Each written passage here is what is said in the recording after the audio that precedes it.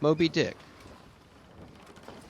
Chapters 42 to 44. Chapter 42. The Whiteness of the Whale. What the white whale was to Ahab has been hinted. What at times he was to me, as yet remains unsaid. Aside from those more obvious considerations touching Moby Dick, which could not but occasionally awaken in any man's soul some alarm, there was another thought, or rather vague, nameless horror concerning him, which at times by its intensity completely overpowered all the rest; and yet so mystical and well nigh ineffable was it, that I almost despair of putting it in a comprehensible form. It was the whiteness of the whale that above all things appalled me. But how can I hope to explain myself here? And yet in some dim random way explain myself I must, else all these chapters might be naught. Though in many natural objects whiteness refiningly enhances beauty, as if imparting some special virtue of its own, as in marbles, japonicas, and pearls; and though various nations have in some ways recognized a certain royal preeminence in this hue, even the barbaric grand old kings of Pegu placing the title Lord of the White Elephants above all their other magniloquent ascriptions of dominion, and the modern kings of Siam unfurling the same snow-white quadruped in the royal standard, and the Hanoverian flag bearing the one figure of a snow-white charger, and the great Austrian empire, Caesarian, heir to overlording Rome, having for the imperial color the same imperial hue; and though this preeminence in it applies to the human race itself, giving the white man ideal mastership over every dusky tribe; and though, besides all this, whiteness has been even made significant of gladness, for among the Romans a white stone marked a joyful day; and though in other mortal sympathies and symbolizings this same hue is made the emblem of many touching, noble things, the innocence of brides, the benignity of age; though among the red men of America the giving of the white belt of wampum was the deepest pledge of honor; though in many climes whiteness typifies the majesty of justice in the ermine of the judge, and contributes to the daily state of kings and queens drawn by milk-white steeds; though even in the higher mysteries of the most august religions it has been made the symbol of the divine spotlessness and power, by the Persian fire worshippers, the white forked flame being held the holiest on the altar, and in the Greek mythologies great Jove himself being made incarnate in a snow-white bull; and though to the noble Iroquois the midwinter sacrifice of the sacred white dog was by far the holiest festival of their theology, that spotless, faithful creature being held the purest envoy they could send to the Great Spirit with the annual tidings of their own fidelity; and though directly from the Latin word for white all Christian priests derived the name of one part of their sacred vesture, the alb or tunic worn beneath the cassock; and though among the holy pomps of the Romish faith, white is specially employed in the celebration of the passion of our Lord; though in the vision of St. John white robes are given to the redeemed, and the 24 elders stand clothed in white before the great white throne, and the Holy One that sitteth there white like wool; yet for all these accumulated associations with whatever is sweet, and honorable, and sublime, there yet lurks an elusive something in the innermost idea of this hue, which strikes more of panic to the soul than that redness which affrights in blood. This elusive quality it is which causes the thought of whiteness, when divorced from more kindly associations, and coupled with any object terrible in itself, to heighten that terror to the furthest bounds. Witness the white bear of the poles, and the white shark of the tropics. What but their smooth flaky whiteness makes them the transcendent horrors they are? That ghastly whiteness it is which imparts such an abhorrent mildness, even more loathsome than terrific, to the dumb gloating of their aspect; so that not the fierce‐fanged tiger in his heraldic coat can so stagger courage as the white‐shrouded bear or shark. With reference to the polar bear, it may possibly be urged by him who would fain go still deeper into this matter, that it is not the whiteness, separately regarded, which heightens the intolerable hideousness of that brute; for, analyzed, that heightened hideousness, it might be said, only rises from the circumstance that the irresponsible ferociousness of the creature stands invested in the fleece of celestial innocence and love; and hence, by bringing together two such opposite emotions in our minds, the polar bear frightens us with so unnatural a contrast. But even assuming all this to be true, yet, were it not for the whiteness, you would not have that intensified terror. As for the white shark, the white gliding ghostliness of repose in that creature, when beheld in his ordinary moods, strangely tallies with the same quality in the polar quadruped. This peculiarity is most vividly hit by the French in the name they bestow upon that fish. The Romish mass for the dead begins with requiem aeternam, eternal rest; whence requiem denominating the mass itself, and any other funeral music. Now, in allusion to the white silent stillness of death in this shark, and the mild deadliness of his habits, the French call him requin. Bethink thee of the albatross; whence come those clouds of spiritual wonderment and pale dread, in which that white phantom sails in all imaginations? Not Coleridge first threw that spell, but God's great unflattering laureate, Nature. I remember the first albatross I ever saw. It was during a prolonged gale, in waters hard upon the Antarctic seas. From my forenoon watch below, I ascended to the overclouded deck, and there, dashed upon the main hatches, I saw a regal feathery thing of unspotted whiteness, and with a hooked Roman bill sublime. At intervals it arched forth its vast archangel wings, as if to embrace some holy ark. Wondrous flutterings and throbbings shook it. Though bodily unharmed, it uttered cries as some king's ghost in supernatural distress. Through its inexpressible strange eyes, methought I peeped to secrets which took hold of God. As Abraham before the angels, I bowed myself; the white thing was so white, its wings so wide; and in those forever exiled waters, I had lost the miserable warping memories of traditions and of towns. Long I gazed at that prodigy of plumage. I cannot tell, can only hint the things that darted through me then. But at last I awoke, and turning, asked a sailor what bird was this. A goney, he replied. Goney? Never had heard that name before. Is it conceivable that this glorious thing is utterly unknown to men ashore? Never. But some time after, I learned that goney was some seaman's name for albatross; so that by no possibility could Coleridge's wild rhyme have had aught to do with those mystical impressions which were mine, when I saw that bird upon our deck. For neither had I then read the rhyme, nor knew the bird to be an albatross. Yet in saying this, I do but indirectly burnish a little brighter the noble merit of the poem and the poet. I assert then that in the wondrous bodily whiteness of the bird chiefly lurks the secret of the spell; a truth more evinced in this, that by a solecism of terms there are birds called grey albatrosses, and these I have frequently seen, but never with such emotions as when I beheld the Antarctic fowl. But how had the mystic thing been caught? Whisper it not, and I will tell. With a treacherous hook and line, as the fowl floated on the sea. At last the captain made a postman of it, tying a lettered leathern tally round its neck, with the ship's time and place, and then letting it escape.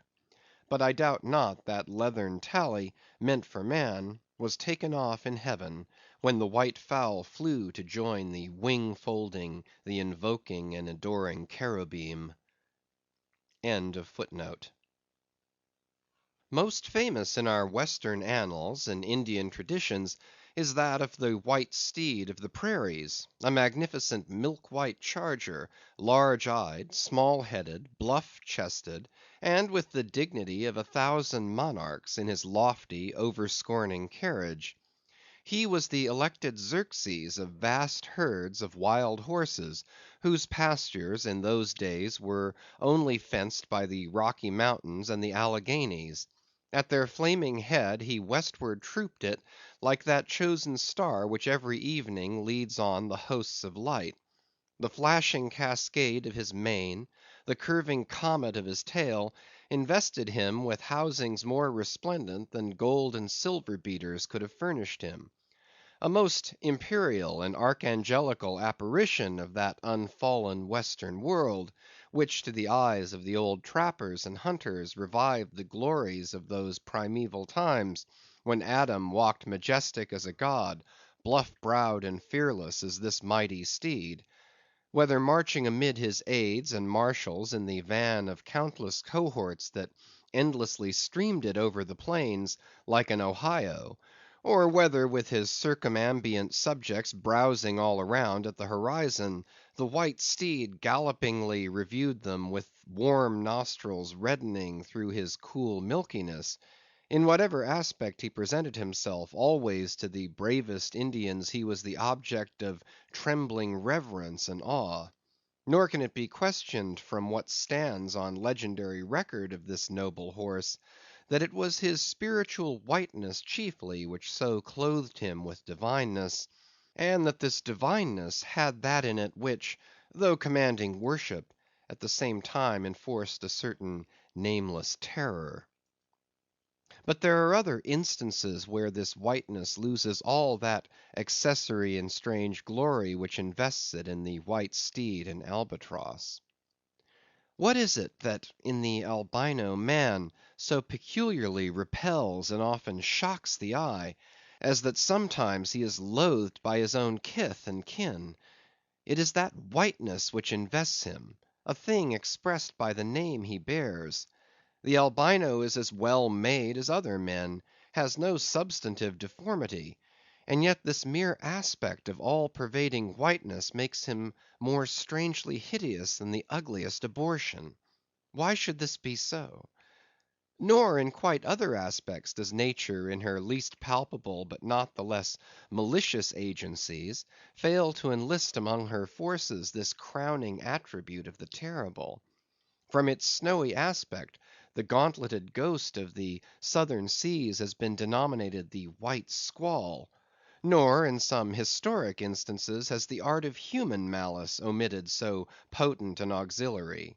How wildly it heightens the effect of that passage in Froissart, when, masked in the snowy symbol of their faction, the desperate White Hoods of Ghent murder their bailiff in the market‐place. Nor in some things does the common hereditary experience of all mankind fail to bear witness to the supernaturalism of this hue. It cannot well be doubted that the one visible quality in the aspect of the dead which most appalls the gazer is the marble pallor lingering there, as if indeed that pallor were as much like the badge of consternation in the other world as of mortal trepidation here. And from that pallor of the dead we borrow the expressive hue of the shroud in which we wrap them. Nor even in our superstitions do we fail to throw the same snowy mantle round our phantoms, all ghosts rising in a milk‐white fog. Yea, while these terrors seize us, let us add that even the king of terrors, when personified by the evangelist, rides on his pallid horse. Therefore, in his other moods, symbolize whatever grand or gracious thing he will by whiteness, no man can deny that in its profoundest idealized significance it calls up a peculiar apparition to the soul. But though without dissent this point be fixed, how is mortal man to account for it? To analyze it would seem impossible. Can we then by the citation of some of those instances, wherein this thing of whiteness, though for the time either wholly or in great part stripped of all direct associations calculated to impart to it aught fearful, but nevertheless is found to exert over us the same sorcery, however modified; can we thus hope to light upon some chance clue to conduct us to the hidden cause we seek? Let us try. But in a matter like this, subtlety appeals to subtlety; and without imagination no man can follow another into these halls. And though doubtless some at least of the imaginative impressions about to be presented may have been shared by most men, yet few perhaps were entirely conscious of them at the time, and therefore may not be able to recall them now. Why, to the man of untutored ideality, who happens to be but loosely acquainted with the peculiar character of the day, does the bare mention of Whitsuntide marshal in the fancy such long, dreary, speechless processions of slow‐pacing pilgrims, downcast and hooded with new‐fallen snow? Or to the unread, unsophisticated Protestant of middle American states, why does the passing mention of a white friar or a white nun evoke such an eyeless statue in the soul? Or what is there, apart from the traditions of dungeoned warriors and kings, which will not wholly account for it, that makes the White Tower of London tell so much more strongly on the imagination of an untravelled American, than those other storied structures, its neighbors, the Byward Tower, or even the Bloody? And those sublimer towers, the White Mountains of New Hampshire? Whence, in peculiar moods, comes that gigantic ghostliness over the soul at the bare mention of that name, while the thought of Virginia's Blue Ridge is full of a soft, dewy, distant dreaminess?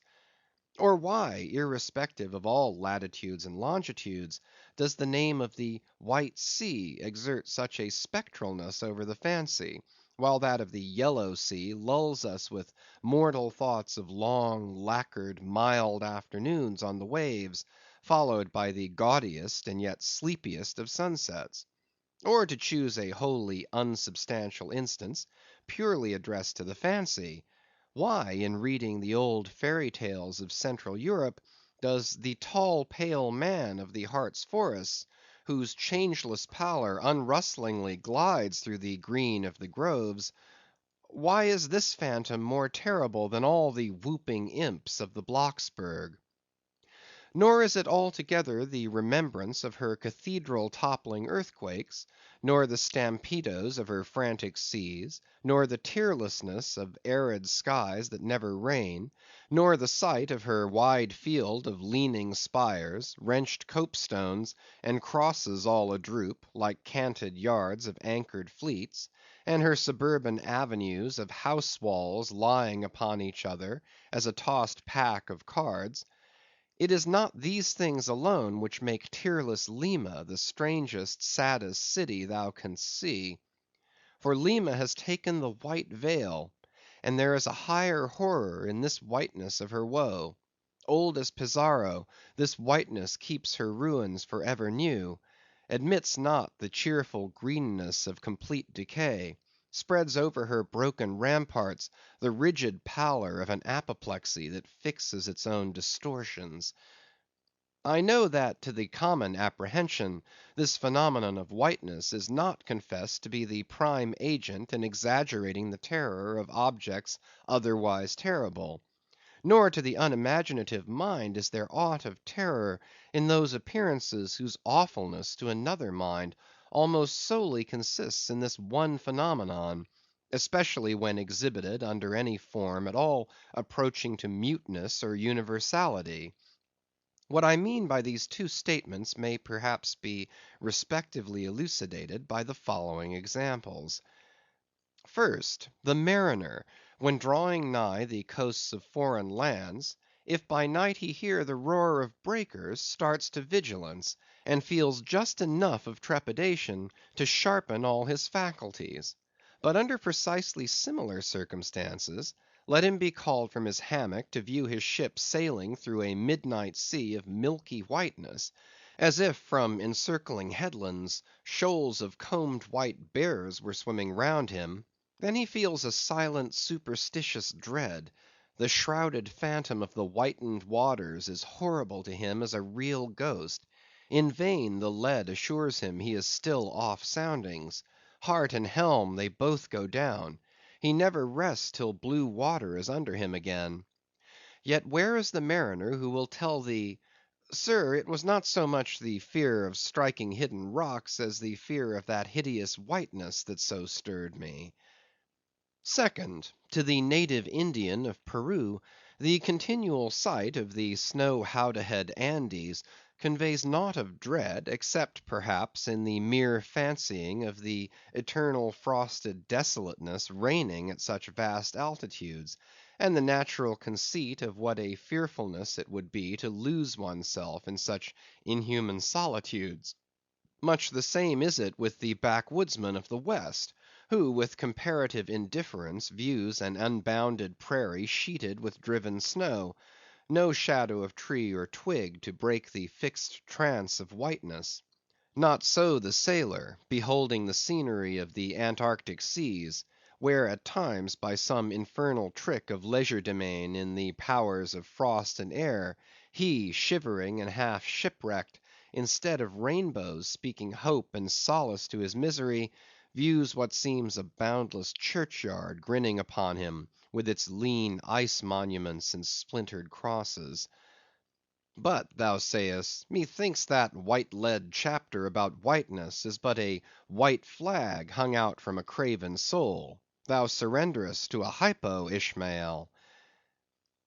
Tell me why this strong young colt, foaled in some peaceful valley of Vermont, far removed from all beasts of prey, why is it that upon the sunniest day, if you but shake a fresh buffalo robe behind him, so that he cannot even see it, but only smells its wild animal muskiness, why will he start, snort, and with bursting eyes paw the ground, in frenzies of affright?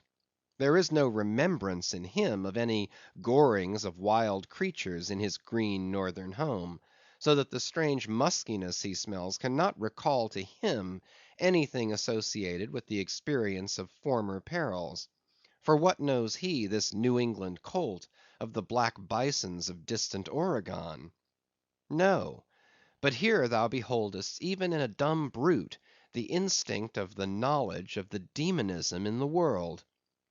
Though thousands of miles from Oregon, still when he smells that savage musk, the rending, goring bison herds are as present as to the deserted wild foal of the prairies, which in this instant they may be trampling into dust.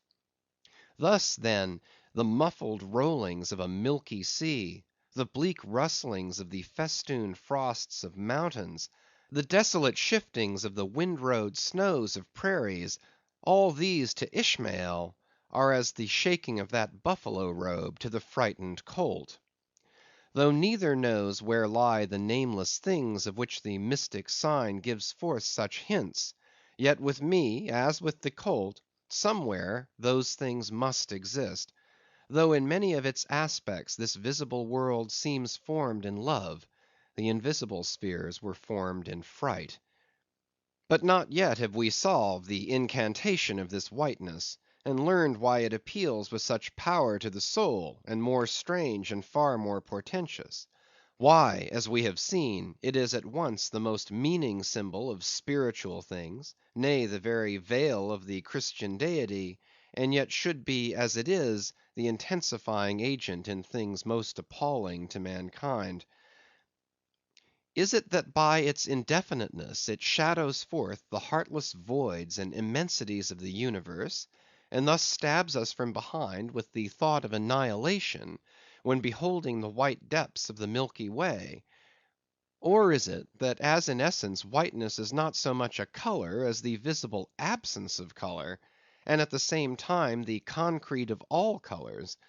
Is it for these reasons that there is such a dumb blankness, full of meaning, in a wide landscape of snows; a colorless all color of atheism from which we shrink? And when we consider that other theory of the natural philosophers, that all other earthly hues, every stately or lovely emblazoning, the sweet tinges of sunset skies and woods, yea, the gilded velvets of butterflies, and the butterfly cheeks of young girls, all these are but subtle deceits, not actually inherent in substances, but only laid on from without, so that all deified nature absolutely paints like a harlot, whose allurements cover nothing but the charnel house within.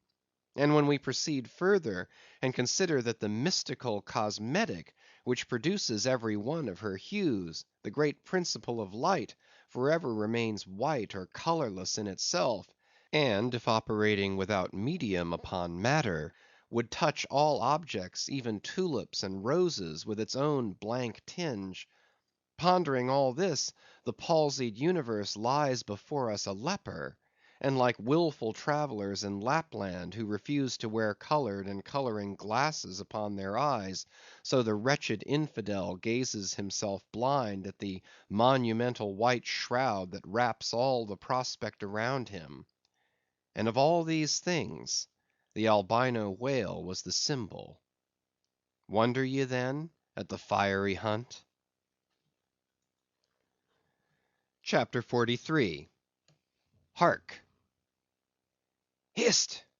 Did you hear that noise, Cabaco? It was the middle watch, a fair moonlight. The seamen were standing in a cordon extending from one of the fresh water butts in the waist to the scuttle butt near the taffrail. In this manner they passed the buckets to fill the scuttle butt. Standing for the most part on the hallowed precincts of the quarter deck, they were careful not to speak or rustle their feet. From hand to hand the buckets went in the deepest silence, only broken by the occasional flap of a sail, and the steady hum of the unceasingly advancing keel. It was in the midst of this repose that Archy, one of the cordon, whose post was near the after hatches, whispered to his neighbour, a Cholo, the words above. Hist! Did you hear that noise, Cabaco? Take the bucket, will ye, Archy? What noise do you mean? There it is again, under the hatches. Don't you hear it? A cough. It sounded like a cough. Cough be damned. Pass along that return bucket. There again. There it is. It sounds like 2 or 3 sleepers turning over now. Caramba! Have done, shipmate, will ye? It's the 3 soaked biscuits ye eat for supper turning over inside of ye; nothing else. Look to the bucket. Say what you will, shipmate, I've sharp ears.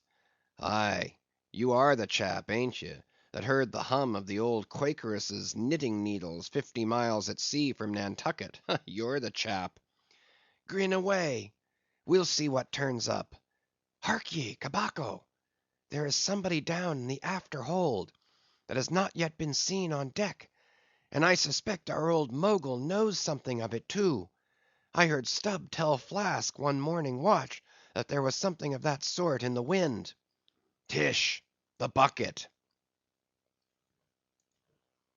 CHAPTER 44. The Chart. Had you followed Captain Ahab down into his cabin after the squall that took place on the night succeeding that wild ratification of his purpose with his crew, you would have seen him go to a locker in the transom, and bringing out a large wrinkled roll of yellowish sea charts, spread them before him on his screwed down table. Then seating himself before it, you would have seen him intently study the various lines and shadings which there met his eye, and with slow but steady pencil trace additional courses over spaces that before were blank.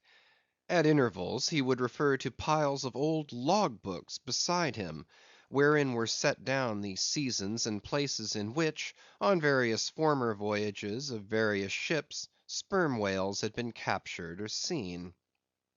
While thus employed, the heavy pewter lamp suspended in chains over his head continually rocked with the motion of the ship, and forever threw shifting gleams and shadows of lines upon his wrinkled brow, till it almost seemed that while he himself was marking out lines and courses on the wrinkled charts, some invisible pencil was also tracing lines and courses upon the deeply marked chart of his forehead.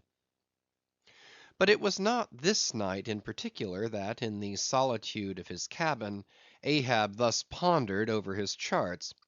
Almost every night they were brought out. Almost every night some pencil marks were effaced, and others were substituted. For with the charts of all four oceans before him, Ahab was threading a maze of currents and eddies, with a view to the more certain accomplishment of that monomaniac thought of his soul.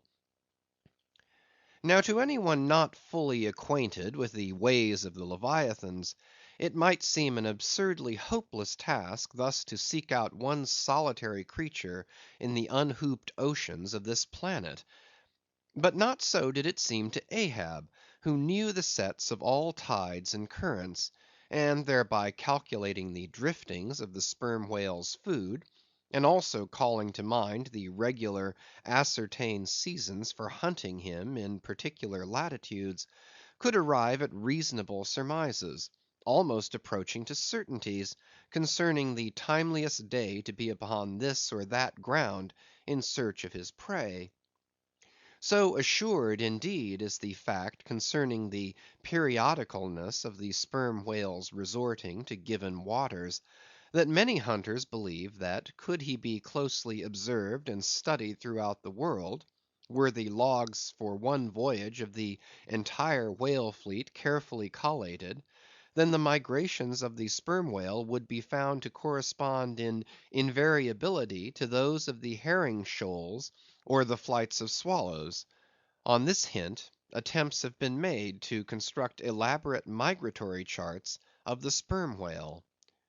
Footnote: Since the above was written, the statement is happily borne out by an official circular, issued by Lieutenant Maury, of the National Observatory, Washington, April 16th, 1851. By that circular, it appears that precisely such a chart is in course of completion, and portions of it are presented in the circular. "This chart divides the ocean into districts of 5 degrees of latitude by 5 degrees of longitude, perpendicularly through each of which districts are 12 columns for the 12 months, and horizontally through each of which districts are 3 lines, one to show the number of days that have been spent in each month in every district, and the 2 others to show the number of days in which whales, sperm or right, have been seen." End of footnote. Besides, when making a passage from one feeding ground to another, the sperm whales, guided by some infallible instinct, say rather secret intelligence from the Deity, mostly swim in veins as they are called, continuing their way along a given ocean line with such undeviating exactitude, that no ship ever sailed her course by any chart with one tithe of such marvellous precision. Though in these cases the direction taken by any one whale be as straight as a surveyor's parallel, and though the line of advance be strictly confined to its own unavoidable straight wake, yet the arbitrary vein in which at these times he is said to swim generally embraces some few miles in width, more or less as the vein is presumed to expand or contract, but never exceeds the visual sweep from the whale ship's mast heads, when circumspectly gliding along this magic zone.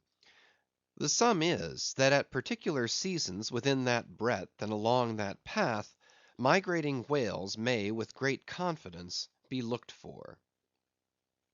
And hence not only at substantiated times, upon well-known separate feeding grounds, could Ahab hope to encounter his prey, but in crossing the widest expanses of water between those grounds, he could, by his art, so place and time himself on his way, as even then not to be wholly without prospect of a meeting. There was a circumstance which at first sight seemed to entangle his delirious but still methodical scheme. But not so in the reality, perhaps. Though the gregarious sperm whales have their regular seasons for particular grounds, yet in general you cannot conclude that the herds which haunted such and such a latitude or longitude this year, say, will turn out to be identically the same with those that were found in the preceding season, though there are peculiar and unquestionable instances where the contrary of this is proved true. In general, the same remark, only within a less wide limit, applies to the solitaries and hermits among the matured, aged sperm whales. So that though Moby Dick had in a former year been seen, for example, on what is called the Seychelle Ground in the Indian Ocean, or Volcano Bay on the Japanese coast, yet it did not follow that were the Pequod to visit either of those spots at any subsequent corresponding season, she would infallibly encounter him there. So too with some other feeding grounds, where he had at times revealed himself. But all these seemed only his casual stopping places and ocean inns, so to speak, not his places of prolonged abode. And where Ahab's chances of accomplishing his object have hitherto been spoken of, allusion has only been made to whatever wayside, antecedent, extra prospects were his, ere a particular set time or place were attained, when all possibilities would become probabilities, and, as Ahab fondly thought, every possibility the next thing to a certainty.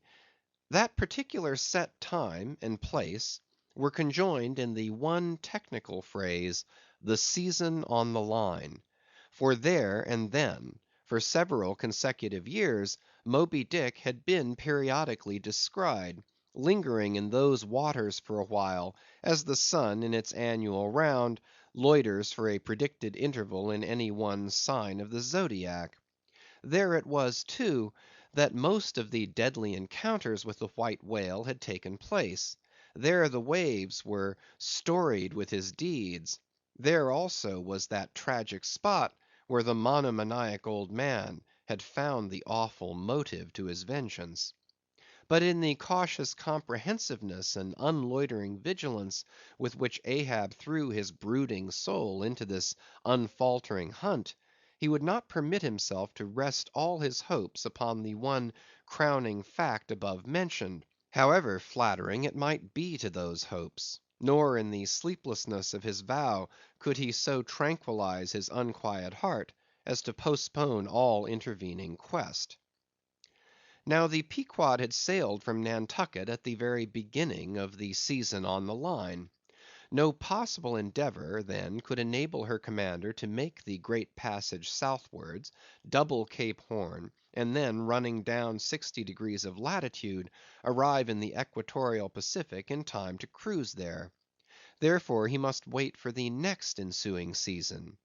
Yet the premature hour of the Pequod's sailing had, perhaps, been correctly selected by Ahab with a view to this very complexion of things; because an interval of 365 days and nights was before him; an interval which, instead of impatiently enduring ashore, he would spend in a miscellaneous hunt; if by chance the white whale, spending his vacation in the seas far remote from his periodical feeding grounds, should turn up his wrinkled brow off the Persian Gulf, or in the Bengal Bay, or China seas, or in any other waters haunted by his race.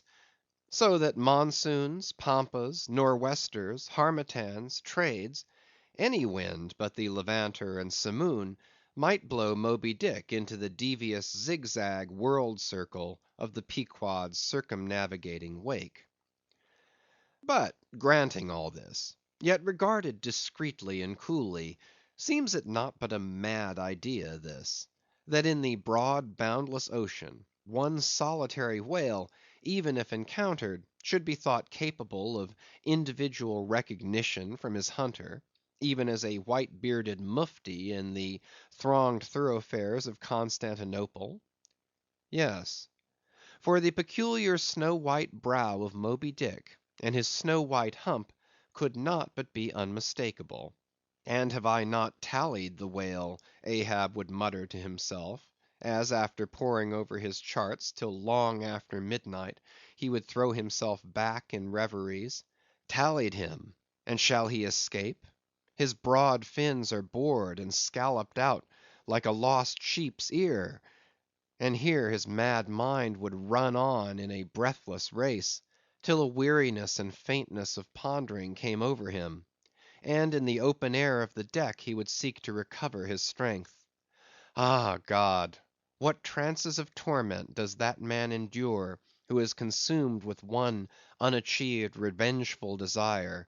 He sleeps with clenched hands, and wakes with his own bloody nails in his palms. Often, when forced from his hammock by exhausting and intolerably vivid dreams of the night, which, resuming his own intense thoughts through the day, carried them on amid a clashing of frenzies, and whirled them round and round and round in his blazing brain, till the very throbbing of his life spot became insufferable anguish; and when, as was sometimes the case, these spiritual throes in him heaved his being up from its base, and a chasm seemed opening in him, from which forked flames and lightning shot up, and accursed fiends beckoned him to leap down among them; when this hell in himself yawned beneath him, a wild cry would be heard through the ship, and with glaring eyes Ahab would burst from his state room, as though escaping from a bed that was on fire. Yet these, perhaps, instead of being the unsuppressible symptoms of some latent weakness, or fright at his own resolve, were but the plainest tokens of its intensity. For at such times, crazy Ahab, the scheming, unappeasedly steadfast hunter of the white whale, this Ahab that had gone to his hammock, was not the agent that so caused him to burst from it in horror again. The latter was the eternal living principle or soul in him; and in sleep, being for the time dissociated from the characterizing mind, which at other times employed it for its outer vehicle or agent, it spontaneously sought escape from the scorching contiguity of the frantic thing, of which, for the time, it was no longer an integral. But as the mind does not exist unless leagued with the soul, therefore it must have been that, in Ahab's case, yielding up all his thoughts and fancies to his one supreme purpose, that purpose, by its own sheer inveteracy of will, forced itself, against gods and devils, into a kind of self‐assumed independent being of its own; nay, could grimly live and burn, while the common vitality to which it was conjoined, fled, horror‐stricken, from the unbidden and unfathered birth. Therefore, the tormented spirit that glared out of bodily eyes, when what seemed Ahab rushed from his room, was for the time but a vacated thing; a formless, somnambulistic being; a ray of living light, to be sure, but without an object to color, and therefore a blankness in itself. God help thee, old man! Thy thoughts have created a creature in thee; and he whose intense thinking thus makes him a Prometheus, a vulture feeds upon that heart for ever; that vulture, the very creature he creates. End of chapters 42 to 44. Chapters 45 to 47. Chapter 45. The Affidavit. So far as what there may be of a narrative in this book, and indeed as indirectly touching one or two very interesting and curious particulars in the habits of sperm whales, the foregoing chapter, in its earlier part, is as important a one as will be found in this volume; but the leading matter of it requires to be still further and more familiarly enlarged upon, in order to be adequately understood, and moreover to take away any incredulity which a profound ignorance of the entire subject may induce in some minds, as to the natural verity of the main points of this affair. I care not to perform this part of my task methodically, but shall be content to produce the desired impression by separate citations of items practically or reliably known to me as a whaleman; and from these citations, I take it, the conclusion aimed at will naturally follow of itself. First, I have personally known 3 instances where a whale, after receiving a harpoon, has effected a complete escape, and after an interval, in one instance of 3 years, has been again struck by the same hand and slain, when the 2 irons, both marked by the same private cipher, have been taken from the body. In the instance where 3 years intervened between the flinging of the two harpoons, and I think it may have been something more than that, the man who darted them, happening in the interval to go in a trading ship on a voyage to Africa, went ashore there, joined a discovery party, and penetrated far into the interior, where he travelled for a period of nearly 2 years, often endangered by serpents, savages, tigers, poisonous miasmas, with all the other common perils incident to wandering in the heart of unknown regions. Meanwhile, the whale he had struck must also have been on its travels. No doubt it had thrice circumnavigated the globe, brushing with its flanks all the coasts of Africa, but to no purpose. This man and this whale again came together, and the one vanquished the other. I say I myself have known 3 instances similar to this; that is, in 2 of them I saw the whales struck, and upon the second attack saw the 2 irons with the respective marks cut in them, afterwards taken from the dead fish. In the 3 year instance, it so fell out that I was in the boat both times, first and last, and the last time distinctly recognized a peculiar sort of huge mole under the whale's eye, which I had observed there 3 years previous. I say 3 years, but I am pretty sure it was more than that. Here are 3 instances, then, which I personally know the truth of, but I have heard of many other instances from persons whose veracity in the matter there is no good ground to impeach. Secondly, it is well known in the sperm whale fishery, however ignorant the world ashore may be of it, that there have been several memorable historical instances where a particular whale in the ocean has been at distant times and places popularly cognizable. Why such a whale became thus marked was not altogether and originally owing to his bodily peculiarities as distinguished from other whales. For however peculiar in that respect any chance whale may be, they soon put an end to his peculiarities by killing him, and boiling him down into a peculiarly valuable oil. No, the reason was this, that from the fatal experiences of the fishery there hung a terrible prestige of perilousness about such a whale, as there did about Rinaldo Rinaldini, insomuch that most fishermen were content to recognize him by merely touching their tarpaulins when he would be discovered, lounging by them on the sea, without seeking to cultivate a more intimate acquaintance. Like some poor devils ashore that happen to know an irascible great man, they make distant unobtrusive salutations to him in the street, lest if they pursued the acquaintance further, they might receive a summary thump for their presumption. But not only did each of these famous whales enjoy great individual celebrity, nay, you may call it an ocean-wide renown; not only was he famous in life and now is immortal in the forecastle stories after death, but he was admitted into all the rights, privileges, and distinctions of a name; had as much a name, indeed, as Cambyses or Caesar. Was it not so, O Timor Tom, thou famed Leviathan, scarred like an iceberg, who so long didst lurk in the oriental straits of that name, whose spout was often seen from the palmy beach of Ombay? Was it not so, O New Zealand Jack, thou terror of all cruisers that cross their wakes in the vicinity of the Tattoo Land? Was it not so, O Morcan, King of Japan, whose lofty jet, they say, at times assumed the semblance of a snow white cross against the sky? Was it not so, O Don Miguel, thou Chilean whale, marked like an old tortoise with mystic hieroglyphics upon the back? In plain prose, here are 4 whales as well known to the students of cetacean history as Marius or Sylla to the classic scholar. But this is not all.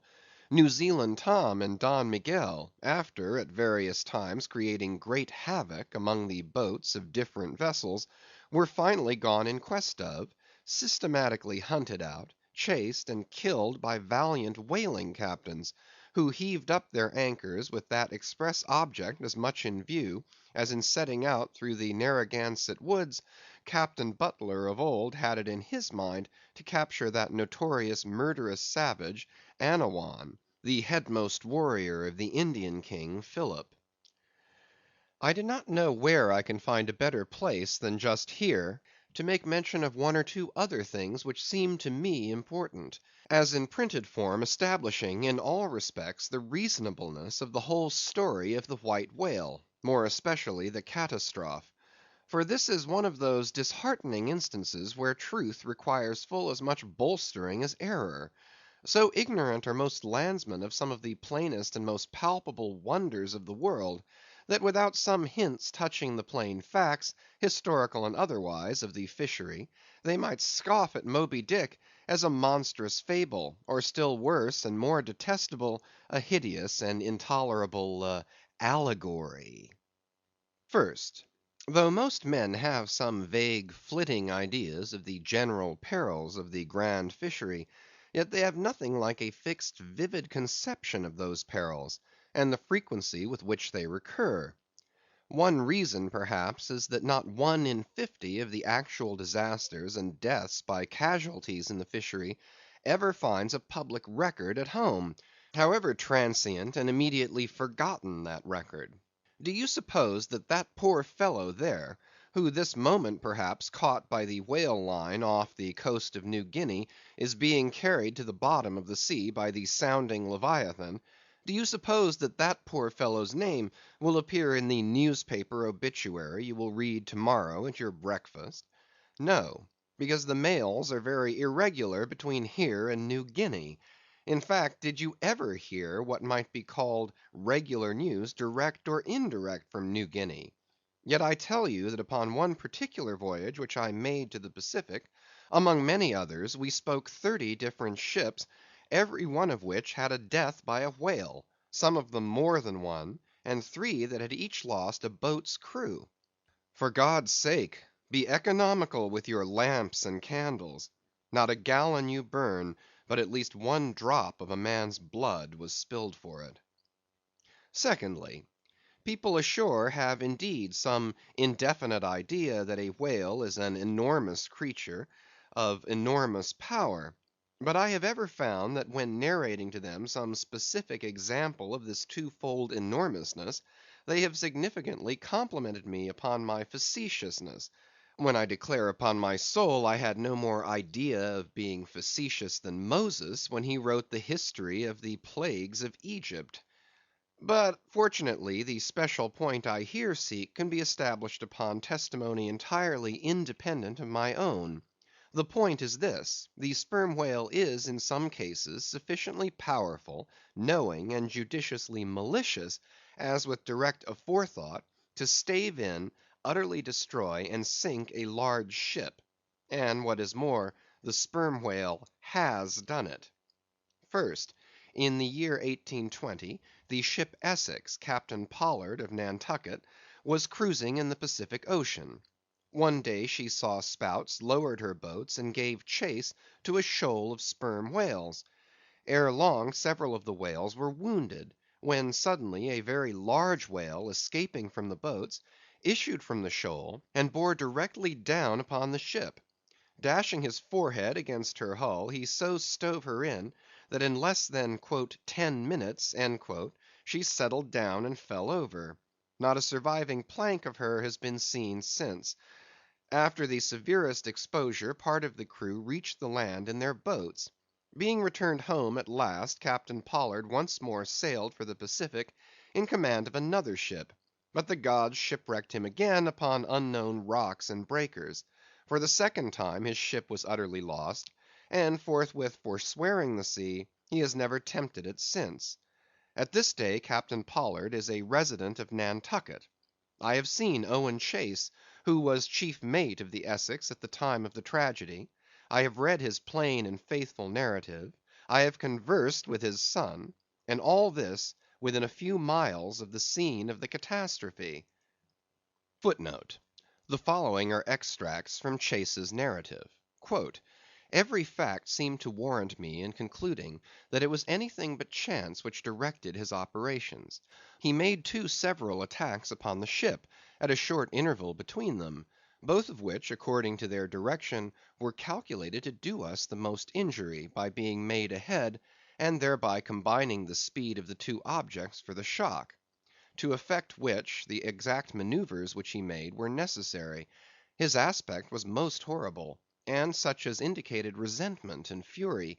He came directly from the shoal which we had just before entered, and in which we had struck three of his companions, as if fired with revenge for their sufferings." Again, "At all events, the whole circumstances taken together, all happening before my own eyes, and producing at the time impressions in my mind of decided calculating mischief on the part of the whale, many of which impressions I cannot now recall, induce me to be satisfied that I am correct in my opinion." Here are his reflections some time after quitting the ship, during a black night in an open boat, when almost despairing of reaching any hospitable shore. "The dark ocean and swelling waters were nothing; the fears of being swallowed up by some dreadful tempest, or dashed upon hidden rocks, with all the other ordinary subjects of fearful contemplation, seemed scarcely entitled to a moment's thought. The dismal looking wreck, and the horrid aspect and revenge of the whale, wholly engrossed my reflections, until day again made its appearance."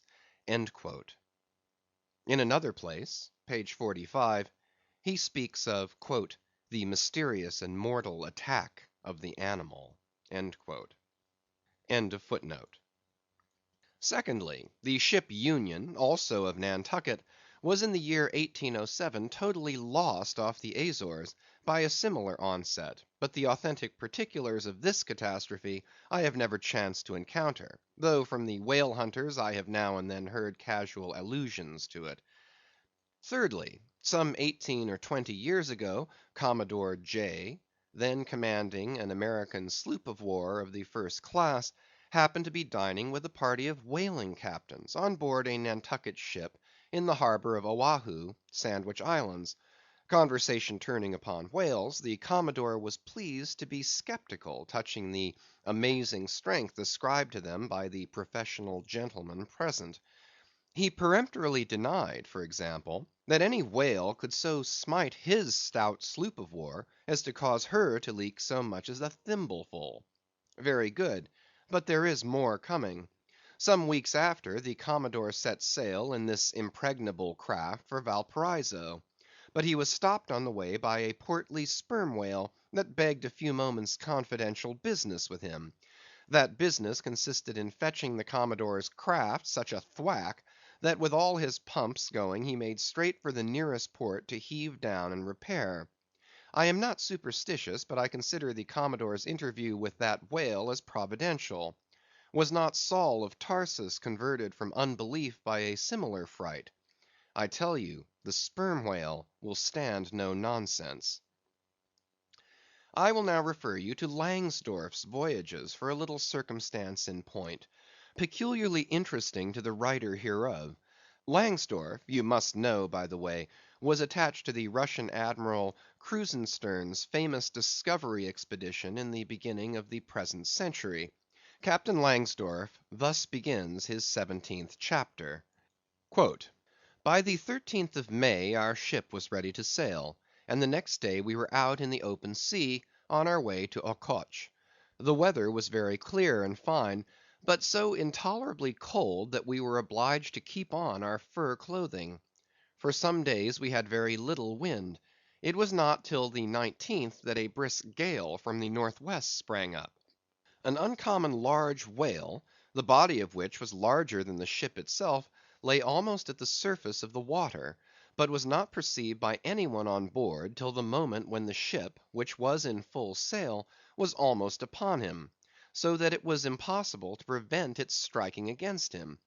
We were thus placed in the most imminent danger, as this gigantic creature, setting up its back, raised the ship 3 feet at least out of the water. The mass reeled, and the sails fell altogether, while we who were below all sprang instantly upon the deck, concluding that we had struck upon some rock. Instead of this, we saw the monster sailing off with the utmost gravity and solemnity. Captain D'Wolf applied immediately to the pumps to examine whether or not the vessel had received any damage from the shock; but we found that, very happily, it had escaped entirely uninjured." Now the Captain de Wolf here alluded to as commanding the ship in question is a New Englander, who, after a long life of unusual adventures as a sea captain, this day resides in the village of Dorchester, near Boston. I have the honor of being a nephew of his. I have particularly questioned him concerning this passage in Langsdorff. He substantiates every word. The ship, however, was by no means a large one; a Russian craft built on the Siberian coast, and purchased by my uncle after bartering away the vessel in which he sailed from home. In that up and down manly book of old fashioned adventure, so full too of honest wonders, the voyage of Lionel Wafer, one of ancient Dampier's old chums, I found a little matter set down so like that just quoted from Langsdorff, that I cannot forbear inserting it here for a corroborative example, if such be needed. Lionel, it seems, was on his way to John Ferdinando, as he calls the modern Juan Fernandez. "In our way thither," he says, "about 4 o'clock in the morning, when we were about 150 leagues from the main of America, our ship felt a terrible shock, which put our men in such consternation that they could hardly tell where they were or what to think; but every one began to prepare for death. And indeed the shock was so sudden and violent, that we took it for granted the ship had struck against a rock. But when the amazement was a little over, we cast the lead and sounded, but found no ground.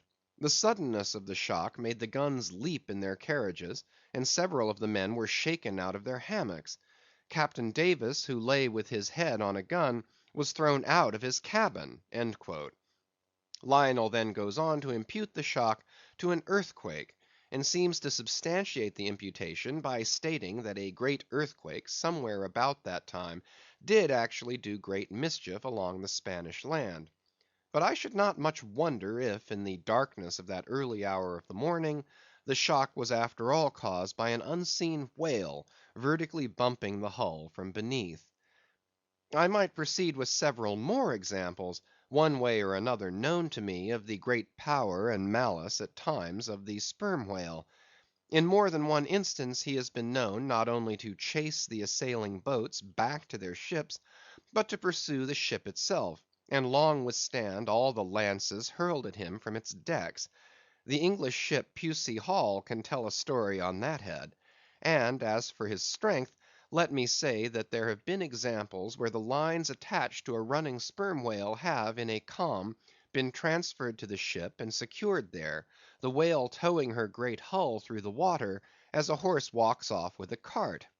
Again, it is very often observed that if the sperm whale, once struck, is allowed time to rally, then he acts not so often with blind rage as with willful, deliberate designs of destruction to his pursuers. Nor is it without conveying some eloquent indication of his character, that upon being attacked he will frequently open his mouth and retain it in that dread expansion for several consecutive minutes. But I must be content with only one more and a concluding illustration, a remarkable and most significant one, by which you will not fail to see, that not only is the most marvelous event in this book corroborated by plain facts of the present day, but that these marvels, like all marvels, are mere repetitions of the ages; so that for the millionth time we say amen with Solomon, verily there is nothing new under the sun. In the sixth Christian century lived Procopius, a Christian magistrate of Constantinople, in the days when Justinian was emperor and Belisarius general. As many know, he wrote the history of his own times, a work every way of uncommon value. By the best authorities he has always been considered a most trustworthy and unexaggerating historian, except in some one or two particulars not at all affecting the matter presently to be mentioned. Now in this history of his, Procopius mentions that during the term of his prefecture at Constantinople, a great sea monster was captured in the neighboring Propontis, or Sea of Marmora, after having destroyed vessels at intervals in those waters for a period of more than 50 years. A fact thus set down in substantial history cannot easily be gainsaid, nor is there any reason that it should be. Of what precise species this sea monster was is not mentioned; but as he destroyed ships, as well as for other reasons, he must have been a whale, and I am strongly inclined to think a sperm whale. And I will tell you why. For a long time I fancied that the sperm whale had been always unknown in the Mediterranean and the deep waters connecting with it. Even now I am certain that those seas are not, and perhaps never can be, in the present constitution of things, a place for his habitual gregarious resort. But further investigations have recently proved to me that in modern times there have been isolated instances of the presence of the sperm whale in the Mediterranean.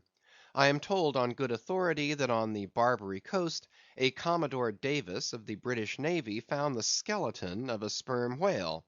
Now, as a vessel of war readily passes through the Dardanelles, hence a sperm whale could, by the same route, pass out of the Mediterranean into the Propontis. In the Propontis, as far as I can learn, none of that peculiar substance called brit is to be found, the aliment of the right whale; but I have every reason to believe that the food of the sperm whale, squid or cuttlefish, lurks at the bottom of that sea, because large creatures, but by no means the largest of that sort, have been found at its surface.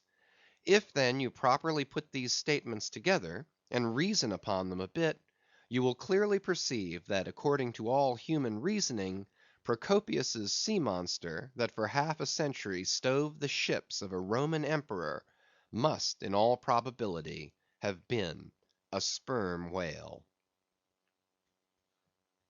CHAPTER 46. Surmises. Though consumed with the hot fire of his purpose, Ahab in all his thoughts and actions ever had in view the ultimate capture of Moby Dick; though he seemed ready to sacrifice all mortal interest to that one passion, nevertheless it may have been that he was by nature and long habituation far too wedded to the fiery whaleman's ways altogether to abandon the collateral prosecution of the voyage. Or at least, if this were otherwise, there were not wanting other motives much more influential with him. It would be refining too much, perhaps, even considering his monomania, to hint that his vindictiveness towards the white whale might have possibly extended itself in some degree to all sperm whales; and that the more monsters he slew, by so much the more he multiplied the chances that each subsequently encountered whale would prove to be the hated one he hunted. But if such an hypothesis be indeed exceptionable, there were still additional considerations which, though not so strictly according to the wildness of his ruling passion, yet were by no means incapable of swaying him. To accomplish his object, Ahab must use tools; and of all tools used in the shadow of the moon, men are the most apt to get out of order. He knew, for example, that however magnetic his ascendancy in some respects was over Starbuck, yet that ascendancy did not cover the complete spiritual man, any more than mere corporeal superiority involves intellectual mastership. For to the purely spiritual, the intellectual but stand in a sort of corporeal relation. Starbuck's body and Starbuck's coerced will were Ahab's, so long as Ahab kept his magnet at Starbuck's brain. Still he knew that for all this the chief mate in his soul abhorred his captain's quest, and could he, would joyfully disintegrate himself from it, or even frustrate it. It might be that a long interval would elapse ere the white whale was seen.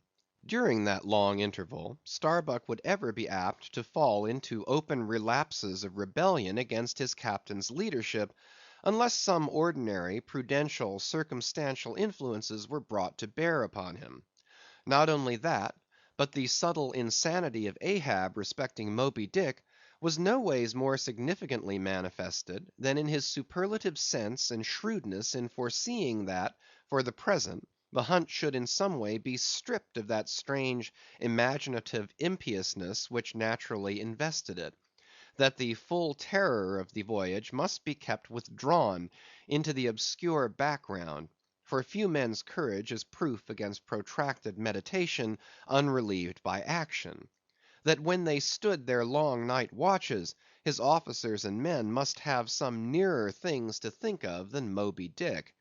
For however eagerly and impetuously the savage crew had hailed the announcement of his quest, yet all sailors of all sorts are more or less capricious and unreliable. They live in the varying outer weather, and they inhale its fickleness; and when retained for any object remote and blank in the pursuit, however promissory of life and passion in the end, it is above all things requisite that temporary interests and employments should intervene and hold them healthily suspended for the final dash. Nor was Ahab unmindful of another thing. In times of strong emotion, mankind disdain all base considerations; but such times are evanescent. The permanent constitutional condition of the manufactured man, thought Ahab, is sordidness.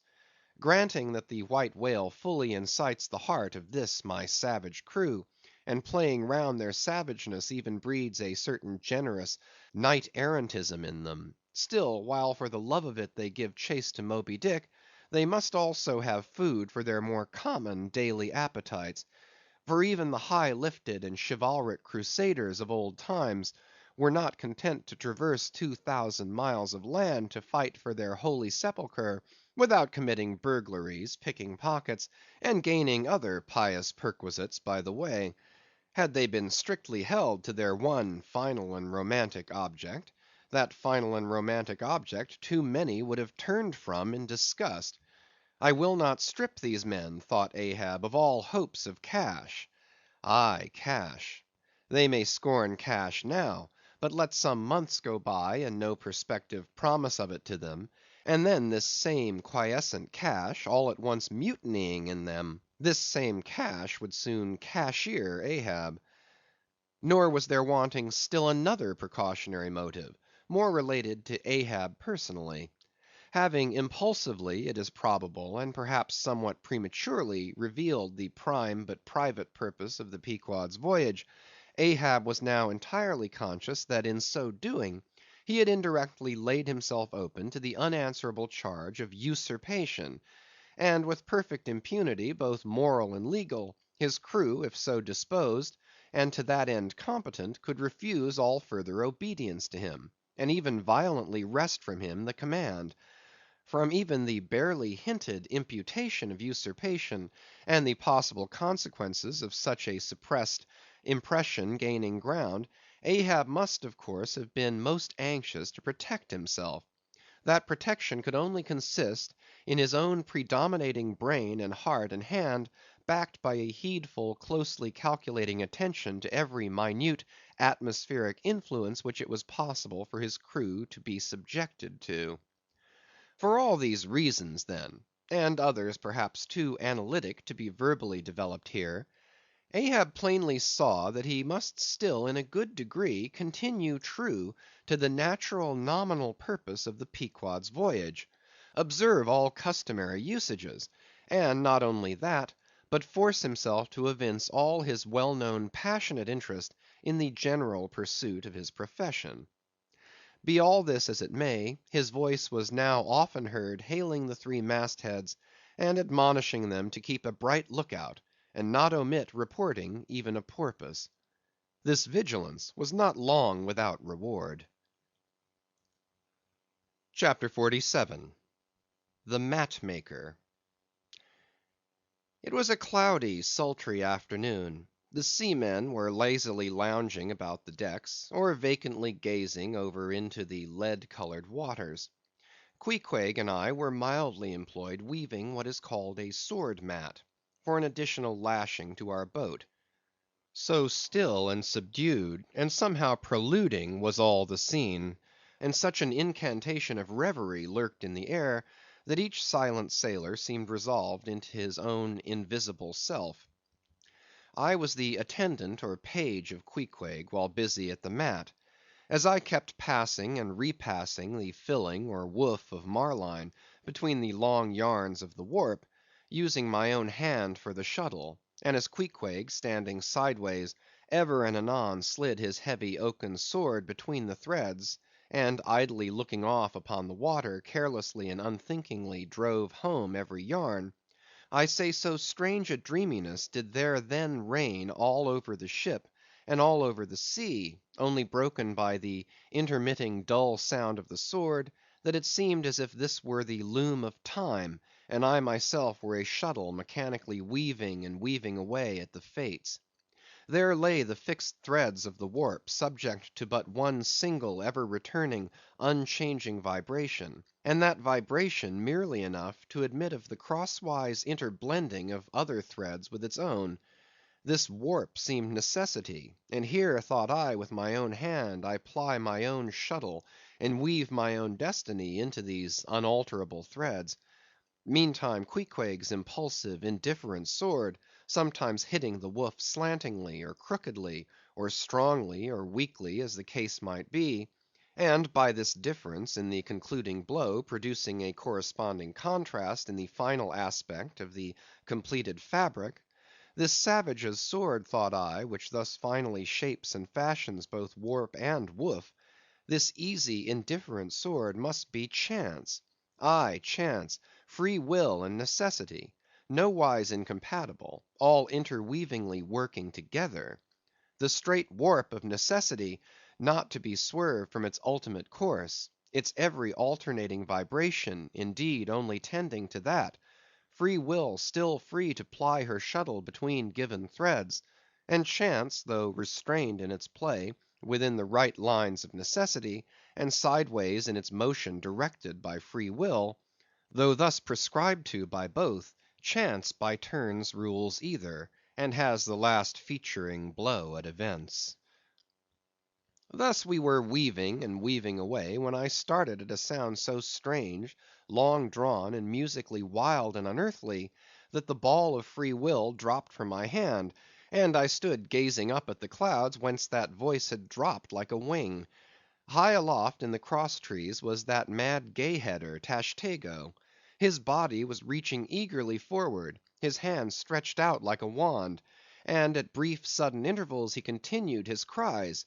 To be sure, the same sound was that very moment perhaps being heard all over the seas, from hundreds of whalemen's lookouts perched as high in the air; but from few of those lungs could that accustomed old cry have derived such a marvellous cadence as from Tashtego the Indian's.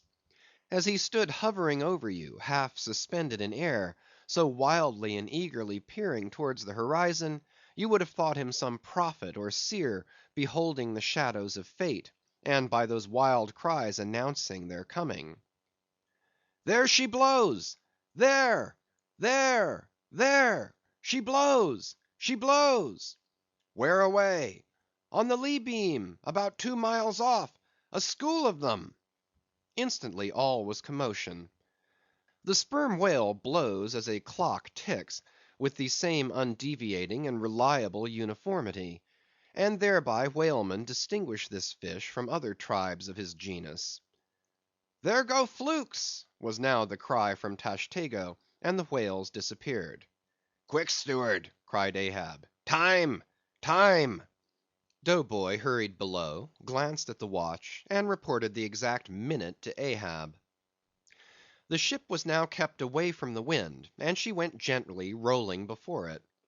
Tashtego reporting that the whales had gone down heading to leeward, we confidently looked to see them again directly in advance of our bows. For that singular craft at times evinced by the sperm whale, when, sounding with his head in one direction, he nevertheless, while concealed beneath the surface, mills round and swiftly swims off in the opposite quarter; this deceitfulness of his could not now be in action, for there was no reason to suppose that the fish seen by Tashtego had been in any way alarmed, or indeed knew at all of our vicinity. One of the men selected for ship keepers, that is, those not appointed to the boats, by this time relieved the Indian at the main mast head. The sailors at the fore and mizzen had come down, the line tubs were fixed in their places, the cranes were thrust out, the mainyard was backed, and the 3 boats swung over the sea like 3 samphire baskets over high cliffs. Outside of the bulwarks, their eager crews with one hand clung to the rail, while one foot was expectantly poised on the gunwale. So looked the long line of man of war's men about to throw themselves on board an enemy's ship. But at this critical instant, a sudden exclamation was heard, that took every eye from the whale. with a start all glared at dark Ahab, who was surrounded by 5 dusky phantoms that seemed fresh formed out of air. End of chapters 45 to 47. Chapters 48 to 50. Chapter 48. The first lowering.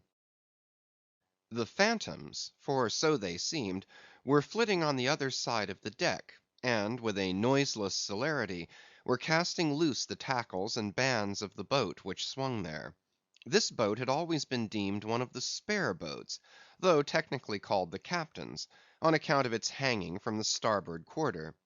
The figure that now stood by its bows was tall and swart, with one white tooth evilly protruding from its steel-like lips. A rumpled Chinese jacket of black cotton funereally invested him, with wide black trousers of the same dark stuff; but strangely crowning this ebonness was a glistening white pleated turban, the living hair braided and coiled round and round upon his head. Less swart in aspect, the companions of this figure were of that vivid tiger yellow complexion peculiar to some of the aboriginal natives of the Manilas, a race notorious for a certain diabolism of subtlety, and by some honest white mariners supposed to be the paid spies and secret confidential agents on the water of the Devil, their lord, whose counting room they supposed to be elsewhere. While yet the wondering ship's company were gazing upon these strangers, Ahab cried out to the white turbaned old man at their head, "All ready there, Fedallah?" "Ready," was the half hissed reply. "Lower away then, d'ye hear?" shouting across the deck. "Lower away there, I say."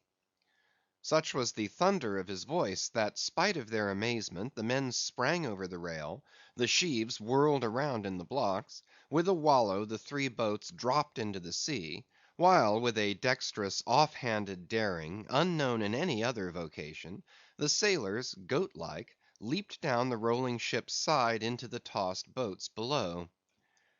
Hardly had they pulled out from under the ship's lee, when a 4th keel, coming from the windward side, pulled round under the stern, and showed the 5 strangers rowing Ahab, who, standing erect in the stern, loudly hailed Starbuck, Stubb, and Flask to spread themselves widely, so as to cover a large expanse of water. But with all their eyes again riveted upon the swart Fedallah and his crew, the inmates of the other boats obeyed not the command. "Captain Ahab," said Starbuck. "Spread yourselves," cried Ahab. "Give way, all 4 boats. Thou, Flask, pull out more to leeward." "Aye, aye, sir," cheerfully cried little King Post, sweeping round his great steering oar.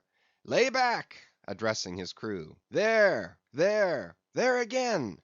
There she blows right ahead, boys! Lay back! Never heed yonder yellow boys, Archy."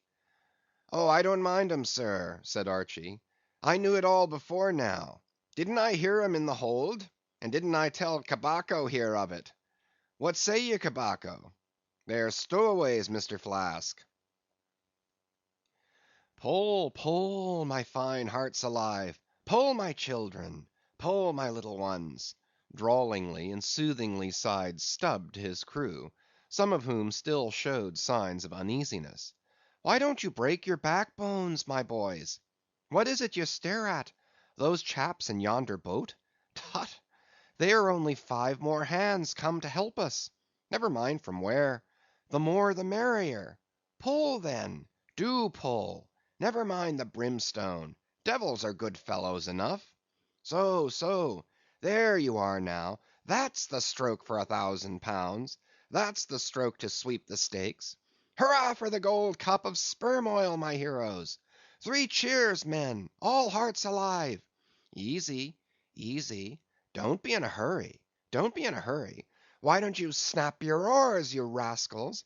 Bite something, you dogs. So, so, so then. Softly, softly. That's it, that's it. Long and strong. Give way there, give way. The devil fetch you, you ragamuffin rapscallions. You're all asleep. Stop snoring, ye sleepers, and pull. Pull, will ye? Pull, can't ye? Pull, won't ye?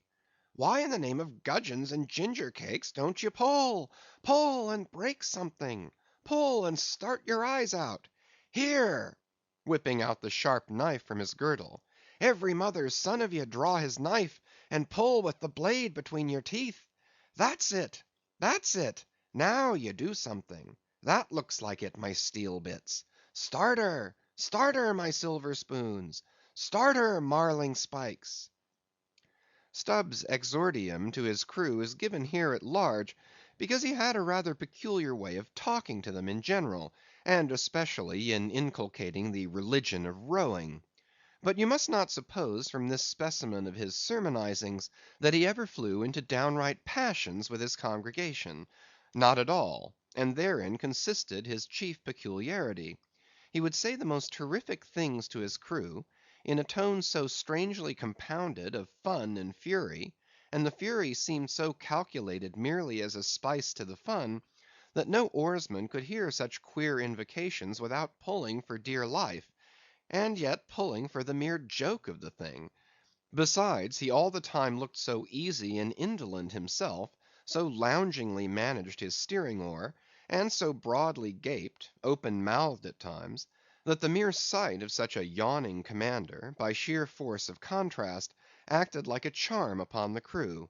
Then again, Stubb was one of those odd sort of humorists whose jollity is sometimes so curiously ambiguous as to put all inferiors on their guard in the matter of obeying them.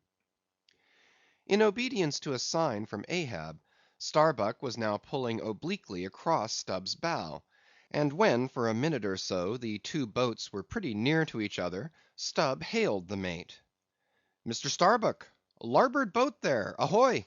A word with ye, sir, if ye please." "Hallo!" returned Starbuck, turning round not a single inch as he spoke, still earnestly but whisperingly urging his crew, his face set like a flint from Stubb's. "What think ye of those yellow boys, sir?" "Smuggled on board, somehow, before the ship sailed. Strong, strong boys!" in a whisper to his crew, then speaking out loud again. "A sad business, Mr. Stubb. See there, my lads! But never mind, Mr. Stubb, all for the best. Let your crew pull strong, come what will. Spring, my men, spring! There's hogsheads of sperm ahead, Mr. Stubb, and that's what ye came for. Pull, my boys! Sperm's the play. This at least is duty, duty and profit hand in hand." "Aye, I thought as much," soliloquized Stubb, when the boats diverged. "As soon as I clapped eye on 'em, I thought so. Aye, that's what he went into the afterhold for so often, as Dough Boy long suspected. They were hidden down there. The white whale's at the bottom of it. Well, so be it. Can't be helped. All right, give way, men. It ain't the white whale to day. Give way." Now the advent of these outlandish strangers at such a critical instant as the lowering of the boats from the deck, this had not unreasonably awakened a sort of superstitious amazement in some of the ship's company. But Archy's fancied discovery having some time previous got abroad among them, though indeed not credited then, this had in some small measure prepared them for the event. It took off the extreme edge of their wonder. So what with all this, and Stubb's confident way of accounting for their appearance, they were, for the time, freed from superstitious surmisings; though the affair still left abundant room for all manner of wild conjectures as to dark Ahab's precise agency in the matter from the beginning. For me, I silently recalled the mysterious shadows I had seen creeping on board the Pequod during the dim Nantucket dawn, as well as the enigmatical hintings of the unaccountable Elijah. Meanwhile, Ahab, out of hearing of his officers, having sighted the furthest to windward, was still ranging ahead of the other boats, a circumstance bespeaking how potent a crew was pulling him. Those tiger yellow creatures of his seemed all steel and whalebone; like 5 trip hammers they rose and fell with regular strokes of strength, which periodically started the boat along the water like a horizontal burst boiler out of a Mississippi steamer. As for Fedallah, who was seen pulling the harpooneer oar, he had thrown aside his black jacket, and displayed his naked chest with the whole part of his body above the gunwale, clearly cut against the alternating depressions of the watery horizon; while at the other end of the boat, Ahab, with one arm like a fencer's thrown half backward into the air, as if to counterbalance any tendency to trip, Ahab was seen steadily managing his steering oar, as in 1,000 boat lowerings ere the white whale had torn him. All at once the outstretched arm gave a peculiar motion, and then remained fixed, while the boat's 5 oars were seen simultaneously peaked. Boat and crew sat motionless on the sea. Instantly the 3 spread boats in the rear paused on their way. The whales had irregularly settled bodily down into the blue, thus giving no distantly discernible token of the movement, though from his closer vicinity Ahab had observed it. "Every man, look out along his oars!" cried Starbuck. "Thou, Queequeg, stand up!" Nimbly springing up on the triangular raised box in the bow, the savage stood erect there, and with intensely eager eyes gazed off towards the spot where the chase had last been descried.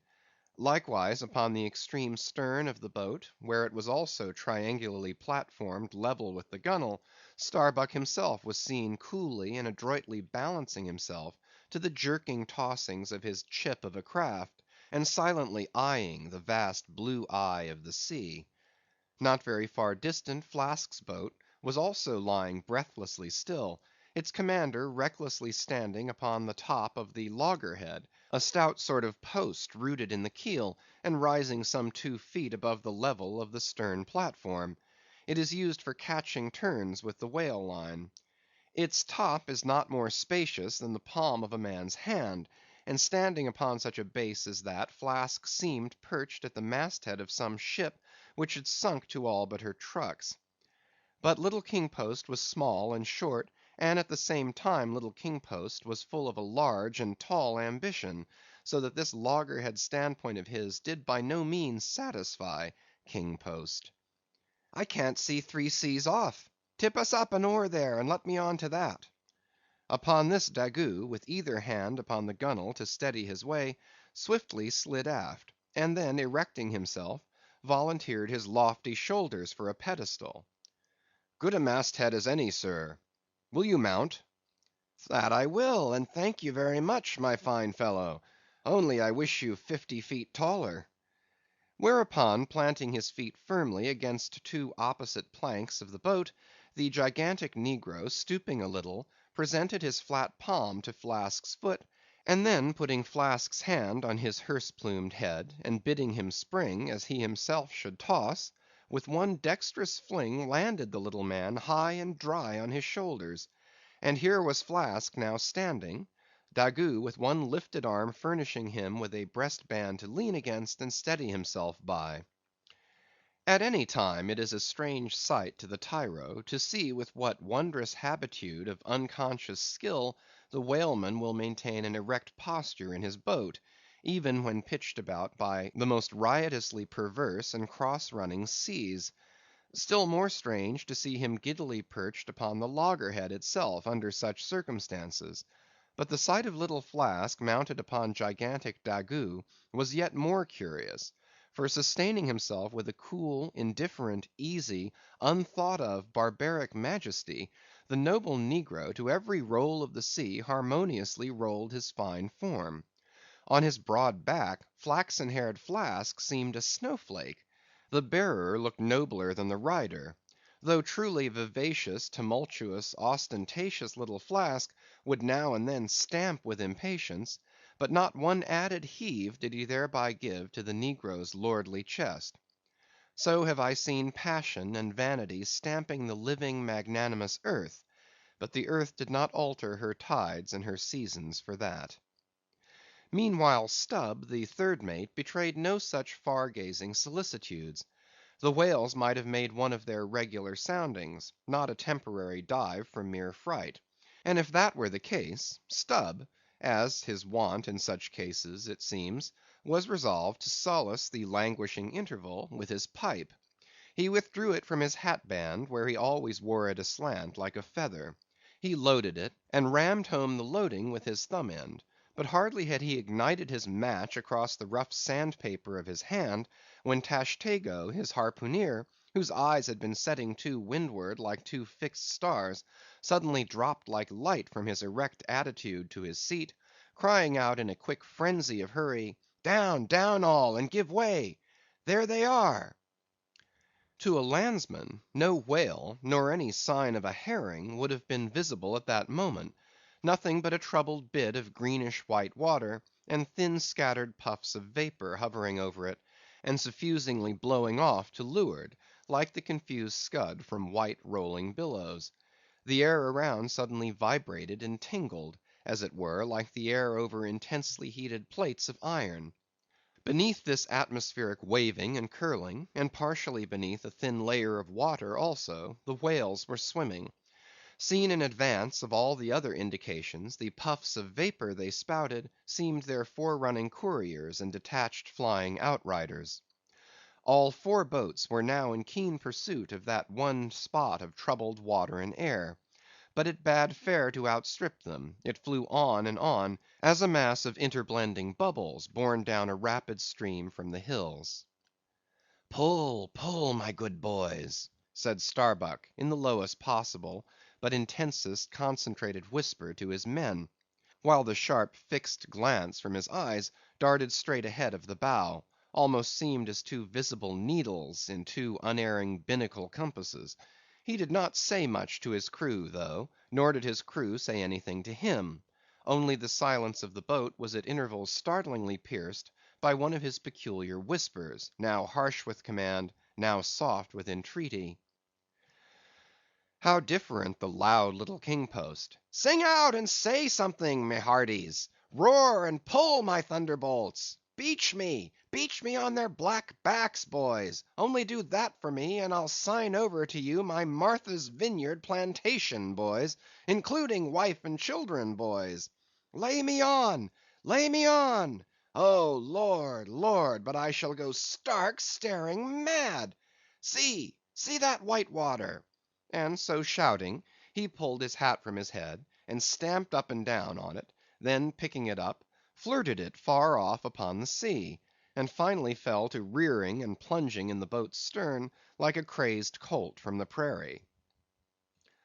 "Look at that chap now," philosophically drawled Stubb, who with his unlighted short pipe, mechanically retained between his teeth at a short distance, followed after. "He's got fits, that Flask has. Fits? Yes, give him fits; that's the very word. Pitch fits into 'em.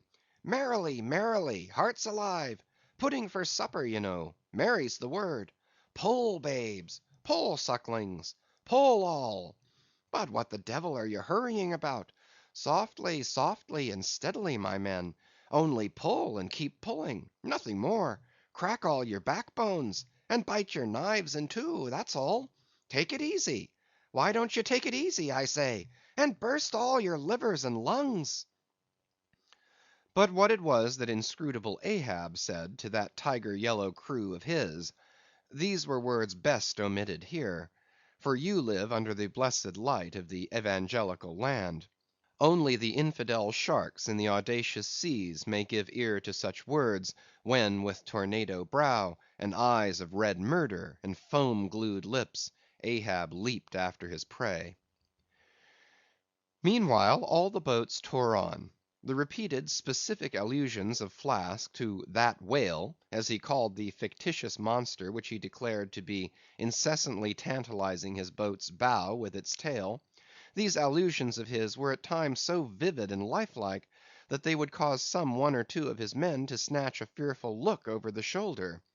But this was against all rule, for the oarsmen must put out their eyes and ram a skewer through their necks; usage pronouncing that they must have no organs but ears, and no limbs but arms in these critical moments.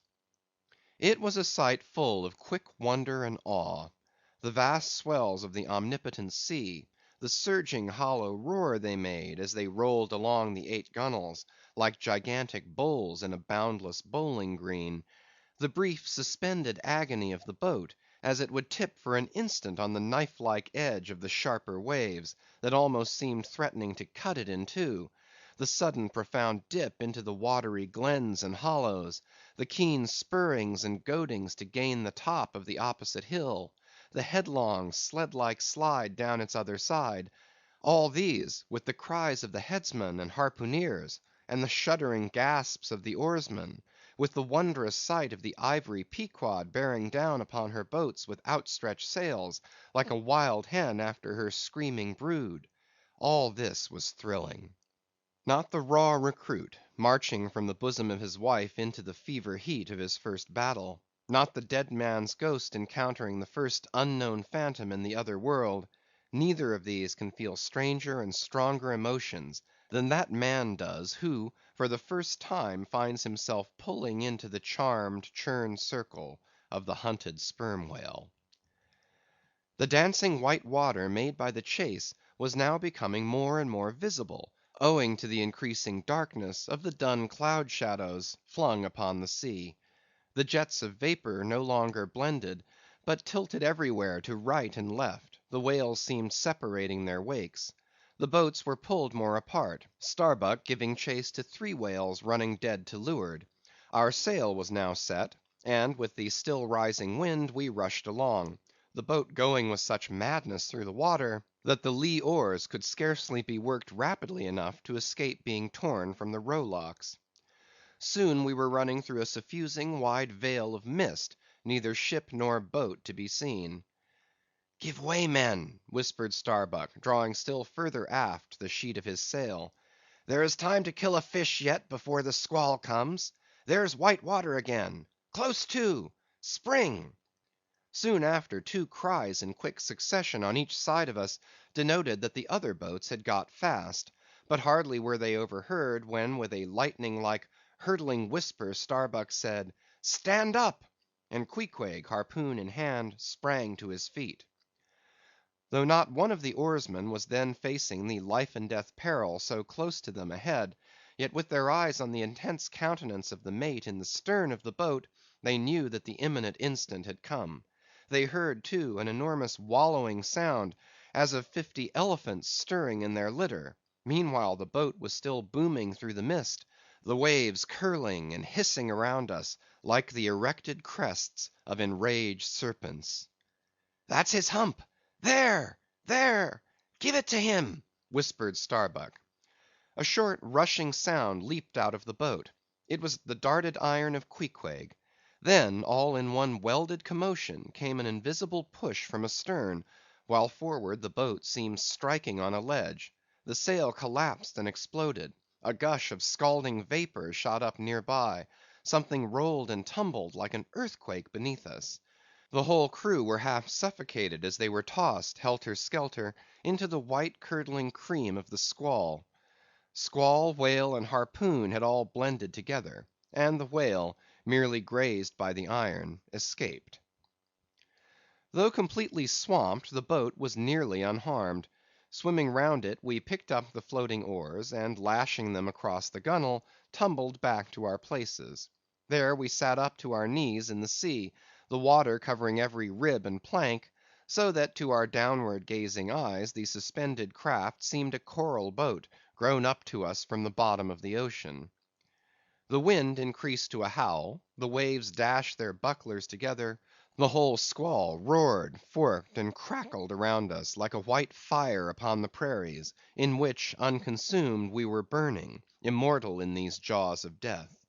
In vain we hailed the other boats; as well roar to the live coals down the chimney of a flaming furnace, as hail those boats in that storm. Meanwhile the driving scud, rack, and mist grew darker with the shadows of night. No sign of the ship could be seen. The rising sea forbade all attempts to bail out the boat. The oars were useless as propellers, performing now the office of life preservers. So cutting the lashing of the waterproof match keg, after many failures, Starbuck contrived to ignite the lamp in the lantern; then, stretching it on a waif pole, handed it to Queequeg as the standard bearer of this forlorn hope. There, then, he sat, holding up that imbecile candle in the heart of that almighty forlornness. There, then, he sat, the sign and symbol of a man without faith, hopelessly holding up hope in the midst of despair. Wet, drenched through, and shivering cold, despairing of ship or boat, we lifted our eyes as the dawn came on. The mist still spread over the sea; the empty lantern lay crushed in the bottom of the boat. Suddenly Queequeg started to his feet, hollowing his hand to his ear. We all heard a faint creaking, as of ropes and yards, hitherto muffled by the storm. The sound came nearer and nearer; the thick mists were dimly parted by a huge, vague form. Affrighted, we all sprang into the sea, as the ship at last loomed into view, bearing right down upon us, within a distance not much more than its length. Floating on the waves, we saw the abandoned boat. As for one instant it tossed and gaped beneath the ship's bows, like a chip at the base of a cataract. And then the vast hull rolled over it, and it was seen no more till it came up weltering astern. Again we swam for it, were dashed against it by the seas, and were at last taken up and safely landed on board. Ere the squall came close to, the other boats had cut loose from their fish, and returned to the ship in good time. The ship had given us up, but was still cruising, if haply it might light upon some token of our perishing, an oar or a lance pole. CHAPTER 49. The Hyena. There are certain queer times and occasions in this strange mixed affair we call life, when a man takes this whole universe for a vast practical joke, though the wit thereof he but dimly discerns, and more than suspects that the joke is at nobody's expense but his own.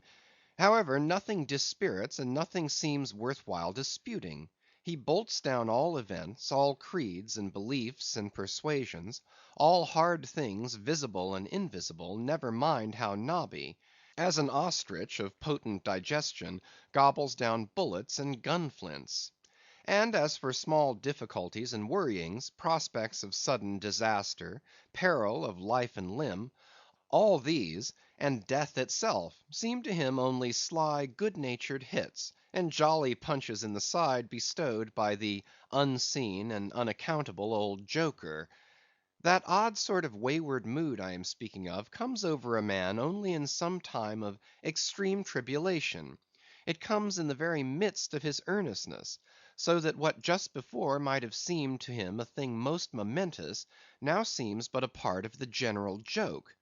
There is nothing like the perils of whaling to breed this free and easy sort of genial desperado philosophy; and with it I now regarded this whole voyage of the Pequod, and the great white whale, its object. "Queequeg," said I, when they had dragged me, the last man, to the deck, and I was still shaking myself in my jacket to fling off the water; "Queequeg, my fine friend, does this sort of thing often happen?" Without much emotion, though soaked through just like me, he gave me to understand that such things did often happen. "Mr. Stubb," said I, turning to that worthy, who buttoned up in his oil jacket, was now calmly smoking his pipe in the rain; "Mr. Stubb, I think I have heard you say, that of all whalemen you ever met, our chief mate, Mr. Starbuck, is by far the most careful and prudent. I suppose, then, that going plump on a flying whale, with your sail set, in a foggy squall, is the height of a whaleman's discretion." "Certain. I've lowered for whales from a leaking ship, in a gale off Cape Horn." "Mr. Flask," said I, turning to little King Post, who was standing close by, "you are experienced in these things, and I am not. Will you tell me whether it is an unalterable law in this fishery, Mr. Flask, for an oarsman to break his own back, pulling himself back foremost into death's jaws?" "Can't you twist that smaller?" said Flask. "Yes, that's the law. I should like to see a boat's crew backing water up to a whale face foremost. Ha, ha! The whale would give them squint for squint, mind that." Here, then, from three impartial witnesses, I had a deliberate statement of the entire case.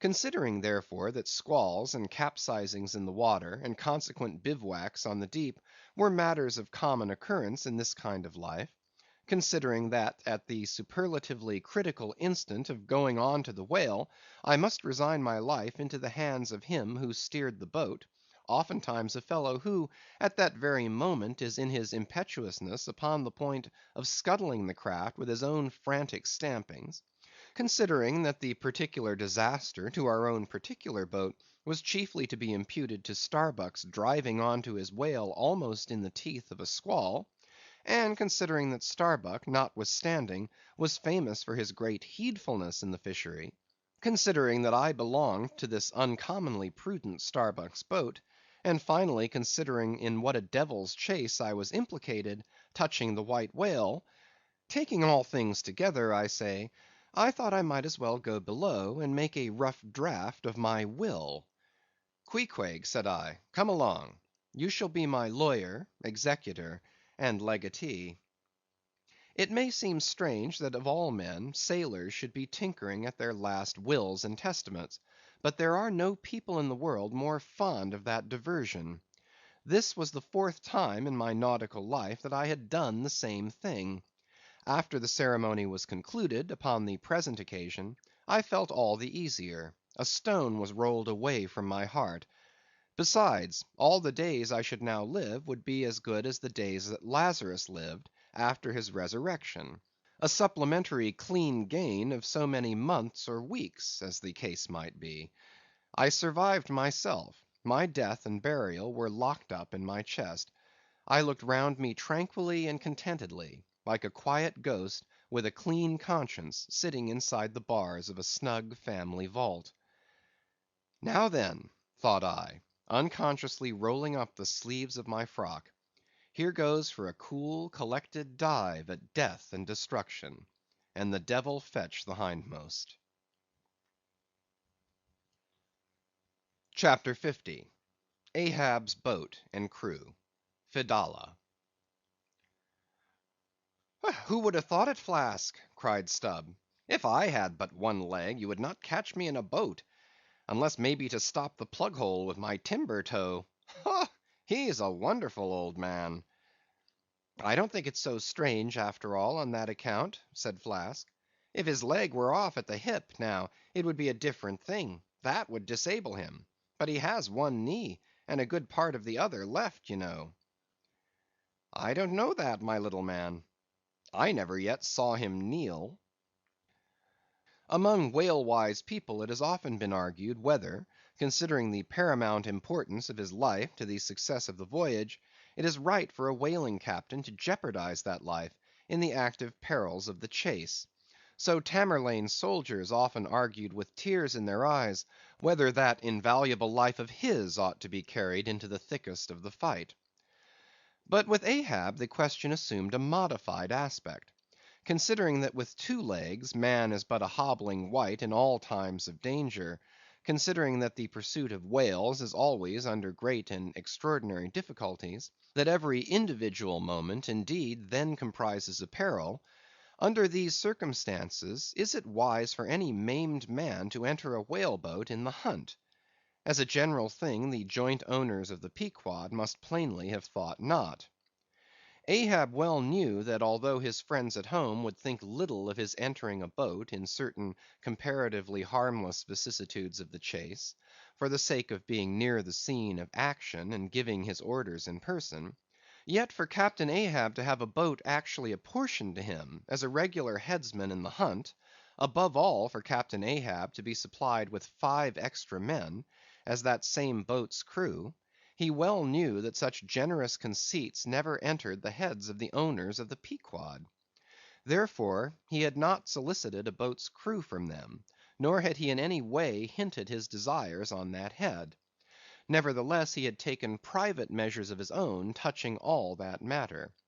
Until Archy's published discovery, the sailors had little foreseen it; though to be sure when, after being a little while out of port, all hands had concluded the customary business of fitting the whale boats for service; when some time after this Ahab was now and then found bestirring himself in the matter of making thole pins with his own hands for what was thought to be one of the spare boats, and even solicitously cutting the small wooden skewers which, when the line is running out, are pinned over the groove in the bow; When all this was observed in him, and particularly his solicitude in having an extra coat of sheathing in the bottom of the boat, as if to make it better withstand the pointed pressure of his ivory limb, and also the anxiety he evinced in exactly shaping the thigh board, or clumsy cleat as it is sometimes called, the horizontal piece in the boat's bow for bracing the knee against in darting or stabbing at the whale; when it was observed how often he stood up in that boat with his solitary knee fixed in the semicircular depression in the cleat, and with the carpenter's chisel gouged out a little here, and straightened it a little there; all these things, I say, had awakened much interest and curiosity at the time.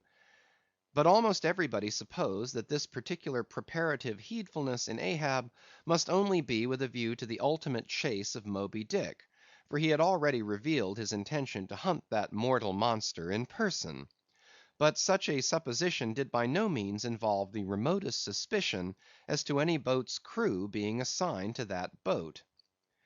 Now, with these subordinate phantoms, what wonder remained soon waned away; for in a whaler wonders soon wane.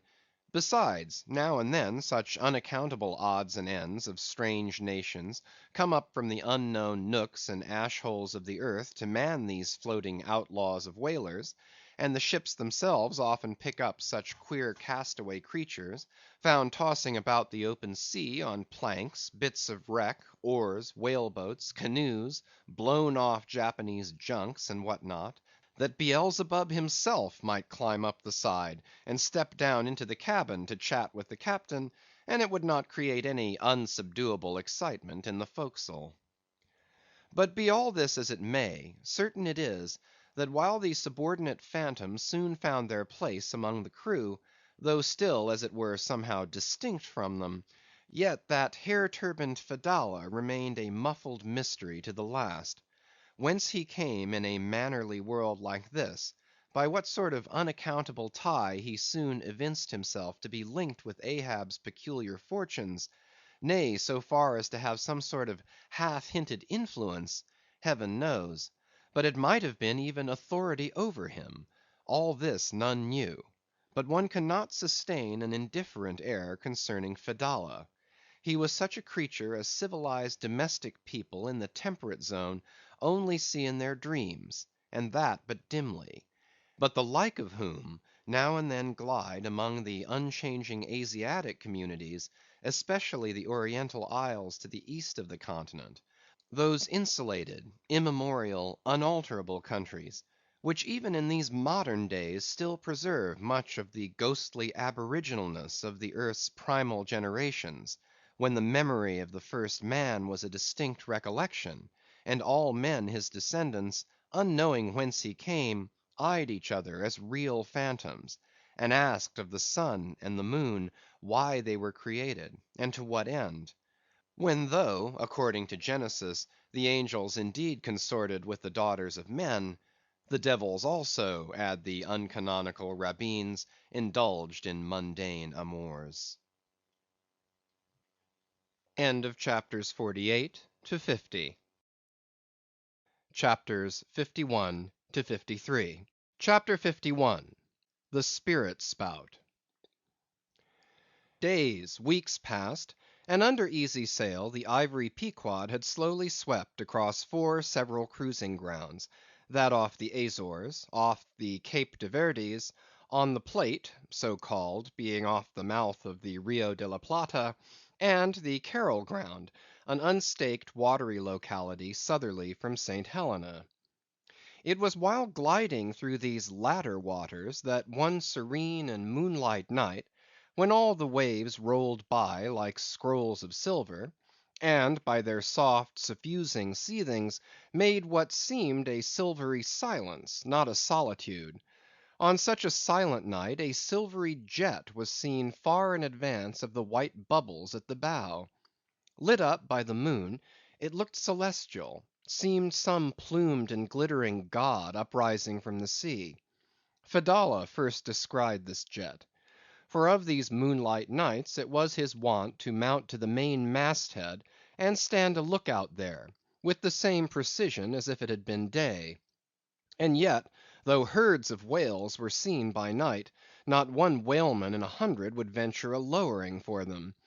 You may think with what emotions, then, the seamen beheld this old Oriental perched aloft at such unusual hours, his turban and the moon companions in one sky.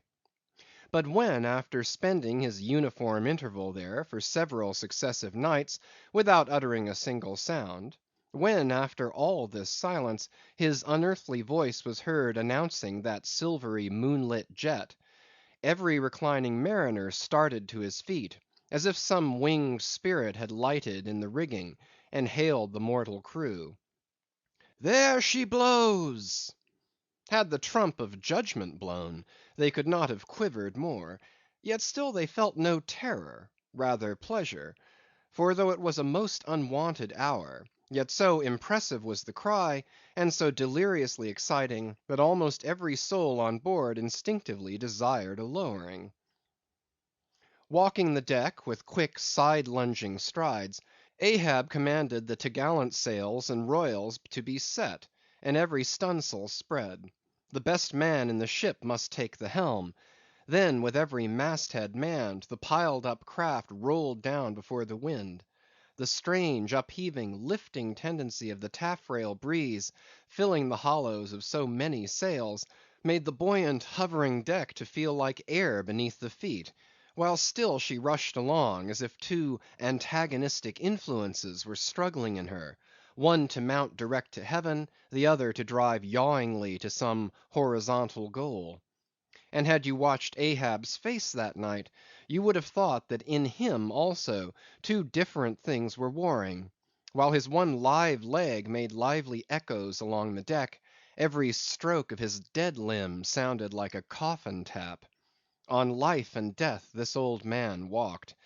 But though the ship so swiftly sped, and though from every eye, like arrows, the eager glances shot, yet the silvery jet was no more seen that night. Every sailor swore he saw it once, but not a second time. This midnight spout had almost grown a forgotten thing, when some days after, lo! at the same silent hour, it was again announced; again it was descried by all; but upon making sail to overtake it, once more it disappeared, as if it had never been. And so it served us night after night, till no one heeded it but to wonder at it. Mysteriously jetted into the clear moonlight, or starlight, as the case may be; disappearing again for one whole day, or 2 days, or 3; and somehow seeming at every distinct repetition to be advancing still further and further in our van, this solitary jet seemed for ever alluring us on. Nor, with the immemorial superstition of their race, and in accordance with the preternaturalness, as it seemed, which in many things invested the Pequod, were there wanting some of the seamen who swore that whenever and wherever descried, at however remote times, or in however far apart latitudes and longitudes, that unnearable spout was cast by one self same whale, and that whale Moby Dick. For a time there reigned, too, a sense of peculiar dread at this flitting apparition, as if it were treacherously beckoning us on and on, in order that the monster might turn round upon us, and rend us at last in the remotest and most savage seas. These temporary apprehensions, so vague but so awful, derived a wondrous potency from the contrasting serenity of the weather, in which, beneath all its blue blandness, some thought there lurked a devilish charm, as for days and days we voyaged along, through seas so wearily, lonesomely mild, that all space, in repugnance to our vengeful errand, seemed vacating itself of life before our urn-like prow. But at last, when turning to the eastward, the Cape winds began howling around us, and we rose and fell upon the long, troubled seas that are there; when the ivory tusked Pequod sharply bowed to the blast, and gored the dark waves in her madness, till, like showers of silver chips, the foam flakes flew over her bulwarks; then all this desolate vacuity of life went away, but gave place to sights more dismal than before. Close to our bows, strange forms in the water darted hither and thither before us, while thick in our rear view flew the inscrutable sea ravens; and every morning, perched on our stays, rows of these birds were seen, and, spite of our hootings, for a long time obstinately clung to the hemp, as though they deemed our ship some drifting, uninhabited craft, a thing appointed to desolation, and therefore fit roosting place for their homeless selves. And heaved, still unrestingly heaved the black sea, as if its vast tides were a conscience, and the great mundane soul were in anguish and remorse for the long sin and suffering it had bred. Cape of Good Hope, do they call you? Rather Cape Tormentoso, as called of yore; for long allured by the perfidious silences that before had attended us, we found ourselves launched into this tormented sea, where guilty beings transformed into those fowls and these fish, seem condemned to swim on everlastingly, without any haven in store, or beat that black air without any horizon. But calm, snow white, and unvarying, still directing its fountain of feathers to the sky, still beckoning us on from before, the solitary jet would at times be descried. During all this blackness of the elements, Ahab, though assuming for the time the almost continual command of the drenched and dangerous deck, manifested the gloomiest reserve, and more seldom than ever addressed his mates. In tempestuous times like these, after everything above and aloft has been secured, nothing more can be done but passively to await the issue of the gale. Then captain and crew become practical fatalists. So, with his ivory leg inserted into its accustomed hole, and with one hand firmly grasping a shroud, Ahab for hours and hours would stand gazing dead to windward, while an occasional squall of sleet or snow would all but congeal his very eyelashes together. Meantime the crew, driven from the forward part of the ship by the perilous seas that burstingly broke over its bows, stood in a line along the bulwarks in the waist, and the better to guard against the leaping waves, each man had slipped himself into a sort of bowline secured to the rail, in which he swung as in a loosened belt. Few or no words were spoken, and the silent ship, as if manned by painted sailors in wax, day after day, tore on through all the swift madness and gladness of the demoniac waves. By night, the same muteness of humanity before the shrieks of the ocean prevailed. Still in silence the men swung from the bowlines; still wordless Ahab stood up to the blast. Even when wearied nature seemed demanding repose, he would not seek that repose in his hammock. Never could Starbuck forget the old man's aspect, when one night, going down into the cabin to mark how the barometer stood, he saw him with closed eyes sitting straight in his floor screwed chair, the rain and half melted sleet of the storm from which he had some time before emerged, still slowly dripping from the unremoved hat and coat. On the table beside him lay unrolled one of those charts of tides and currents which have previously been spoken of. His lantern swung from his tightly clenched hand.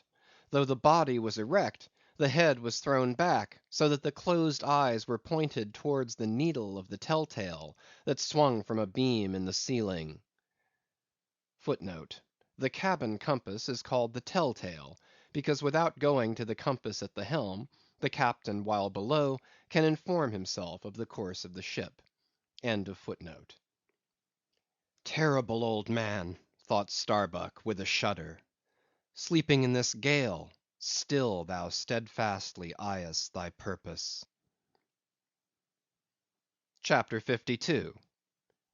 The Albatross. Southeastward from the Cape, off the distant Crozetts, a good cruising ground for right whalemen, a sail loomed ahead, the Goney, Albatross by name. As she slowly drew nigh, from my lofty perch at the foremast head I had a good view of that sight so remarkable to a tyro in the far ocean fisheries, a whaler at sea and long absent from home. As if the waves had been fullers, this craft was bleached like the skeleton of a stranded walrus. All down her sides this spectral appearance was traced with long channels of reddened rust, while all her spars and her rigging were like the thick branches of trees furred over with hoar frost. Only her lower sails were set. A wild sight it was to see her long bearded lookouts at those three mastheads. They seemed clad in the skins of beasts, so torn and bepatched the raiment that had survived nearly 4 years of cruising. Standing in iron hoops nailed to the mast, they swayed and swung over a fathomless sea; and though, when the ship slowly glided close under our stern, we 6 men in the air came so nigh to each other that we might almost have leaped from the mastheads of one ship to those of the other, yet those forlorn looking fishermen, mildly eyeing us as they passed, said not one word to our lookouts, while the quarter‐deck hail was being heard from below. "Ship ahoy! Have ye seen the White Whale?"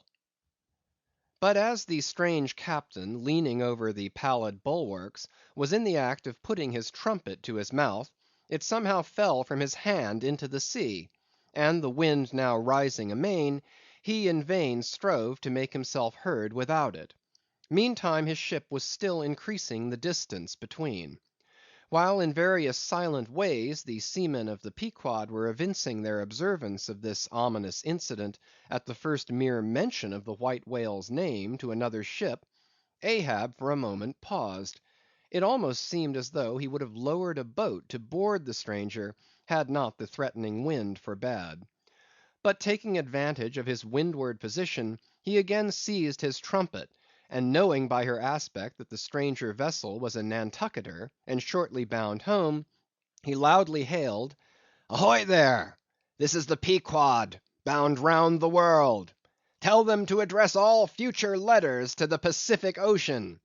And this time 3 years, if I am not home, tell them to address them to—" At that moment the two wakes were fairly crossed, and instantly, then, in accordance with their singular ways, shoals of small harmless fish, that for some days before had been placidly swimming by our side, darted away with what seemed shuddering fins, and ranged themselves fore and aft with the stranger's flanks.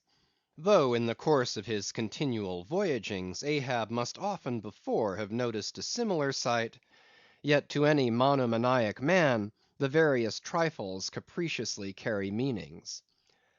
"Swim away from me, do ye?" murmured Ahab, gazing over into the water.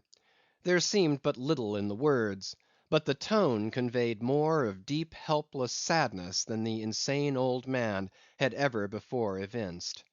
But turning to the steersman, who thus far had been holding the ship in the wind to diminish her headway, he cried out in his old lion voice, "Up helm! Keep her off round the world!"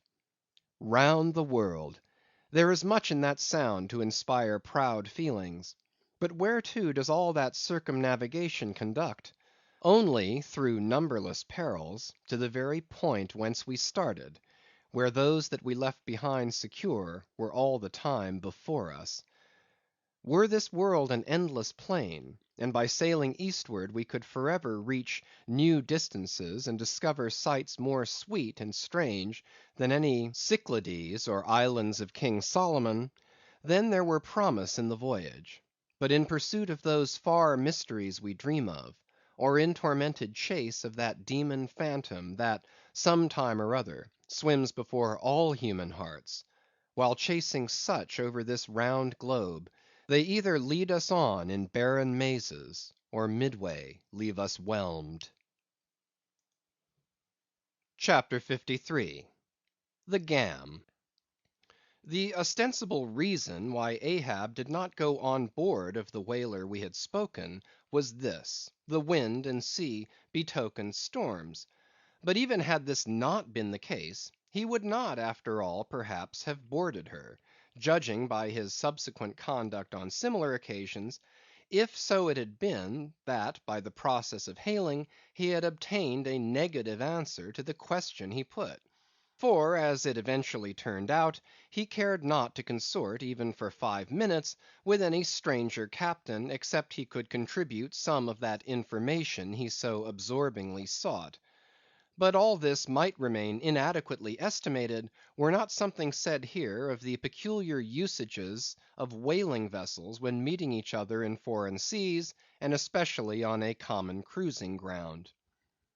If two strangers crossing the Pine Barrens in New York State, or the equally desolate Salisbury Plain in England, if casually encountering each other in such inhospitable wilds, these twain for the life of them cannot well avoid a mutual salutation, and stopping for a moment to interchange the news, and perhaps sitting down for a while and resting in concert, then how much more natural that upon the illimitable pine barrens and Salisbury plains of the sea, two whaling vessels descrying each other at the ends of the earth, off Lone Fanning's Island or the far away King's Mills; how much more natural, I say, that under such circumstances these ships should not only interchange hails, but come into still closer, more friendly and sociable contact. And especially would this seem to be a matter of course in the case of vessels owned in one seaport, and whose captains, officers, and not a few of the men, are personally known to each other, and consequently have all sorts of dear domestic things to talk about. For the long absent ship, the outward bounder perhaps has letters on board. At any rate, she will be sure to let her have some papers of a date a year or two later than the last one on her blurred and thumb‐worn files. And in return for that courtesy, the outward bound ship would receive the latest whaling intelligence from the cruising ground to which she may be destined, a thing of the utmost importance to her. And in degree, all of this will hold true concerning whaling vessels crossing each other's track on the cruising ground itself, even though they are equally long absent from home. For one of them may have received a transfer of letters from some third and now far remote vessel, and some of those letters may be for the people of the ship she now meets. Besides, they would exchange the whaling news, and have an agreeable chat. For not only would they meet with all the sympathies of sailors, but likewise with all the peculiar congenialities arising from a common pursuit, and mutually shared privations and perils. Nor would difference of country make any very essential difference; that is, so long as both parties speak one language, as is the case with Americans and English; though to be sure, from the small number of English whalers, such meetings do not very often occur, and when they do occur, there is too apt to be a sort of shyness between them; for your Englishman is rather reserved, and your Yankee, he does not fancy that sort of thing in anybody but himself. Besides, the English whalers sometimes affect a kind of metropolitan superiority over the American whalers, regarding the long, lean Nantucketer, with his nondescript provincialisms, as a sort of sea peasant. But where this superiority in the English whaleman does really consist, it would be hard to say, seeing that the Yankees in one day collectively kill more whales than all the English collectively in 10 years. But this is a harmless little foible in the English whale hunters, which the Nantucketer does not take much to heart; probably because he knows he has a few foibles himself. So then, we see that of all ships separately sailing the sea, the whalers have most reason to be sociable; and they are so. Whereas some merchant ships crossing each other's wake in the mid Atlantic will oftentimes pass on without so much as a single word of recognition, mutually cutting each other on the high seas like a brace of dandies in Broadway, and all the time indulging, perhaps, in finical criticism upon each other's rig. As for men of war, when they chance to meet at sea, they first go through such a string of silly bowings and scrapings, such a ducking of ensigns, that there does not seem to be much right down hearty good will and brotherly love about it at all. As touching slave ships meeting, why they are in such a prodigious hurry, they run away from each other as soon as possible. And as for pirates, when they chance to cross each other's cross bones, the first hail is, "How many skulls?" the same way that whalers hail, "How many barrels?" And that question once answered, pirates straightway steer apart, for they are infernal villains on both sides, and don't like to see overmuch of each other's villainous likenesses. But look at the godly, honest, unostentatious, hospitable, sociable, free and easy whaler.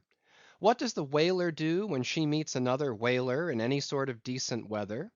She has a gam, a thing so utterly unknown to all other ships, that they never heard of the name even; and if by chance they should hear of it, they only grin at it, and repeat gamesome stuff about spouters and blubber boilers, and such like pretty exclamations.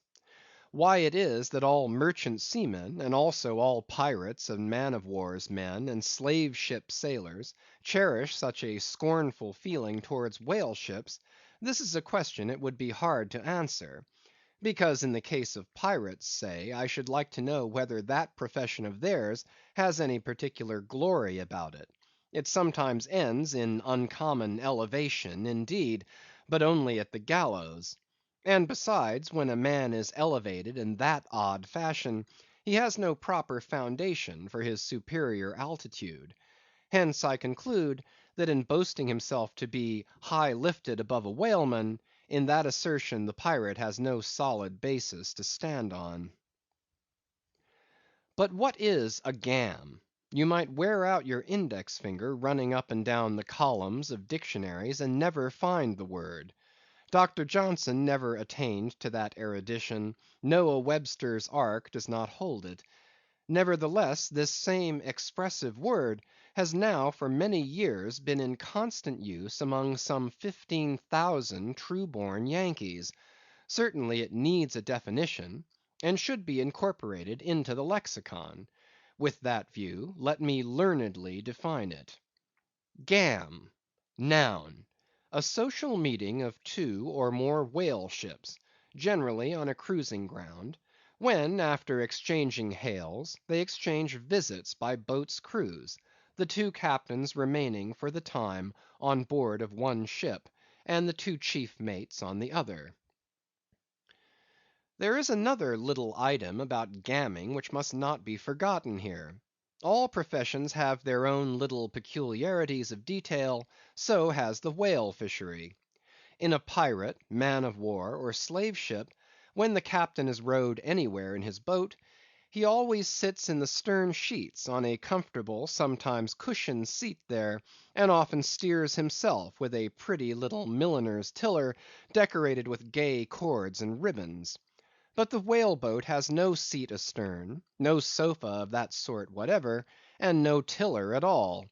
High times, indeed, if whaling captains were wheeled about the water on castors, like gouty old aldermen in patent chairs. And as for the tiller, the whale boat never admits of any such effeminacy; and therefore, as in gamming a complete boat's crew must leave the ship, and hence as the boat's steerer or harpooneer is of that number, that subordinate is the steersman upon the occasion, and the captain, having no place to sit in, is pulled off to his visit all standing like a pine tree.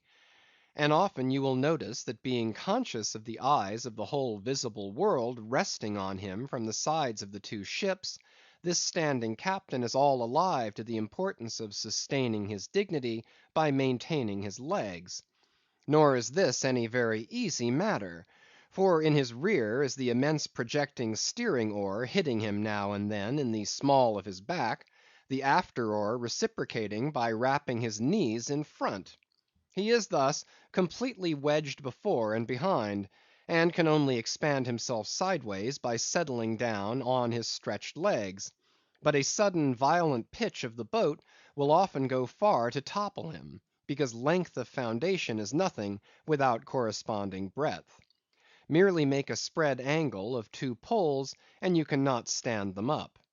Then, again, it would never do in plain sight of the world's riveted eyes; it would never do, I say, for this straddling captain to be seen steadying himself the slightest particle by catching hold of anything with his hands. Indeed, as token of his entire, buoyant self command, he generally carries his hands in his trousers pockets; but perhaps being generally very large, heavy hands, he carries them there for ballast. Nevertheless, there have occurred instances, well authenticated ones too, where the captain has been known for an uncommonly critical moment or two, in a sudden squall, say, to seize hold of the nearest oarsman's hair, and hold on there like grim death. End of chapters 51 to 53. CHAPTER 54. The Town Ho's Story. As told at the Golden Inn. The Cape of Good Hope, and all the watery region about there, is much like some noted four corners of a great highway, where you meet more travellers than in any other part. It was not very long after speaking the Goney that another homeward bound whaleman, the Town Ho, was encountered. She was manned almost wholly by Polynesians. In the short gam that ensued, she gave us strong news of Moby Dick. To some, the general interest in the white whale was now wildly heightened by a circumstance of the Town Ho's story, which seemed obscurely to involve with the whale a certain wondrous inverted visitation of one of those so-called judgments of God which are at times said to overtake some men. This latter circumstance, with its own particular accompaniments, forming what may be called the secret part of the tragedy about to be narrated, never reached the ears of Captain Ahab or his mates; for that secret part of the story was unknown to the captain of the Town Ho himself. It was the private property of three confederate white seamen of that ship, one of whom, it seems, communicated it to Tashtego with Romish injunctions of secrecy; but the following night Tashtego rambled in his sleep, and revealed so much of it in that way, that when he was wakened he could not well withhold the rest. Nevertheless, so potent an influence did this thing have on those seamen in the Pequod who came to the full knowledge of it, and by such a strange delicacy, to call it so, were they governed in this matter, that they kept the secret among themselves so that it never transpired abaft the Pequod's mainmast. Interweaving in its proper place this darker thread with the story as publicly narrated on the ship, the whole of this strange affair I now proceed to put on lasting record. *Footnote: Town Ho. The ancient whale cry upon first sighting a whale from the mast head, still used by whalemen in hunting the famous Galapagos terrapin. End of footnote. For my humor's sake, I shall preserve the style in which I once narrated it at Lima, to a lounging circle of my Spanish friends, one Saint's Eve, smoking upon the thick gilt, tiled piazza of the Golden Inn. Of those fine cavaliers, the young Dons Pedro and Sebastian were on closer terms with me, and hence the interluding questions they occasionally put, and which are duly answered at the time. Some 2 years prior to my first learning the events which I am about rehearsing to you, gentlemen, the Town Ho, sperm whaler of Nantucket, was cruising in your Pacific here, not very many days' sail eastward from the eaves of this good Golden Inn. She was somewhere to the northward of the line. One morning upon handling the pumps, according to daily usage, it was observed that she made more water in her hold than common. They supposed a swordfish had stabbed her, gentlemen; but the captain having some unusual reason for believing that rare good luck awaited him in those latitudes, and therefore being very averse to quit them, and the leak not being then considered at all dangerous, though indeed they could not find it after searching the hold as low down as was possible in rather heavy weather, the ship still continued her cruisings, the mariners working at the pumps at wide and easy intervals. But no good luck came, more days went by, and not only was the leak yet undiscovered, but it sensibly increased. So much so, that now taking some alarm, the captain, making all sail, stood away for the nearest harbor among the islands, there to have his hull hove out and repaired. Though no small passage was before her, yet if the commonest chance favored, he did not at all fear that his ship would founder by the way, because his pumps were of the best, and being periodically relieved at them, those 36 men of his could easily keep the ship free, never mind if the leak should double on her. In truth, well nigh the whole of this passage being attended by very prosperous breezes, the Town Ho had all but certainly arrived in perfect safety at her port without the occurrence of the least fatality, had it not been for the brutal overbearing of Radney, the mate, a Vineyarder, and the bitterly provoked vengeance of Steelkilt, a Lakeman and desperado from Buffalo.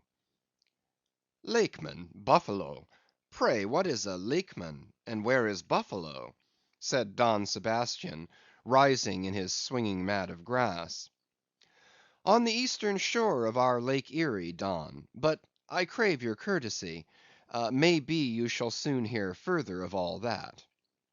Now, gentlemen, in square sail brigs and three–masted ships, well nigh as large and stout as any that ever sailed out of your old Callao to far Manila, this Lakeman, in the land–locked heart of our America, had yet been nurtured by all those agrarian freebooting impressions popularly connected with the open ocean.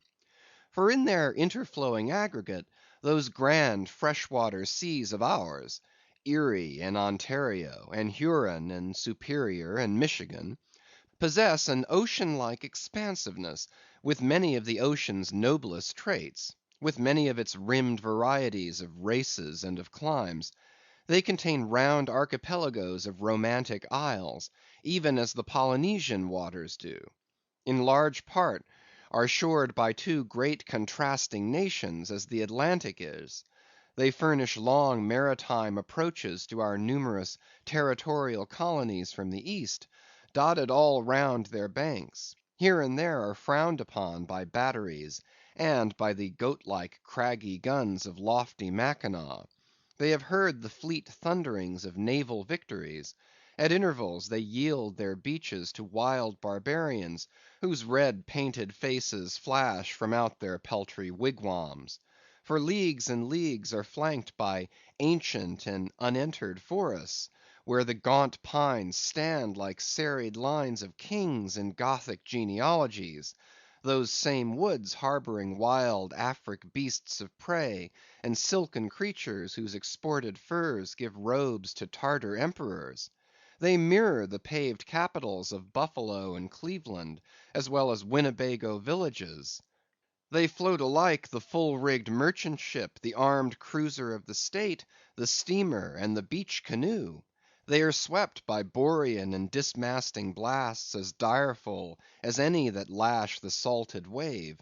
They know what shipwrecks are, for out of sight of land, however inland, they have drowned full many a midnight ship with all its shrieking crew. Thus, gentlemen, though an inlander, Steelkilt was wild ocean born and wild ocean nurtured; as much of an audacious mariner as any. And for Radney, though in his infancy he may have laid him down on the lone Nantucket beach, to nurse at his maternal sea; though in after life he had long followed our austere Atlantic, and your contemplative Pacific; yet he was quite as vengeful and full of social quarrel as the backwoods seaman, fresh from the latitudes of buckhorn handled bowie knives. Yet was this Nantucketer a man with some good–hearted traits; and this Lakeman a mariner, who though a sort of devil indeed, might yet by inflexible firmness, only tempered by that common decency of human recognition which is the meanest slave's right; thus treated, this Steelkilt had long been retained harmless and docile. At all events, he had proved so thus far; but Radney was doomed and made mad, and Steelkilt—but, gentlemen, you shall hear. It was not more than a day or two, at the furthest, after pointing her prow for her island haven, that the Town Ho's leak seemed again increasing. but only so as to require an hour or more at the pumps every day. You must know that in a settled and civilized ocean like our Atlantic, for example, some skippers think little of pumping their whole way across it; though of a still sleepy night, should the officer of the deck happen to forget his duty in that respect, the probability would be that he and his shipmates would never again remember it, on account of all hands gently subsiding to the bottom. Nor in the solitary and savage seas far from you to the westward, gentlemen, is it altogether unusual for ships to keep clanging at their pump handles in full chorus, even for a voyage of considerable length; that is, if it lie along a tolerably accessible coast, or if any other reasonable retreat is afforded them. It is only when a leaky vessel is in some very out of the way part of those waters, some really landless latitude, that her captain begins to feel a little anxious. Much this way had it been with the Town Ho. So when her leak was found gaining once more, there was in truth some small concern manifested by several of her company, especially by Radney the mate. He commanded the upper sails to be well hoisted, sheeted home anew, and every way expanded to the breeze. Now this Radney, I suppose, was as little of a coward, and as little inclined to any sort of nervous apprehensiveness touching his own person, as any fearless, unthinking creature on land or on sea that you can conveniently imagine, gentlemen. Therefore, when he betrayed this solicitude about the safety of the ship, some of the seamen declared that it was only on account of his being a part owner in her. So when they were working that evening at the pumps, there was on this head no small gamesomeness slyly going on among them, as they stood with their feet continually overflowed by the rippling clear water, clear as any mountain spring, gentlemen, that, bubbling from the pumps, ran across the deck, and poured itself out in steady spouts at the lee scupper holes. Now, as you well know, it is not seldom the case in this conventional world of ours, watery or otherwise, that when a person placed in command over his fellow men finds one of them to be very significantly his superior in general pride of manhood, straightway against that man he conceives an unconquerable dislike and bitterness; and if he have a chance, he will pull down and pulverize that subaltern's tower, and make a little heap of dust of it. Be this conceit of mine as it may, gentlemen, at all events Steelkilt was a tall and noble animal, with a head like a Roman, and a flowing golden beard like the tasselled housings of your last viceroy's snorting charger, and a brain, and a heart, and a soul in him, gentlemen, which had made Steelkilt Charlemagne, had he been born son to Charlemagne's father. But Radney, the mate, was as ugly as a mule, yet as hardy, as stubborn, as malicious. He did not love Steelkilt, and Steelkilt knew it.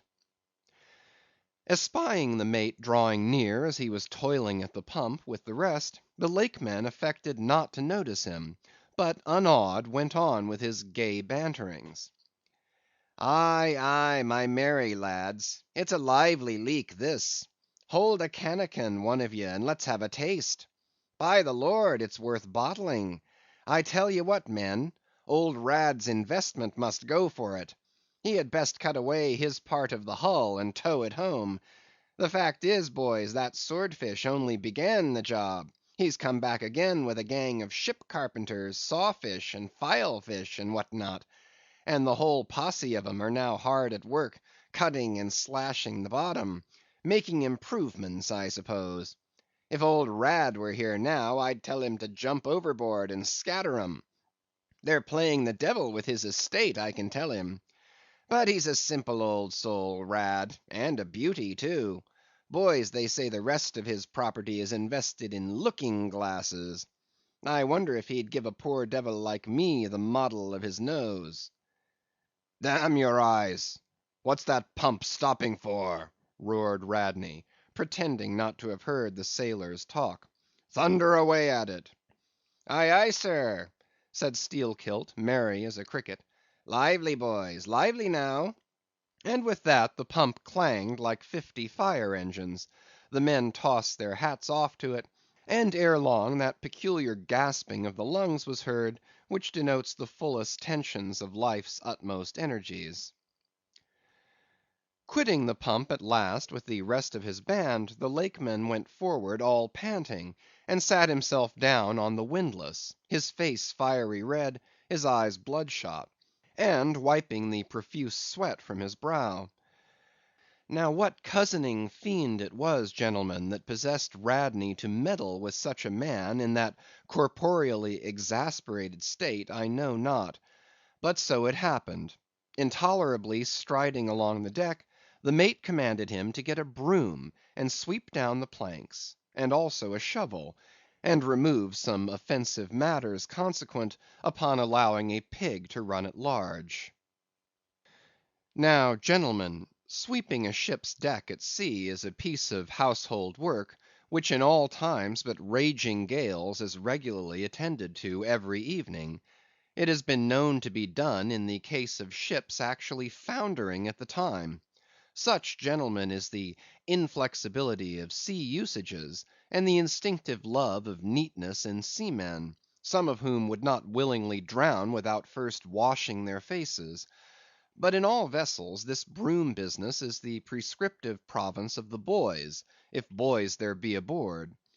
Besides, it was the stronger men in the town ho that had been divided into gangs, taking turns at the pumps; and being the most athletic seaman of them all, Steelkilt had been regularly assigned captain of one of the gangs; consequently he should have been freed from any trivial business not connected with truly nautical duties, such being the case with his comrades. I mention all of these particulars so that you may understand exactly how this affair stood between the two men. But there was more than this. The order about the shovel was almost as plainly meant to sting and insult Steelkilt as though Radney had spat in his face. Any man who has gone sailor in a whale ship will understand this; and all this, and doubtless much more, the Lakeman fully comprehended when the mate uttered his command. But as he sat still for a moment, and as he steadfastly looked into the mate's malignant eye, and perceived the stacks of powder casks heaped up in him, and the slow match silently burning along towards them; as he instinctively saw all this, that strange forbearance and unwillingness to stir up the deeper passionateness in any already ireful being; a repugnance most felt, when felt at all, by really valiant men, even when aggrieved; this nameless phantom feeling, gentlemen, stole over Steelkilt. Therefore, in his ordinary tone, only a little broken by the bodily exhaustion he was temporarily in, he answered him saying that sweeping the deck was not his business, and he would not do it. And then, without at all alluding to the shovel, he pointed to 3 lads as the customary sweepers, who, not being billeted at the pumps, had done little or nothing all day. To this Radney replied with an oath, in a most domineering and outrageous manner, unconditionally reiterating his command, meanwhile advancing upon the still seated Lakeman with an uplifted cooper's club hammer, which he had snatched from a cask near by. Heated and irritated as he was by his spasmodic toil at the pumps, for all his first nameless feeling of forbearance, the sweating Steelkilt could but ill brook this bearing in the mate. But somehow still smothering the conflagration within him, without speaking he remained doggedly rooted to his seat; till at last the incensed Radney shook the hammer within a few inches of his face, furiously commanding him to do his bidding. Steelkilt rose, and slowly retreating round the windlass, steadily followed by the mate with his menacing hammer, deliberately repeated his intention not to obey.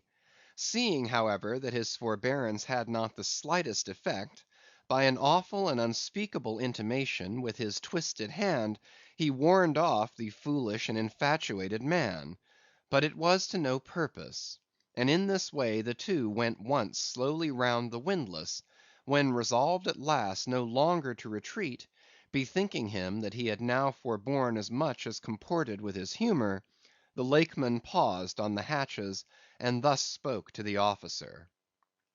"Mr. Radney, I will not obey you. Take that hammer away, or look to yourself." But the predestinated mate coming still closer to him, where the Lakeman stood fixed, now shook the heavy hammer within an inch of his teeth, meanwhile repeating a string of insufferable maledictions, retreating not the thousandth part of an inch, stabbing him in the eye with the unflinching poniard of his glance, Steelkilt, clenching his right hand behind him, and creepingly drawing it back, told his persecutor that if the hammer but grazed his cheek, he, Steelkilt, would murder him. But, gentlemen, the fool had been branded for the slaughter by the gods. Immediately the hammer touched his cheek, the next instant the lower jaw of the mate was stove in his head; he fell on the hatch, spouting blood like a whale. Ere the cry could go aft, Steelkilt was shaking one of the backstays leading far aloft, to where two of his comrades were standing their mastheads. They were both Canallers. "Canallers!" cried Don Pedro. "We have seen many whale ships in our harbors, but never heard of your Canallers. Pardon, who and what are they?" "Canallers, Don, are the boatmen belonging to our Grand Erie Canal. You must have heard of it." "Nay, Senor. Hereabouts in this dull, warm, most lazy and hereditary land, we know but little of your vigorous North." "Aye? Well then, Don, refill my cup. Your chicha's very fine, and ere proceeding further, I will tell you what our Canallers are, for such information may throw sidelight upon my story. For 360 miles, gentlemen, through the entire breadth of the State of New York, through numerous populous cities and most thriving villages, through long, dismal, uninhabited swamps, and affluent cultivated fields, unrivalled for fertility, by billiard room and bar room, through the holy of holies of great forests, on Roman arches over Indian rivers, through sun and shade, by happy hearts or broken, through all the wide contrasting scenery of those noble Mohawk counties, and especially by rows of snow-white chapels, whose spires stand almost like milestones, flows one continual stream of Venetianly corrupt and often lawless life. There's your true Ashantee, gentlemen; there howl your pagans, where you ever find them next door to you, under the long flung shadow and the snug patronizing lee of churches. For by some curious fatality, as it is often noted of your metropolitan freebooters that they ever encamp around the halls of justice, so sinners, gentlemen, most abound in holiest vicinities. "Is that a friar passing?" said Don Pedro, looking downwards into the crowded piazza with humorous concern.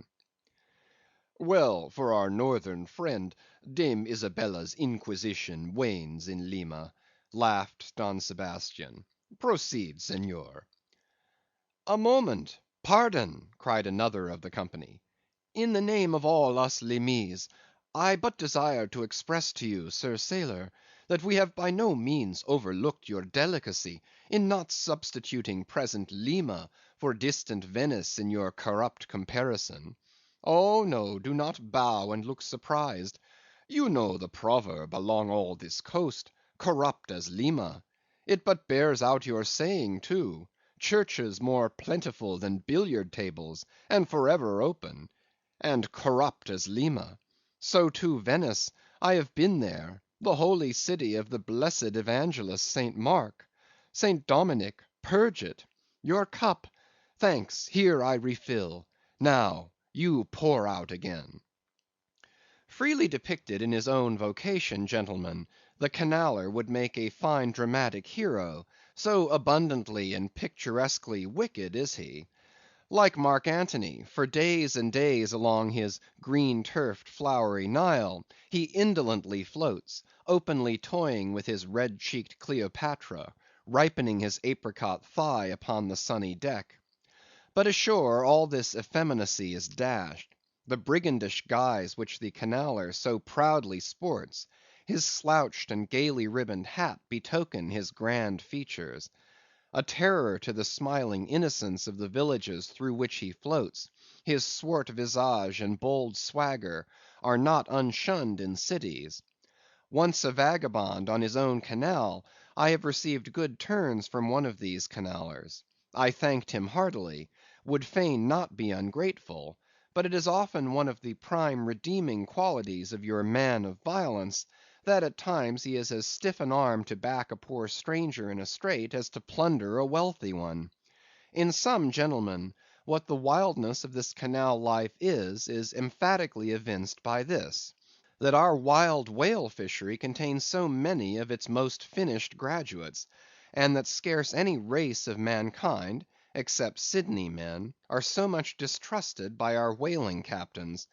Nor does it at all diminish the curiousness of this matter, that to many thousands of our rural boys and young men born along its line, the probationary life of the Grand Canal furnishes the sole transition between quietly reaping in a Christian cornfield, and recklessly ploughing the waters of the most barbaric seas. "I see, I see," impetuously exclaimed Don Pedro, spilling his chicha upon his silvery ruffles. "No need to travel. The world's one Lima. I had thought now that at your temperate north the generations were cold and holy as the hills. But the story." I left off, gentlemen, where the Lakeman shook the backstay. Hardly had he done so, when he was surrounded by the 3 junior mates and the 4 harpooneers, who all crowded him to the deck. But sliding down the ropes like baleful comets, the 2 canallers rushed into the uproar, and sought to drag their man out of it toward the forecastle. Others of the sailors joined with them in this attempt, and a twisted turmoil ensued; while standing out of harm's way, the valiant captain danced up and down with a whale pike, calling upon his officers to manhandle that atrocious scoundrel, and smoke him along to the quarter deck. At intervals he ran close up to the revolving border of the confusion, and prying into the heart of it with his pike, sought to prick out the object of his resentment. But Steelkilt and his desperadoes were too much for them all; they succeeded in gaining the forecastle deck, where, hastily slewing about 3 or 4 large casks in a line with the windlass, these sea Parisians entrenched themselves behind the barricade. "Come out of that, ye pirates!" roared the captain, now menacing them with a pistol in each hand, just brought to him by the steward. "Come out of that, ye cut throats!" Steelkilt leaped on the barricade, and striding up and down there, defied the worst the pistols could do; but gave the captain to understand distinctly that his, Steelkilt's death, would be the signal for a murderous mutiny on the part of all hands. Fearing in his heart lest this might prove but too true, the captain a little desisted, but still commanded the insurgents instantly to return to their duty. "Will ye promise not to touch us, if we do?" demanded their ringleader. "Turn to! Turn to! I make no promise. To your duty! Do you want to sink the ship by knocking off at a time like this? Turn to!" And he once more raised a pistol. "Sink the ship!" cried Steelkilt. "Aye, let her sink. Not a man of us turns to, unless ye swear not to raise a rope yarn against us. What say ye, men?" turning to his comrades. A fierce cheer was their response. The Lakeman now patrolled the barricade, all the while keeping his eye on the captain, and jerking out such sentences as these: "It's not our fault; we didn't want it. I told him to take his hammer away. It was boy's business. He might have known me before this. I told him not to prick the buffalo. I believe I have broken a finger here against his cursed jaw. Ain't those mincing knives down in the forecastle there, men? Look to those handspikes, my hearties. Captain, by God, look to yourself. Say the word, and don't be a fool. Forget it all. We are ready to turn to. Treat us decently, and we're your men, but we won't be flogged. Turn to! I make no promises. Turn to, I say." "Look ye now," cried the Lakeman, flinging out his arms towards him. There are a few of us here, and I am one of them, who have shipped for the cruise, d'ye see. Now, as you well know, sir, we can claim our discharge as soon as the anchor is down. So we don't want a row. It's not our interest. We want to be peaceable. We are ready to work, but we won't be flogged." "Turn to!" roared the captain. Steelkilt glanced round him a moment, and then said, "I tell you what it is now, captain. Rather than kill you and be hung for such a shabby rascal, we won't lift a hand against you unless ye attack us. But till ye say the word about not flogging us, we don't do a hand's turn. Down into the forecastle then. Down with ye. I'll keep ye there till ye're sick of it. Down ye go." "Shall we?" cried the ringleader to his men. Most of them were against it, but at length, in obedience to Steelkilt, they preceded him down into their dark den, growlingly disappearing like bears into a cave. As the Lakeman's bare head was just level with the planks, the captain and his posse leaped the barricade, and rapidly drawing over the slide of the scuttle, planted their group of hands upon it, and loudly called for the steward to bring the heavy brass padlock belonging to the companionway. Then opening the slide a little, the captain whispered something down the crack, closed it, and turned the key upon them, 10 in number, leaving on deck some 20 or more, who thus far had remained neutral. All night a wide awake watch was kept by all the officers, forward and aft, especially about the forecastle scuttle and fore hatchway, at which last place was feared the insurgents might emerge, after breaking through the bulkhead below. But the hours of darkness passed in peace, the men who still remained at their duty toiling hard at the pumps, whose clinking and clanking at intervals through the dreary night dismally resounded through the ship. At sunrise the captain went forward, and knocking on the deck, summoned the prisoners to work, but with a yell they refused. Water was then lowered down to them, and a couple of handfuls of biscuit were tossed after it, when again turning the key upon them and pocketing it, the captain returned to the quarter deck. Twice every day for 3 days this was repeated, but on the 4th morning a confused wrangling, and then a scuffling was heard, as the customary summons was delivered, and suddenly 4 men burst up from the forecastle, saying they were ready to turn to.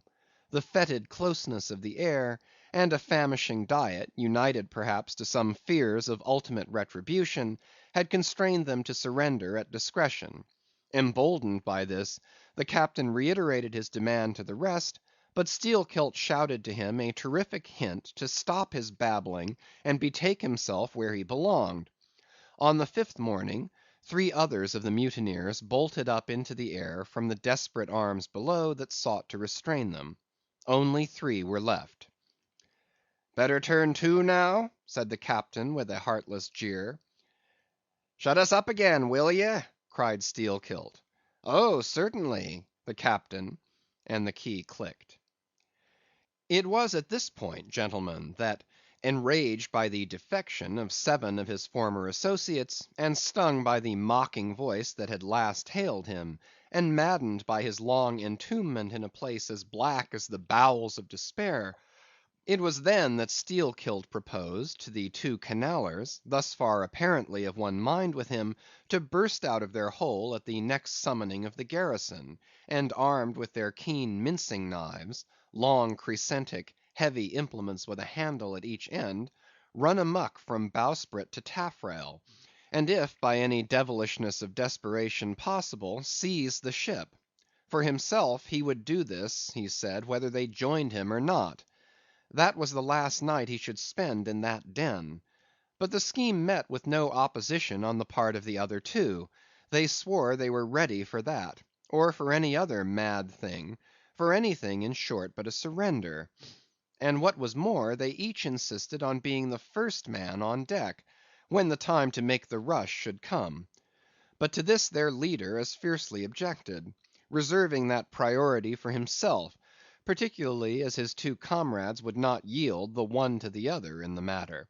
And both of them could not be first, for the latter would but admit 1 man at a time. And here, gentlemen, the foul play of these miscreants must come out.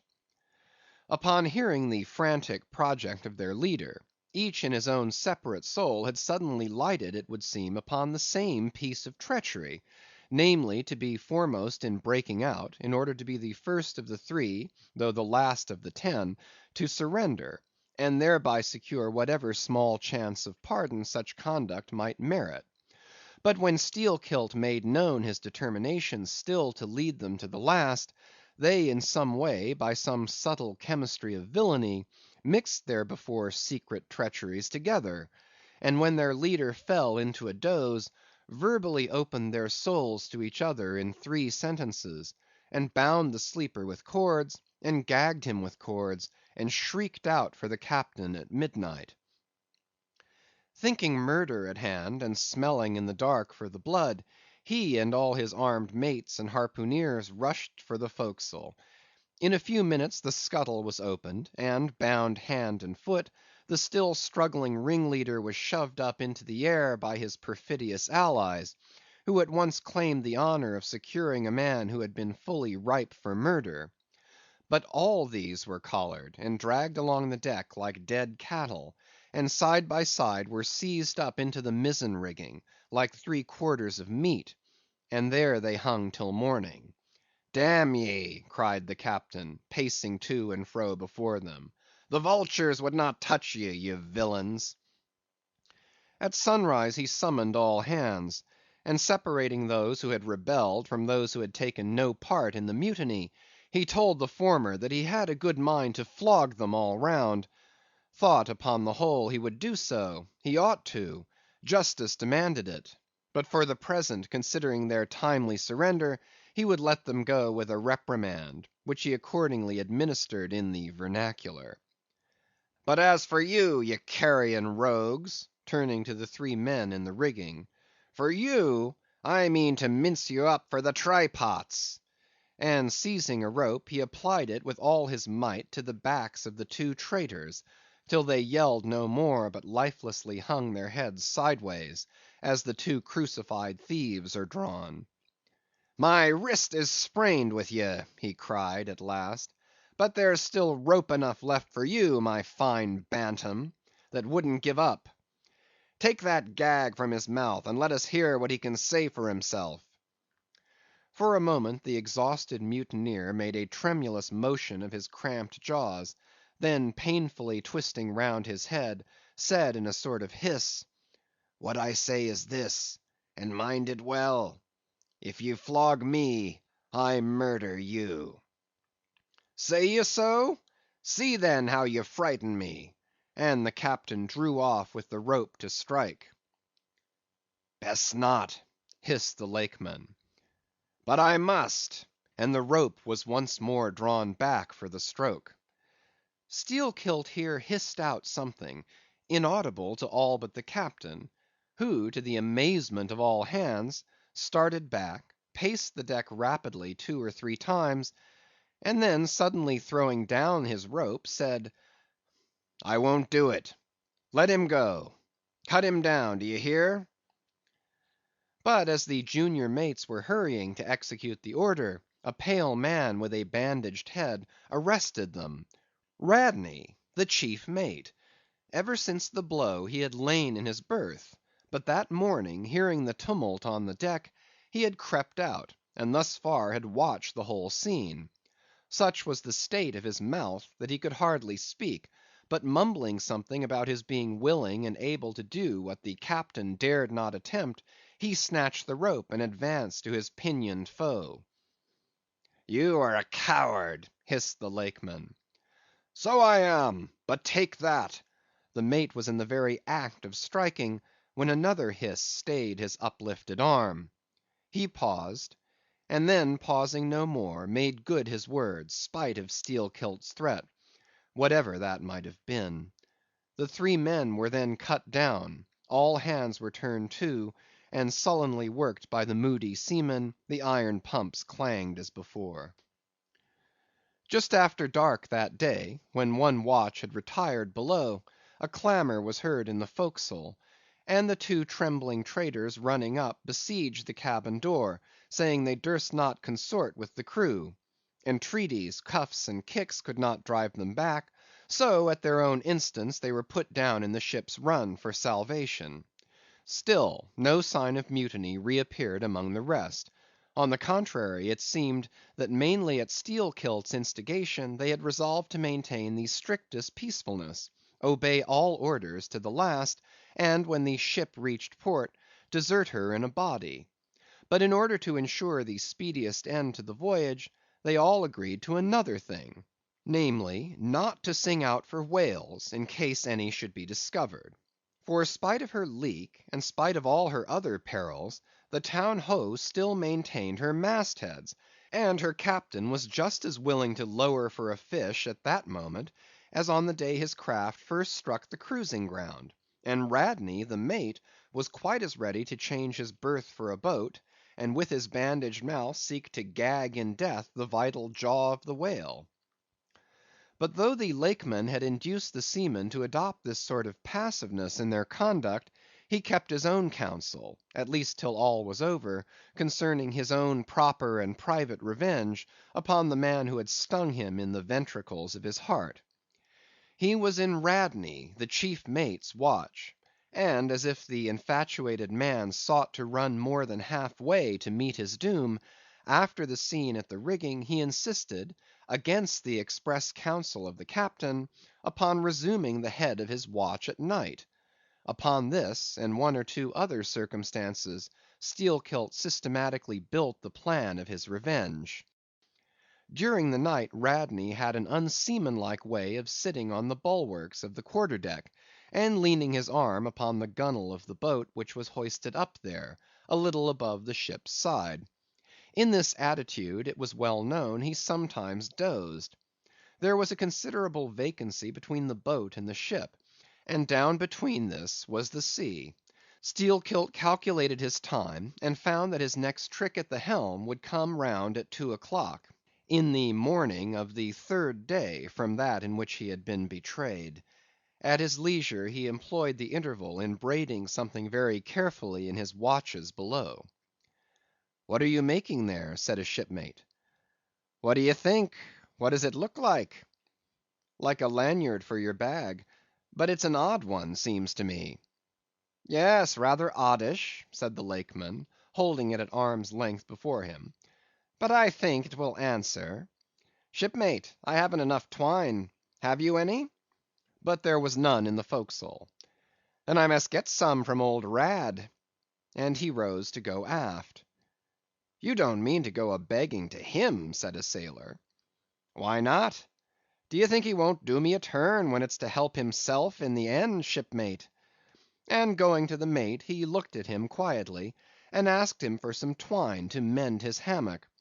It was given him; neither twine nor lanyard were seen again; but the next night an iron ball, closely netted, partly rolled from the pocket of the Lakeman's monkey jacket, as he was tucking the coat into his hammock for a pillow.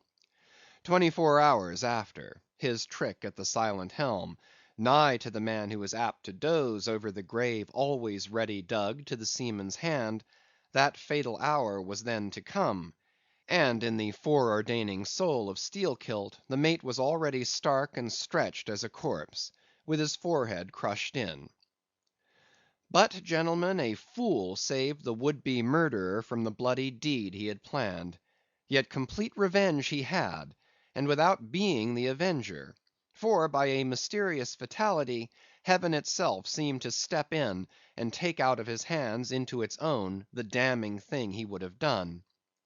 It was just between daybreak and sunrise of the morning of the second day, when they were washing down the decks, that a stupid Teneriffe man, drawing water in the main chains, all at once shouted out, "There she rolls!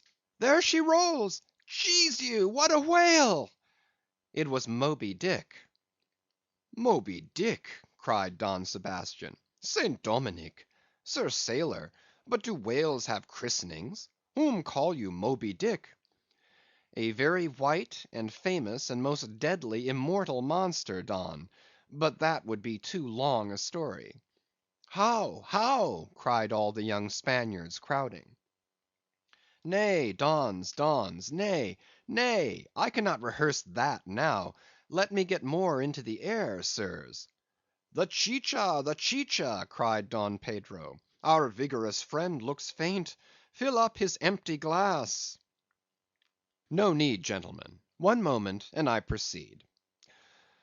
Now, gentlemen, so suddenly perceiving the snowy whale within 50 yards of the ship, forgetful of the compact among the crew, in the excitement of the moment, the Teneriffe man had instinctively and involuntarily lifted his voice for the monster, though for some little time past it had been plainly beheld from the 3 sullen mast heads.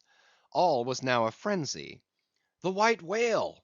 The white whale!" was the cry from the captain, mates, and harpooneers, who, undeterred by fearful rumors, were all anxious to capture so famous and precious a fish; while the dogged crew eyed askance, and with curses, the appalling beauty of the vast milky mass, that lit up by a horizontal spangling sun, shifted and glistened like a living opal in the blue morning sea.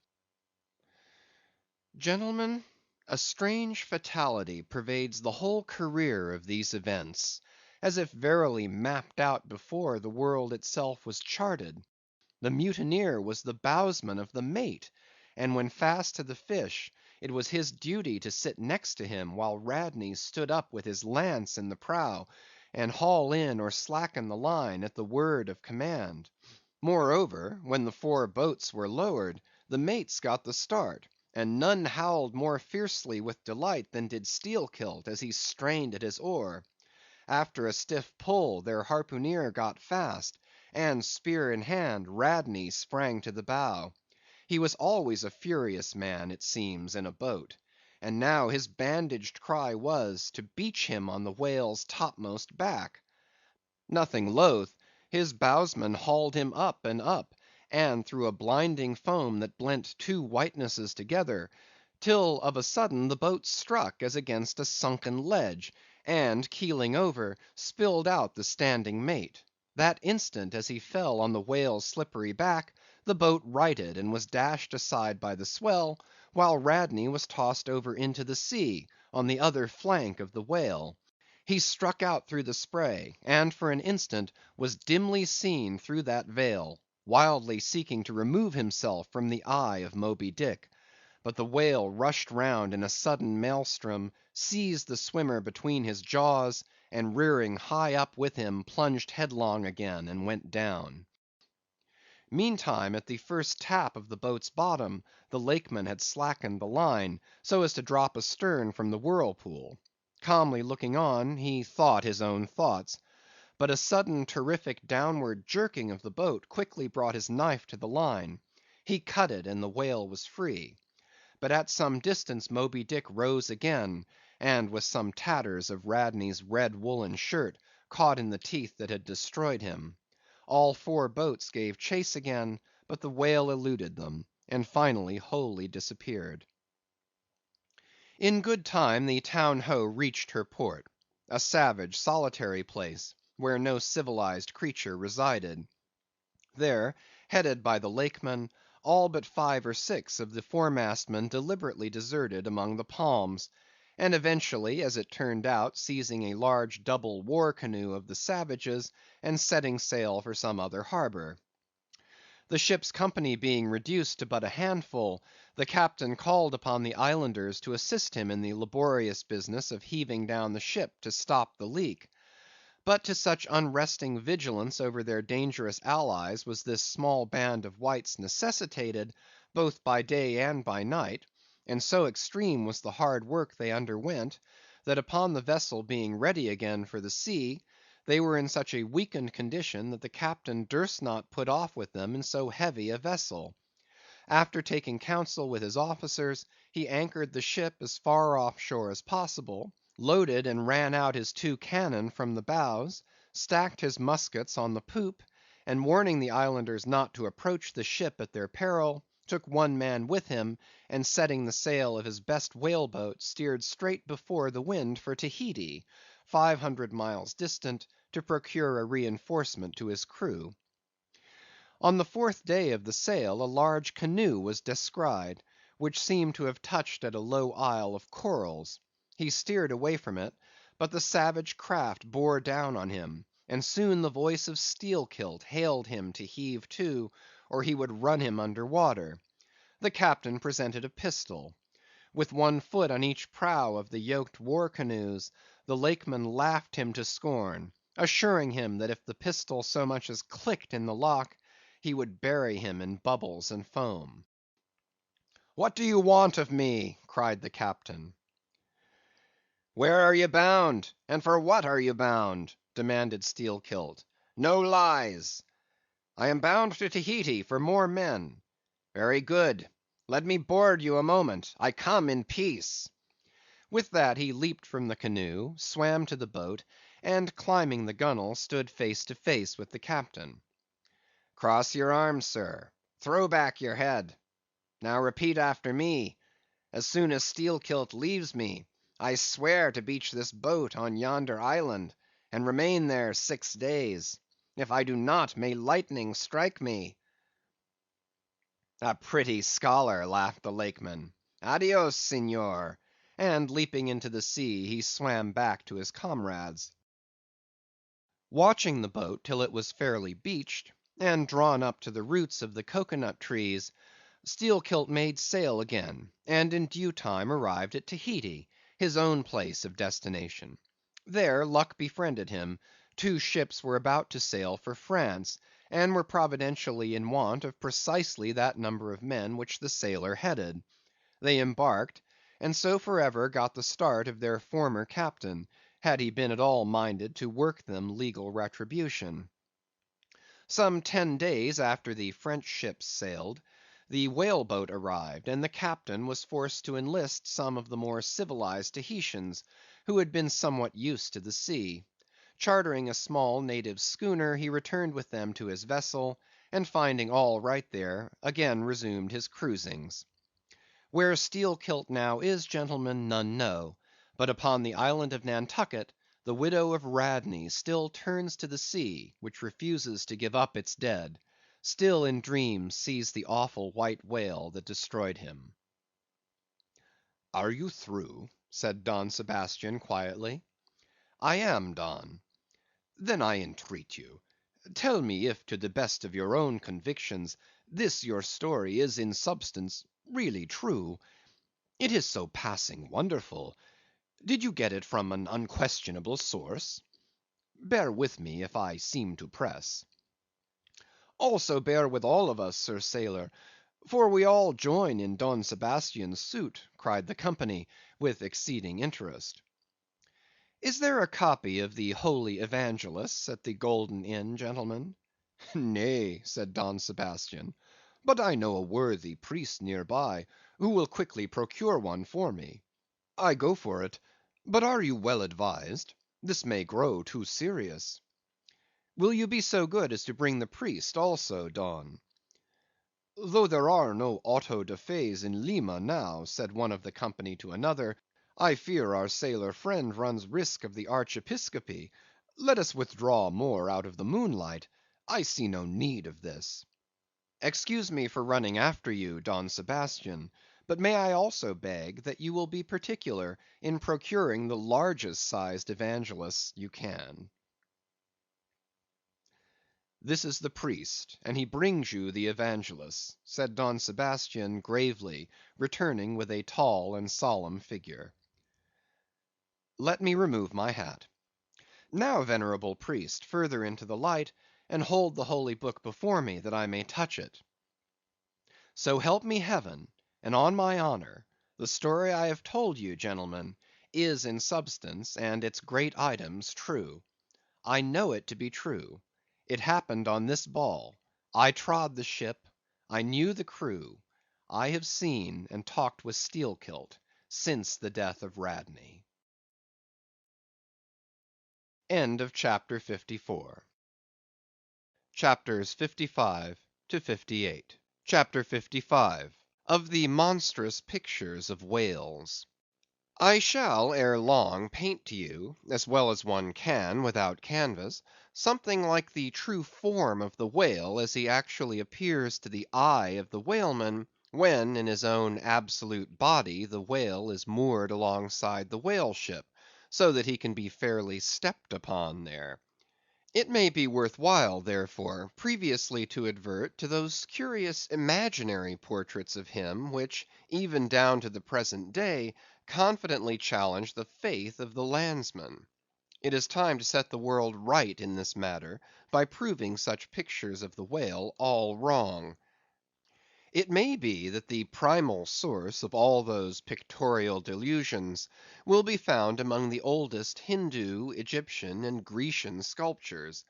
For ever since those inventive but unscrupulous times, when, on the marble panellings of temples, the pedestals of statues, and on shields, medallions, cups, and coins, the dolphin was drawn in scales of chain armour like Saladin's, and a helmeted head like St. George's; ever since then has something of the same sort of licence prevailed, not only in most popular pictures of the whale, but in many scientific presentations of him. Now, by all odds, the most ancient extant portrait, anyways purporting to be the whale's, is to be found in the famous cavern pagoda of Elephanta, in India. The Brahmins maintain that in the almost endless sculptures of that immemorial pagoda, all the trades and pursuits, every conceivable avocation of man, were prefigured ages before any of them actually came into being. No wonder, then, that in some sort our noble profession of whaling should have been there shadowed forth. The Hindoo whale referred to occurs in a separate department of the wall, depicting the incarnation of Vishnu in the form of Leviathan, learnedly known as the Matsya-avatar. But though this sculpture is half man and half whale, so as only to give the tail of the latter, yet that small section of him is all wrong. It looks more like the tapering tail of an anaconda, than the broad palms of the true whale's majestic flukes. But go to the old galleries, and look now at a great Christian painter's portrait of this fish, for he succeeds no better than the antediluvian Hindoo. It is Guido's picture of Perseus rescuing Andromeda from the sea monster or whale. Where did Guido get the model of such a strange creature as that? Nor does Hogarth, in painting the same scene in his own Perseus Descending, make out one whit better. The huge corpulence of that Hogarthian monster undulates on the surface, scarcely drawing 1 inch of water.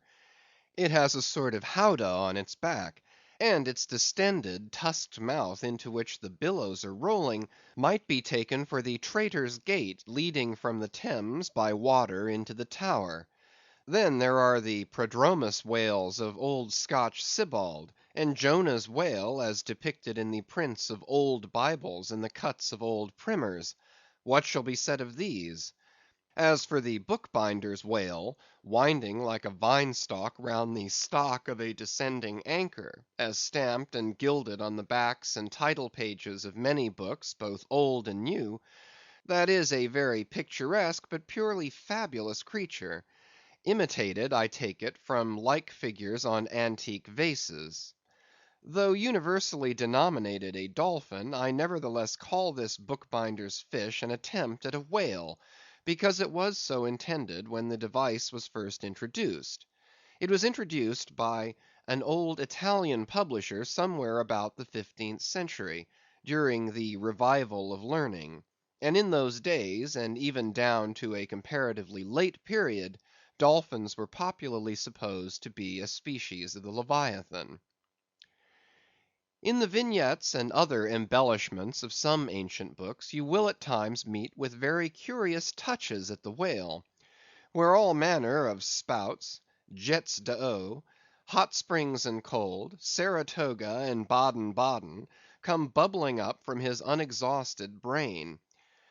In the title page of the original edition of the Advancement of Learning, you will find some curious whales. But quitting all these unprofessional attempts, let us glance at those pictures of Leviathan purporting to be sober, scientific delineations, by those who know. In old Harris's collection of voyages, There are some plates of whales extracted from a Dutch book of voyages, A.D. 1671, entitled "A Whaling Voyage to Spitzbergen in the Ship Jonas and the Whale, Peter Peterson of Friesland, Master." In one of those plates, the whales, like great rafts of logs, are represented lying among ice isles, with white bears running over their living backs. In another plate, the prodigious blunder is made of representing the whale with perpendicular flukes. Then again, there is an imposing quarto, written by one Captain Colnet, a post captain in the English navy, entitled "A Voyage round Cape Horn into the South Seas, for the purpose of extending the spermaceti whale fisheries." In this book is an outline purporting to be a "picture of a physeter or spermaceti whale, drawn by scale from one killed on the coast of Mexico, August, 1793, and hoisted on deck." I doubt not the captain had this veracious picture taken for the benefit of his marines. To mention but one thing about it, let me say that it has an eye which, applied, according to the accompanying scale, to a full grown sperm whale, would make the eye of that whale a bow window some 5 feet long. Ah, my gallant captain, why did ye not give us Jonah looking out of that eye? Nor are the most conscientious compilations of natural history for the benefit of the young and tender free from the same heinousness of mistake. Look at that popular work, Goldsmith's Animated Nature. In the abridged London edition of 1807, there are plates of an alleged whale and a narwhale. I do not wish to seem inelegant, but this unsightly whale looks much like an amputated sow; and as for the narwhale, one glimpse at it is enough to amaze one, that in this 19th century such a hippogriff could be palmed for genuine upon any intelligent public of schoolboys. Then again, in 1825, Bernard Germain, Count de Lacépède, a great naturalist, published a scientific systematized whale book, wherein are several pictures of the different species of the Leviathan. All these are not only incorrect, but the picture of the Mysticetus or Greenland whale, that is to say the right whale, even Scoresby, a long experienced man as touching that species, declares not to have its counterpart in nature. But placing of the cap sheaf to all this blundering business was reserved for the scientific Frederick Cuvier, brother to the famous Baron. In 1836 he published a Natural History of Whales, in which he gives what he calls a picture of the sperm whale. Before showing that picture to any Nantucketer, you had best provide for your summary retreat from Nantucket. In a word, Frederick Cuvier's sperm whale is not a sperm whale, but a squash. Of course he never had the benefit of a whaling voyage; such men seldom have. But whence he derived that picture, who can tell? Perhaps he got it, as his scientific predecessor in the same field, Desmarest, got one of his authentic abortions; that is, from a Chinese drawing. And what sort of lively lads with the pencil those Chinese are, many queer cups and saucers inform us. As for the sign painters' whales seen in the streets hanging over the shops of oil dealers, what shall be said of them? They are generally Richard III whales, with dromedary humps, and very savage, breakfasting on 3 or 4 sailor tarts, that is, whale boats full of mariners, their deformities floundering in seas of blood and blue paint. But these manifold mistakes in depicting the whale are not so very surprising after all. Consider, most of these scientific drawings have been taken from the stranded fish, and these are about as correct as a drawing of a wrecked ship with broken back would correctly represent the noble animal itself in all its undashed pride of hull and spars. Though elephants have stood for their full lengths, the living Leviathan has never yet fairly floated himself for his portrait. The living whale, in all his full majesty and significance, is only to be seen at sea in unfathomable waters; and afloat the vast bulk of him is out of sight, like a launched line of battle-ship. And out of that element it is a thing eternally impossible for mortal man to hoist him bodily into the air, so as to preserve all his mighty swells and undulations. And not to speak of the highly presumable difference of contour between a young sucking whale and a full-grown Platonian leviathan, yet even in the case of one of those young sucking whales hoisted to a ship's deck, such is then the outlandish, eel-like, limbered, varying shape of him, that his precise expression the devil himself could not catch. But it may be fancied that from the naked skeleton of the stranded whale, accurate hints may be derived touching his true form. Not at all. For it is one of the more curious things about this Leviathan, that his skeleton gives very little idea of his general shape, though Jeremy Bentham's skeleton, which hangs for candelabra in the library of one of his executors, correctly conveys the idea of a burly-browed utilitarian old gentleman, with all Jeremy's other leading personal characteristics, yet nothing of this kind could be inferred from any Leviathan's articulated bones. In fact, as the great Hunter says, the mere skeleton of the whale bears the same relation to the fully invested and padded animal, as the insect does to the chrysalis that so roundingly envelops it. This peculiarity is strikingly evinced in the head, as in some parts of this book will incidentally be shown. It is also very curiously displayed in the side fin, the bones of which almost exactly answer to the bones of the human hand, minus only the thumb. This fin has 4 regular bone fingers, the index, middle, ring, and little finger; but all these are permanently lodged in their fleshy covering, as the human fingers in an artificial covering. However recklessly the whale may sometimes serve us, said humorous Stubb one day, he can never be truly said to handle us without mittens. For all these reasons, then, any way you may look at it, you must needs conclude that the great Leviathan is that one creature in the world which must remain unpainted to the last. True, one portrait may hit the mark much nearer than another, but none can hit it with any very considerable degree of exactness.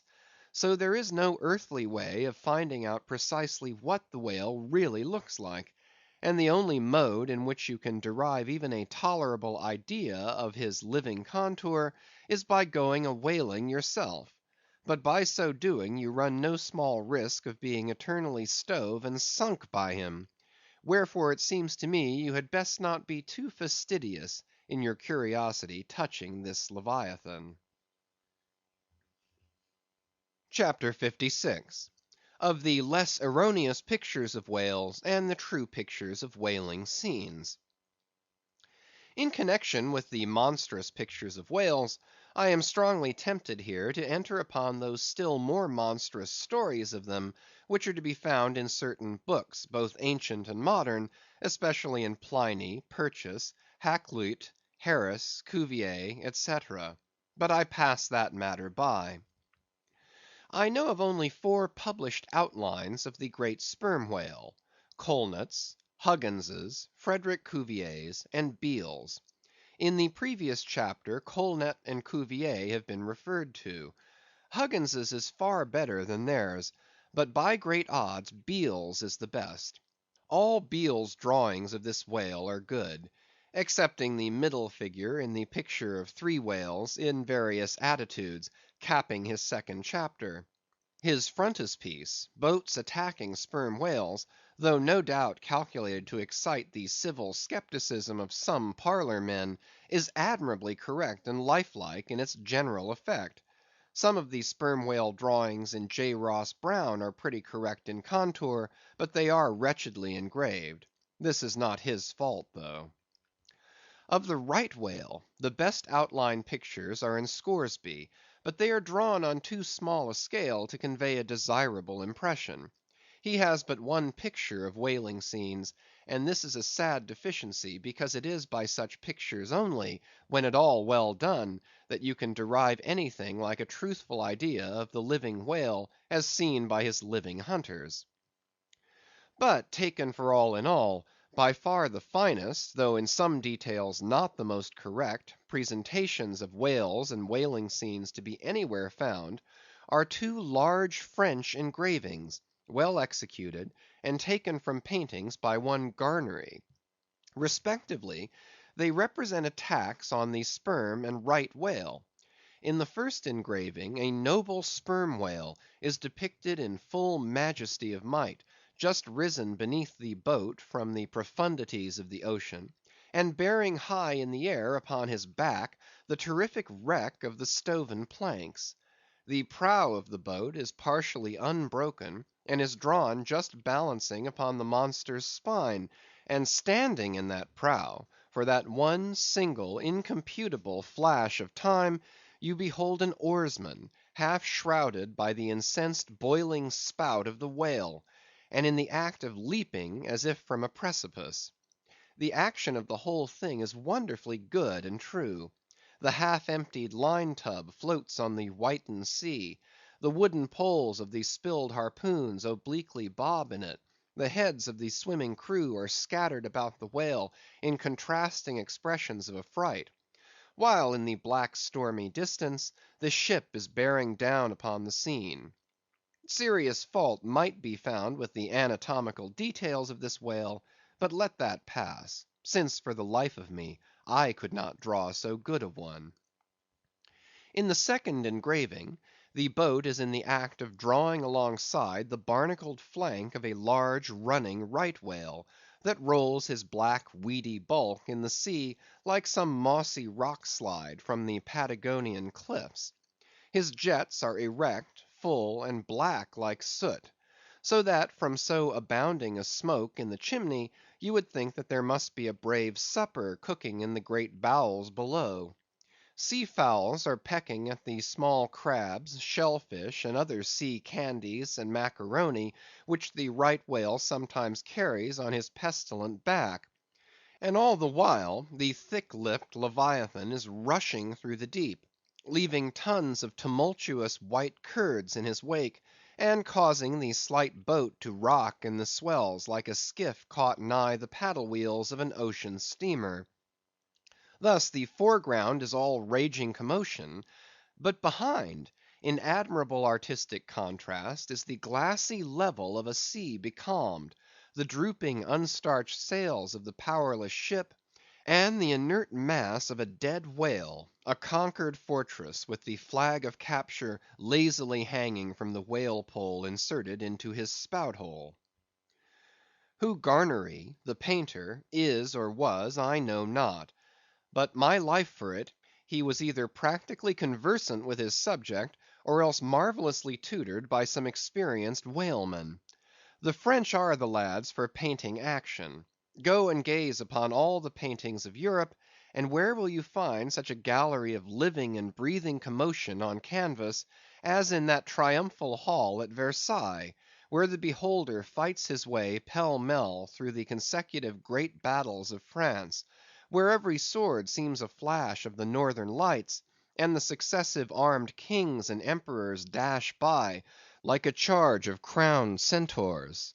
Not wholly unworthy of a place in that gallery are these sea battle pieces of Garnery. The natural aptitude of the French for seizing the picturesqueness of things seems to be peculiarly evinced in what paintings and engravings they have of their whaling scenes. With not 1/10 of England's experience in the fishery, and not the 1,000th part of that of the Americans, they have nevertheless furnished both nations with the only finished sketches at all capable of conveying the real spirit of the whale hunt. For the most part, the English and American whale draughtsmen seem entirely content with presenting the mechanical outline of things, such as the vacant profile of the whale, which, so far as picturesqueness of effect is concerned, is about tantamount to sketching the profile of a pyramid. Even Scoresby, the justly renowned right whaleman, after giving us a stiff, full length of the Greenland whale, and 3 or 4 delicate miniatures of narwhales and porpoises, treats us to a series of classical engravings of boat hooks, chopping knives, and grapnels, and with the microscopic diligence of a Leeuwenhoek, submits to the inspection of a shivering world 96 facsimiles of magnified Arctic snow crystals. I mean no disparagement to the excellent voyager. I honor him for a veteran. But in so important a matter, it was certainly an oversight not to have procured for every crystal a sworn affidavit taken before a Greenland justice of the peace. In addition to those fine engravings from Garnery, there are two other French engravings worthy of note, by someone who subscribes himself H. Durand. One of them, though not precisely adapted to our present purpose, nevertheless deserves mention on other accounts. It is a quiet noon scene among the isles of the Pacific. A French whaler anchored inshore in a calm, and lazily taking water on board, the loosened sails of the ship, and the long leaves of the palms in the background, both drooping together in the breezeless air. The effect is very fine, when considered with reference to its presenting the hardy fishermen under one of their few aspects of oriental repose. The other engraving is quite a different affair. The ship hove to on the open seas, and in the very heart of the leviathanic life, with a right whale alongside; the vessel in the act of cutting in, hove over to the monster as if to a quay; and a boat, hurriedly pushing off from this scene of activity, is about giving chase to whales in the distance. The harpoons and lances lie levelled for use; three oarsmen are just setting the mast in its hole, while from a sudden roll of the sea, the little craft stands half erect out of the water, like a rearing horse. From the ship, the smoke of the torments of the boiling whale is going up like the smoke over a village of smithies; and to windward, a black cloud, rising up with earnest of squalls and rains, seems to quicken the activity of the excited seamen. CHAPTER 57. Of Whales in paint, in teeth, in wood, in sheet iron, in stone, in mountains, in stars. On Tower Hill, as you go down to the London docks, you may have seen a crippled beggar, or kedger, as the sailors say, holding a painted board before him, representing the tragic scene in which he lost his leg. There are 3 whales and 3 boats, and one of the boats, presumed to contain the missing leg in all its original integrity, is being crunched by the jaws of the foremost whale. Any time these 10 years, they tell me, has that man held up that picture, and exhibited that stump to an incredulous world. But the time of his justification has now come.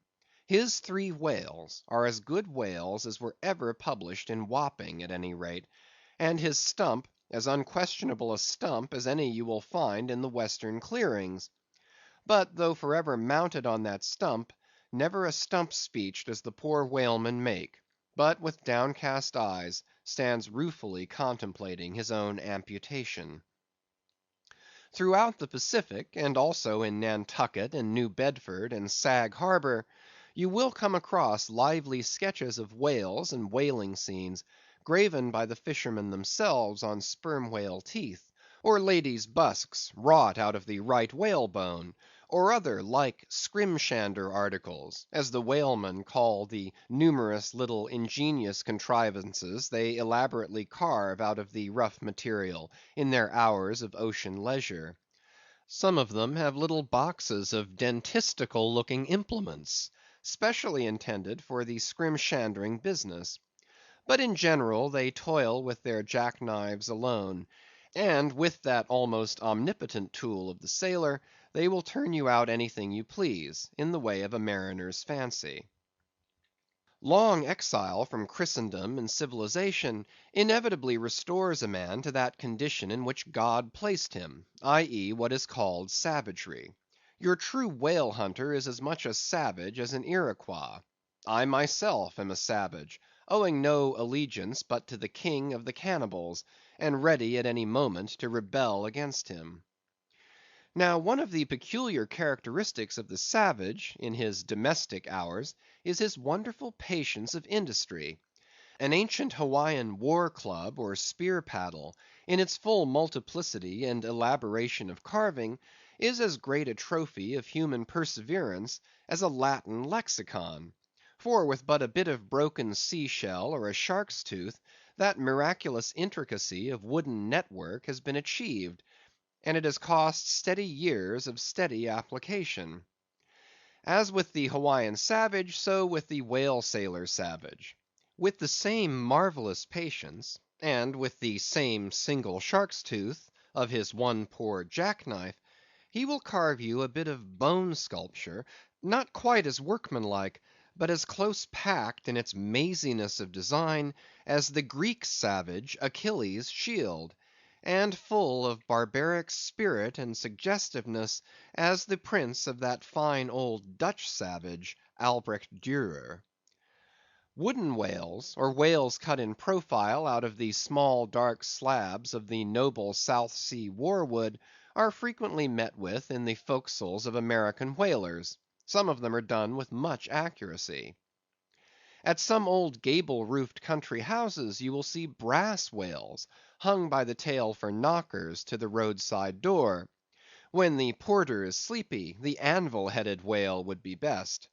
But these knocking whales are seldom remarkable as faithful essays.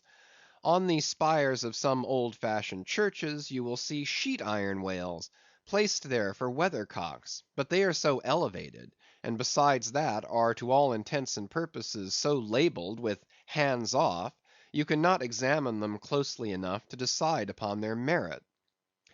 In bony, ribby regions of the earth, where at the base of high broken cliffs masses of rock lie strewn in fantastic groupings upon the plain, you will often discover images as of the petrified forms of the Leviathan partly merged in grass, which of a windy day breaks against them in a surf of green surges.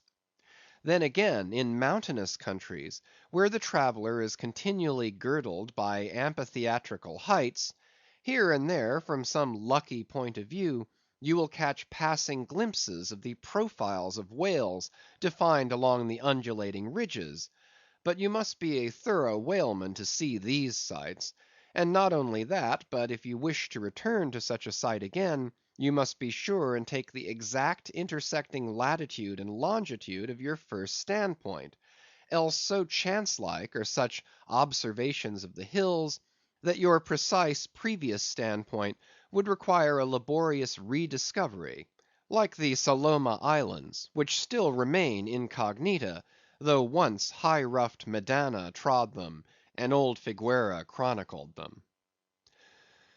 Nor, when expandingly lifted by your subject, can you fail to trace out great whales in the starry heavens, and boats in pursuit of them; as when, long filled with thoughts of war, the Eastern nations saw armies locked in battle among the clouds. Thus at the North have I chased Leviathan round and round the Pole, with the revolutions of the bright points that first defined him to me. And beneath the effulgent Antarctic skies I have boarded the Argo Navis, and joined the chase against the starry Cetus, far beyond the utmost stretch of Hydrus and the flying fish. With a frigate's anchors for my bridle bits, and fasces of harpoons for spurs, would I could mount that whale, and leap the topmost skies, to see whether the fabled heavens, with all their countless tents, really lie encamped beyond my mortal sight. CHAPTER 58. Brit. Steering north-eastward from the Crozetts, we fell in with vast meadows of brit, the minute yellow substance upon which the right whale largely feeds. For leagues and leagues it undulated round us, so that we seemed to be sailing through boundless fields of ripe and golden wheat. On the second day numbers of right whales were seen, who, secure from the attack of a sperm whaler like the Pequod, with open jaws sluggishly swam through the brit, which, adhering to the fringing fibres of that wondrous Venetian blind in their mouths, was in that manner separated from the water that escaped at the lip. As mourning mowers, who side by side slowly and seethingly advance their scythes through the long wet grass of marshy meads, even so these monsters swam, making a strange grassy cutting sound, and leaving behind them endless swaths of blue upon the yellow sea. That part of the sea known among whalemen as the Brazil Banks does not bear that name as the banks of Newfoundland do, because of there being shallows and soundings there, but because of this remarkable meadow-like appearance, caused by the vast drifts of brit continually floating in those latitudes, where the right whale is often chased. But it was only the sound they made as they parted the brit, which at all reminded one of mowers. Seen from the mast heads, especially when they paused and were stationary for a while, their vast black forms looked more like lifeless masses of rock than anything else; and as in the great hunting countries of India, the stranger at a distance will sometimes pass on the plains recumbent elephants without knowing them to be such, taking them for bare blackened elevations of the soil; even so, often, for him who for the first time beholds this species of leviathans on the sea. And even when recognized at last, their immense magnitude renders it very hard really to believe that such bulky masses of overgrowth can possibly be instinct in all parts with the same sort of life that lives in a dog or a horse. Indeed, in other respects, you can hardly regard any creatures of the deep with the same feelings that you do of those of the shore. For though some old naturalists have maintained that all creatures of the land are of their kind in the sea, and though taking a broad general view of the thing, this may very well be; yet coming to specialties, where, for example, does the ocean furnish any fish that in disposition answers to the sagacious kindness of the dog? The accursed shark alone can in any generic respect be said to bear comparative analogy to him. But though to landsmen in general the native inhabitants of the seas have ever been regarded with emotions unspeakably unsocial and repelling; though we know the sea to be an everlasting terra incognita, so that Columbus sailed over numberless unknown worlds to discover his one superficial western one; though by vast odds the most terrific of all mortal disasters have immemorially and indiscriminately befallen tens and hundreds of thousands of those who have gone upon the waters; though but a moment's consideration will teach, that however baby man may brag of his science and skill, and however much, in a flattering future, that science and skill may augment, yet forever and forever, to the crack of doom, the sea will insult and murder him, and pulverize the stateliest, stiffest frigate he can make; nevertheless, by the continual repetition of these very impressions, man has lost that sense of the full awfulness of the sea which aboriginally belongs to it. The first boat we read of floated on an ocean that with Portuguese vengeance had whelmed a whole world without leaving so much as a widow. That same ocean rolls now; that same ocean destroyed the wrecked ships of last year. Yea, foolish mortals, Noah's flood is not yet subsided; 2/3 of the fair world it yet covers. Wherein differ the sea and the land, that a miracle upon one is not a miracle upon the other?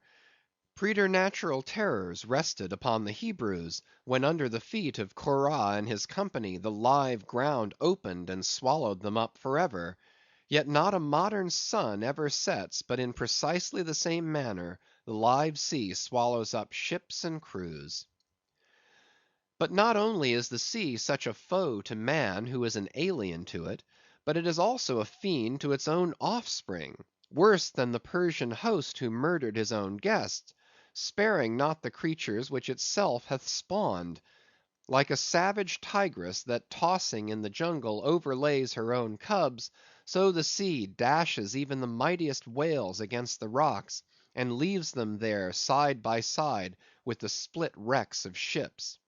No mercy, no power, but its own controls it. Panting and snorting like a mad battle steed that has lost its rider, the masterless ocean overruns the globe.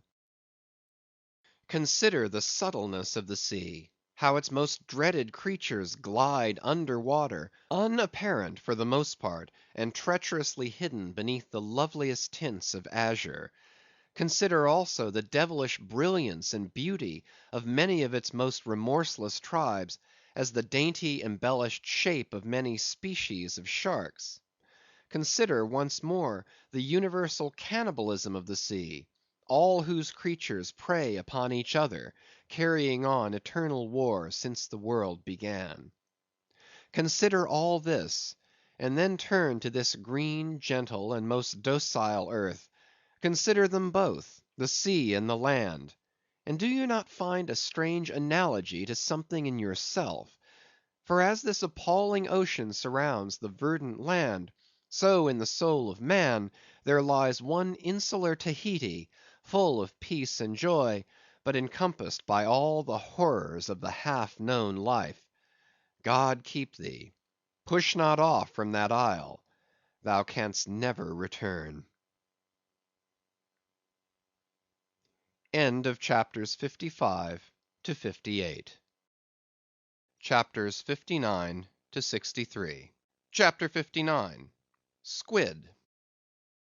Slowly wading through the meadows of Brit, the Pequod still held on her way northeastward towards the island of Java, a gentle air impelling her keel, so that in the surrounding serenity her three tall tapering masts mildly waved to that languid breeze, as three mild palms on a plain. And still, at wide intervals in the silvery night, the lonely, alluring jet would be seen. But one transparent blue morning, when a stillness almost preternatural spread over the sea, however unattended with any stagnant calm, when the long burnished sun glade on the waters seemed a golden finger laid across them, enjoining some secrecy, when the slippered waves whispered together as they softly ran on, in this profound hush of the visible sphere, a strange spectre was seen by Daggoo from the main mast head. In the distance a great white mass lazily rose, and rising higher and higher, and disentangling itself from the azure, at last gleamed before our prow like a snow slide, new slid from the hills. Thus glistening for a moment, as slowly it subsided and sank, then once more arose, and silently gleamed. It seemed not a whale, and yet is this Moby Dick, thought Daggoo? Again the phantom went down, but on reappearing once more, with a stiletto-like cry that startled every man from his nod, the negro yelled out, "There, there again! There she breaches! Right ahead! The White Whale! The White Whale!" Upon this the seamen rushed to the yard arms, as in swarming times the bees rush to the bows. Bareheaded in the sultry sun, Ahab stood on the bowsprit, and with one hand pushed far behind in readiness to wave his orders to the helmsman, cast his eager glance in the direction indicated aloft by the outstretched motionless arm of Daggoo. Whether the flitting attendance of one still and solitary jet had gradually worked upon Ahab, so that he was now prepared to connect the ideas of mildness and repose with the first sight of the particular whale he pursued; however this was, or whether his eagerness betrayed him, whichever way it might have been, no sooner did he distinctly perceive the white mass, than with a quick intensity he instantly gave orders for lowering. The four boats were soon on the water, Ahab's in advance, and all swiftly pulling towards their prey. Soon it went down, and while with oars suspended we were awaiting its reappearance, lo! in the same spot where it sank, once more it slowly rose. Almost forgetting for a moment all thoughts of Moby Dick, we gazed at the most wondrous phenomenon which the secret seas have hitherto revealed to mankind. A vast pulpy mass, furlongs in length and breadth, of a glancing cream color, lay floating on the water, innumerable long arms radiating from its center, and curling and twisting like a nest of anacondas, as if blindly to clutch at any hapless object within reach.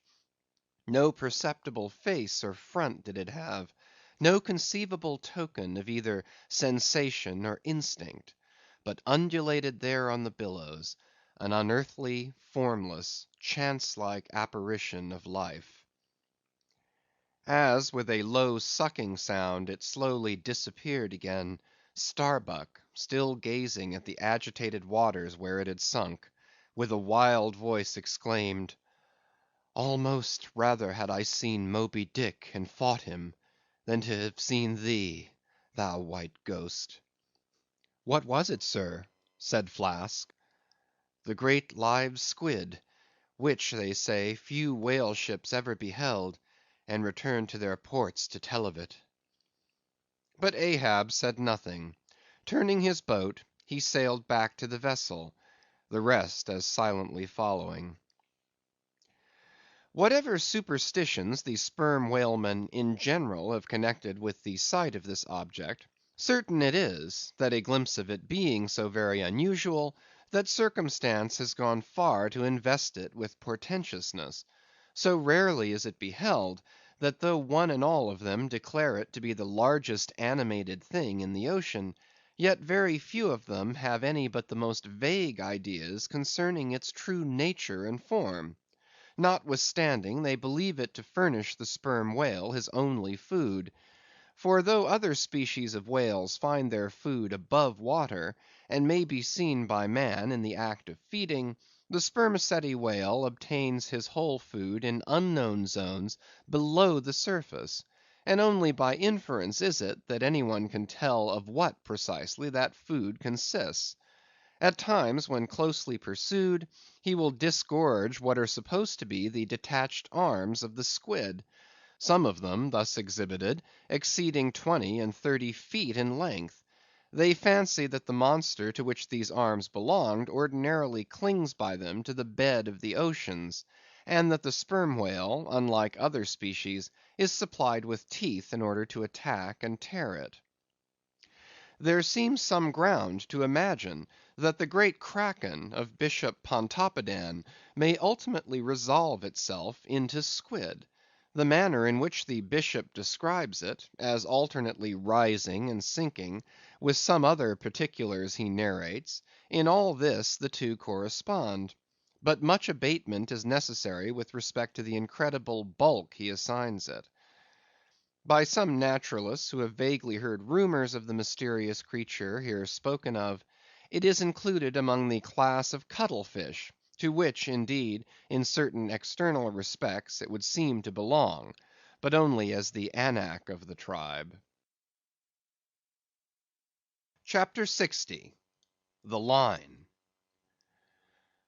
With reference to the whaling scene shortly to be described, as well as for the better understanding of all similar scenes elsewhere presented, I have here to speak of the magical, sometimes horrible, whale line.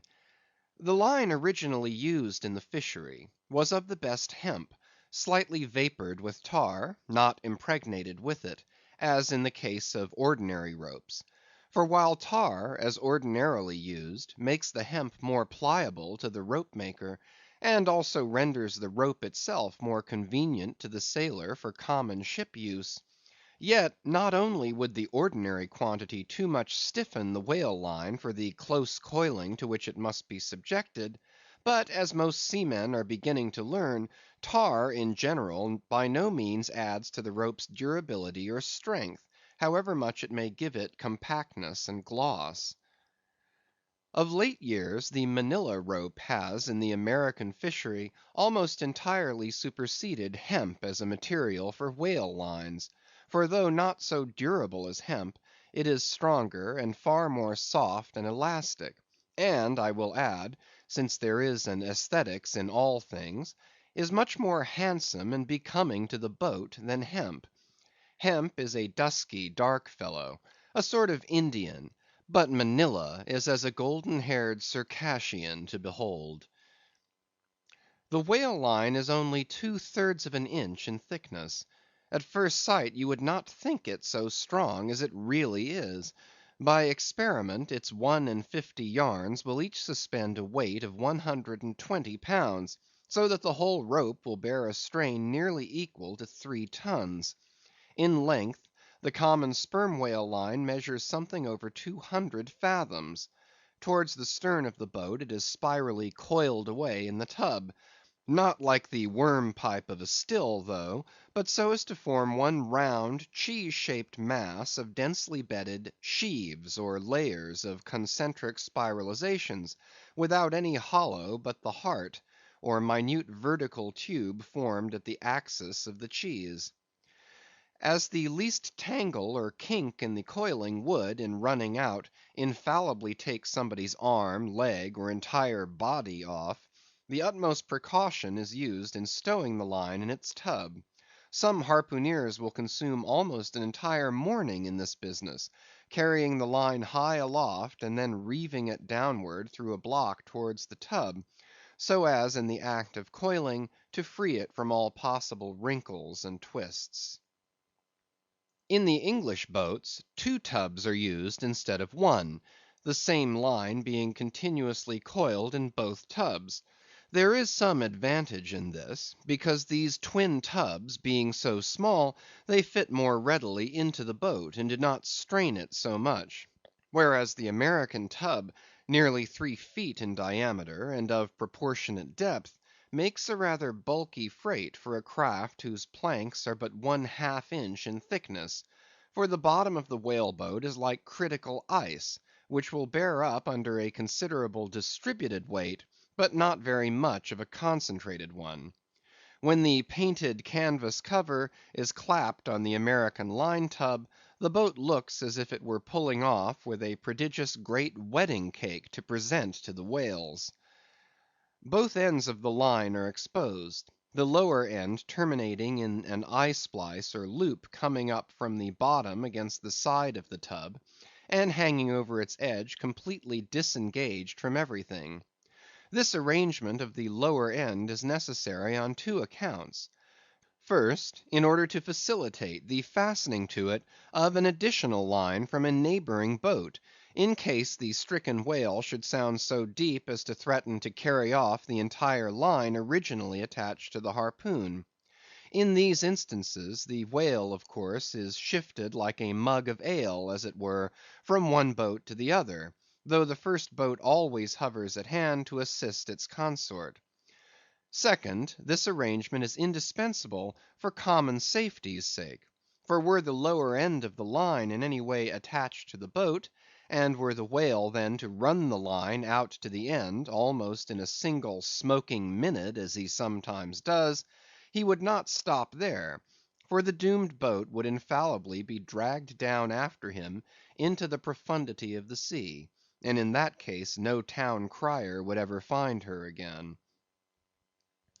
Before lowering the boat for the chase, the upper end of the line is taken aft from the tub, and passing round the loggerhead there, is again carried forward the entire length of the boat, resting crosswise upon the loom or handle of every man's oar, so that it jogs against his wrist in rowing, and also passing between the men, as they alternately sit at the opposite gunwales, to the leaded chocks or grooves in the extreme pointed prow of the boat, where a wooden pin or skewer the size of a common quill prevents it from slipping out. From the chocks it hangs in a slight festoon over the bows, and is then passed inside the boat again, and some 10 or 20 fathoms, called box line, being coiled upon the box in the bows, it continues its way to the gunwale still a little further aft, and is then attached to the short warp, the rope which is immediately connected with the harpoon; but previous to that connection, the short warp goes through sundry mystifications too tedious to detail. Thus the whale line folds the whole boat in its complicated coils, twisting and writhing around it in almost every direction. All the oarsmen are involved in its perilous contortions, so that to the timid eye of the landsman they seem as Indian jugglers, with the deadliest snakes sportively festooning their limbs. Nor can any son of mortal woman for the first time seat himself amid those hempen intricacies, and while straining his utmost at the oar, bethink him that at any unknown instant the harpoon may be darted, and all these horrible contortions be put into play like ringed lightnings. He cannot be thus circumstanced without a shudder that makes the very marrow in his bones to quiver in him like a shaken jelly. Yet habit, strange thing, what cannot habit accomplish? Gayer sallies, more merry mirth, better jokes, and brighter repartees you never heard over your mahogany, than you will hear over the half–inch white cedar of the whale boat, when thus hung in hangman's nooses; and like the 6 burghers of Calais before King Edward, the 6 men composing the crew pull into the jaws of death with a halter around every neck, as you may say. Perhaps a very little thought will now enable you to account for those repeated whaling disasters, some few of which are casually chronicled, of this man or that man being taken out of the boat by the line and lost. For when the line is darting out, to be seated then in the boat is like being seated in the midst of the manifold whizzings of a steam engine in full play, when every flying beam and shaft and wheel is grazing you. It is worse, for you cannot sit motionless in the heart of these perils, because the boat is rocking like a cradle, and you are pitched one way and the other, without the slightest warning, and only by a certain self–adjusting buoyancy and simultaneousness of volition and action, can you escape being made a Mazeppa of, and run away with where the all–seeing sun himself could never pierce you out.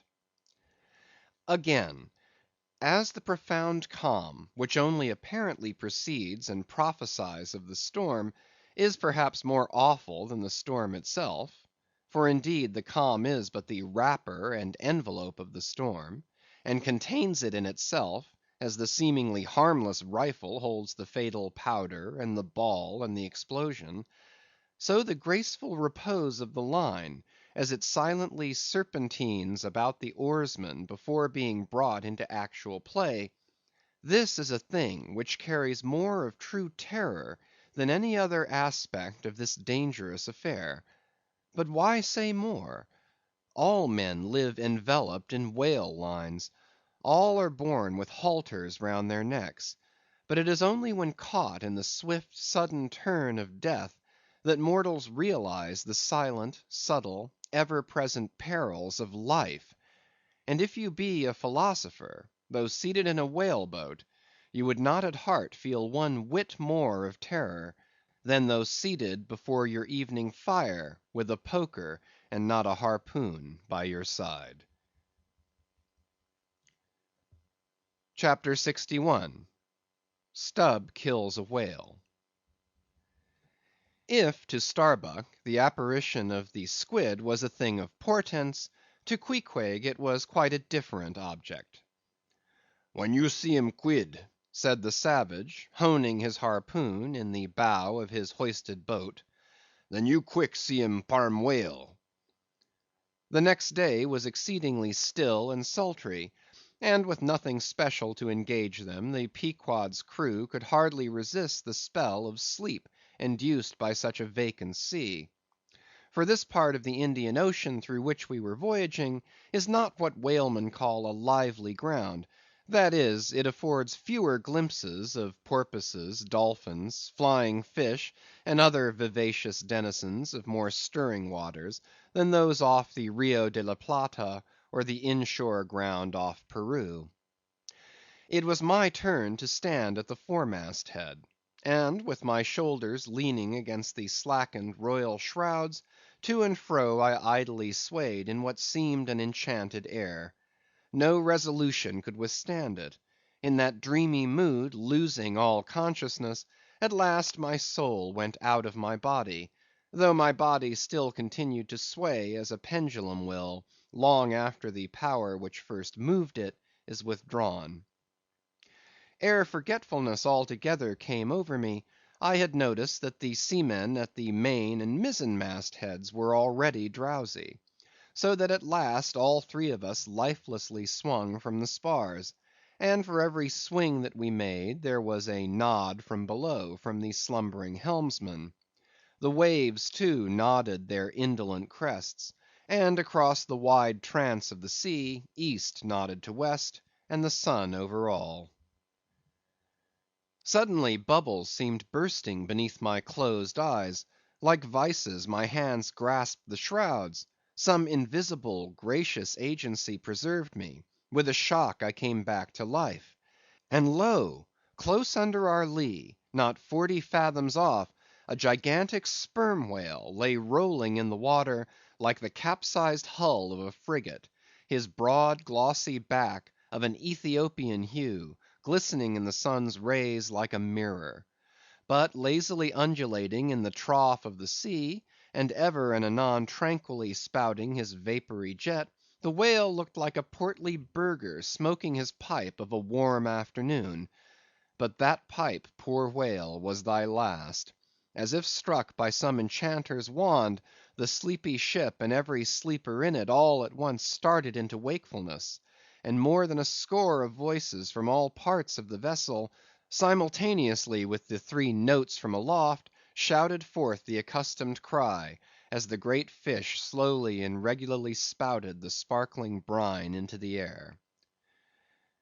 "Clear away the boats! Luff!" cried Ahab; and obeying his own order, he dashed the helm down before the helmsman could handle the spokes. The sudden exclamations of the crew must have alarmed the whale, and ere the boats were down, majestically turning, he swam away to the leeward; but with such a steady tranquillity, and making so few ripples as he swam, that thinking after all he might not as yet be alarmed, Ahab gave orders that not an oar should be used, and no man must speak but in whispers. So, seated like Ontario Indians on the gunwales of the boats, we swiftly but silently paddled along, the calm not admitting of the noiseless sails being set. Presently, as we thus glided in chase, the monster perpendicularly flitted his tail 40 feet into the air, and then sank out of sight like a tower swallowed up. "There go flukes!" was the cry; an announcement immediately followed by Stubb's producing his match and igniting his pipe; for now a respite was granted. After the full interval of his sounding had elapsed, the whale rose again; and being now in advance of the smoker's boat, and much nearer to it than any of the others, Stubb counted upon the honor of the capture. It was obvious now that the whale had at length become aware of his pursuers. All silence of cautiousness was therefore no longer of use; paddles were dropped, and oars came loudly into play; and still puffing at his pipe, Stubb cheered on his crew to the assault. Yes, a mighty change had come over the fish. All alive to his jeopardy, he was going head out, that part obliquely projecting from the mad yeast which he brewed.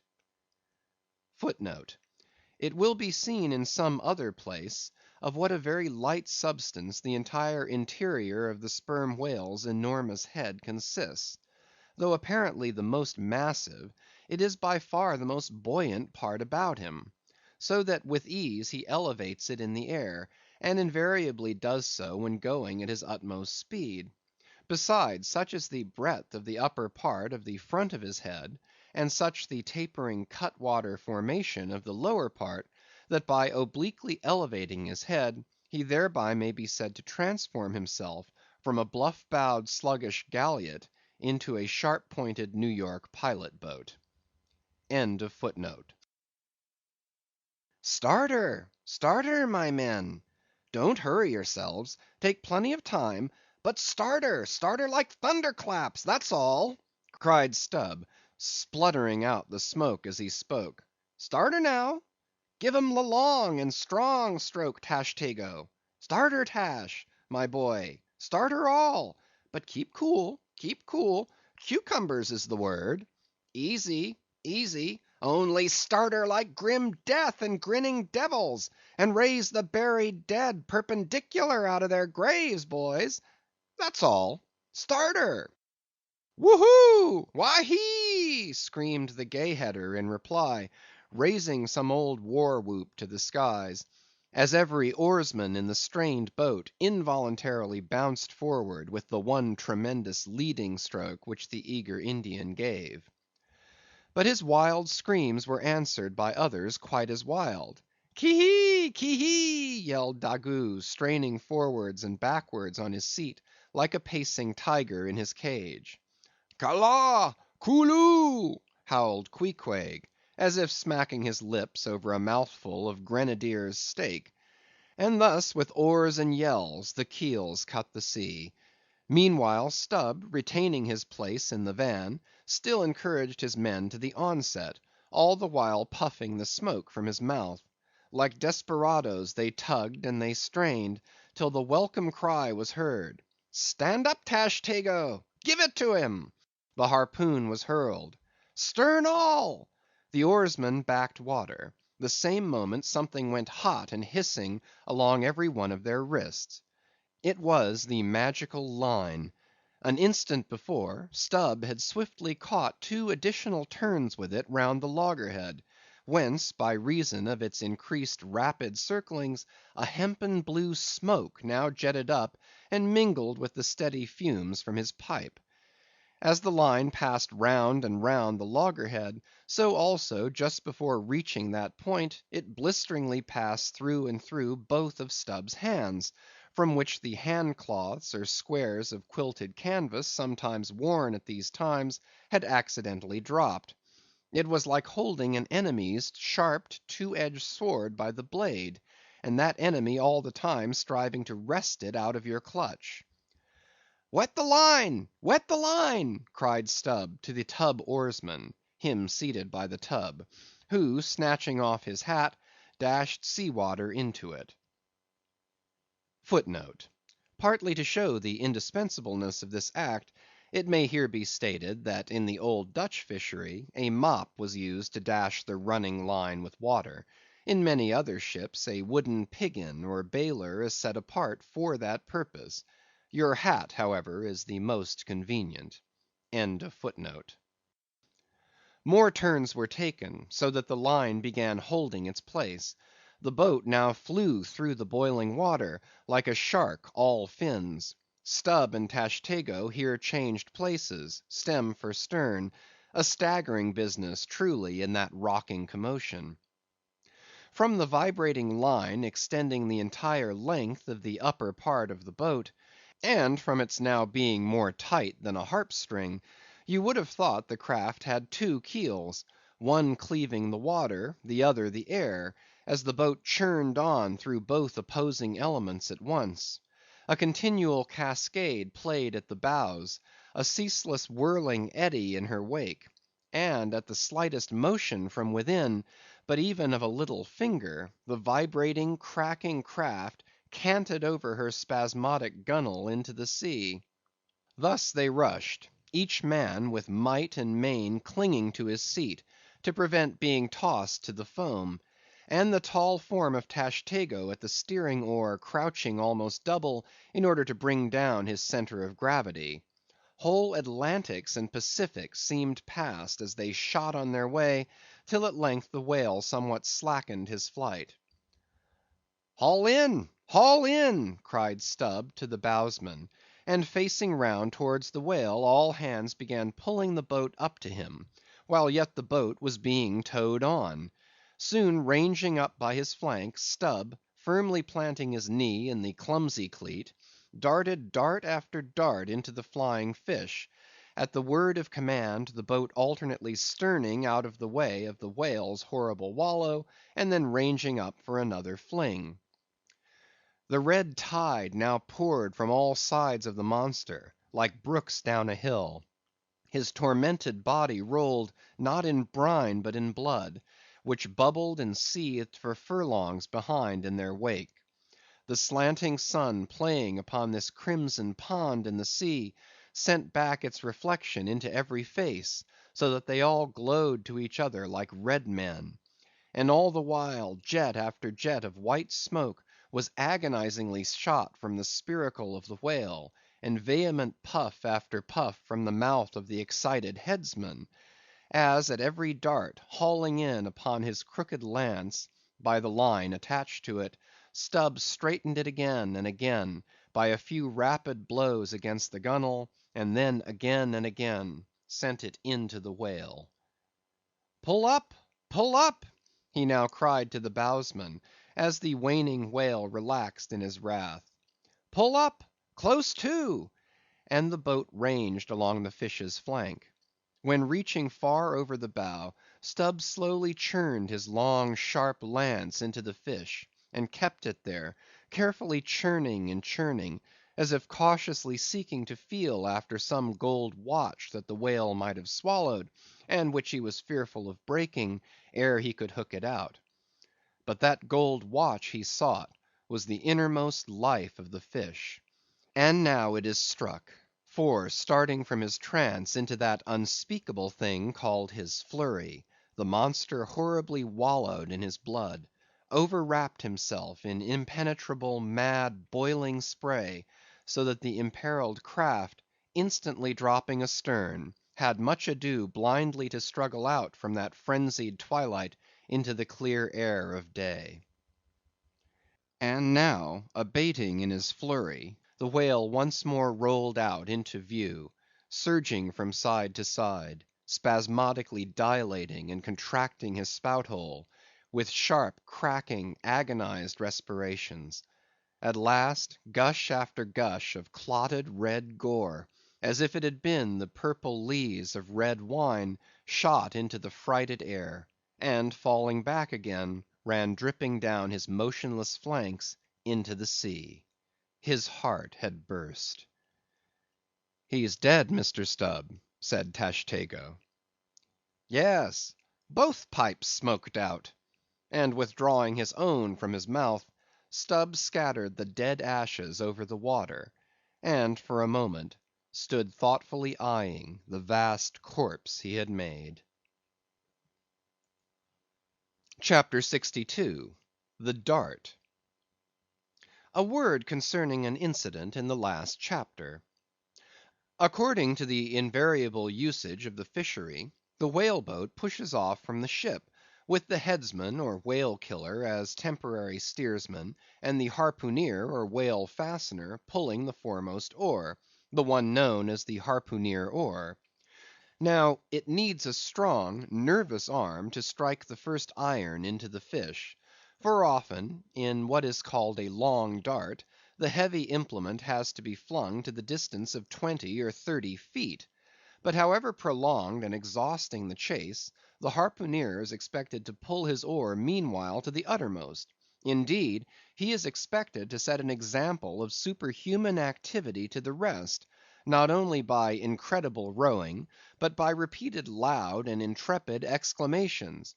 And what it is to keep shouting at the top of one's compass, while all the other muscles are strained and half started; what that is, none know but those who have tried it. For one, I cannot bawl very heartily and work very recklessly at one and the same time. In this straining, bawling state, then, with his back to the fish, all at once the exhausted harpooneer hears the exciting cry, "Stand up and give it to him." He now has to drop and secure his oar, turn round on his centre half way, seize his harpoon from the crotch, and with what little strength may remain, he essays to pitch it somehow into the whale. No wonder, taking the whole fleet of whalemen in a body, that out of 50 fair chances for a dart, not 5 are successful. No wonder that so many hapless harpooneers are madly cursed and disrated. No wonder that some of them actually burst their blood vessels in the boat. No wonder that some sperm whalemen are absent 4 years with 4 barrels. No wonder that to many ship owners whaling is but a losing concern; for it is the harpooneer that makes the voyage, and if you take the breath out of his body, how can you expect to find it there when most wanted? Again, If the dart be successful, then at the second critical instant, that is, when the whale starts to run, the boat header and harpooneer likewise start to running fore and aft, to the imminent jeopardy of themselves and every one else. It is then they change places, and the headsman, the chief officer of the little craft, takes his proper station in the bows of the boat. Now, I care not who maintains the contrary, but all this is both foolish and unnecessary. The headsman should stay in the bows from first to last. He should both dart the harpoon and the lance, and no rowing whatever should be expected of him, except under circumstances obvious to any fisherman.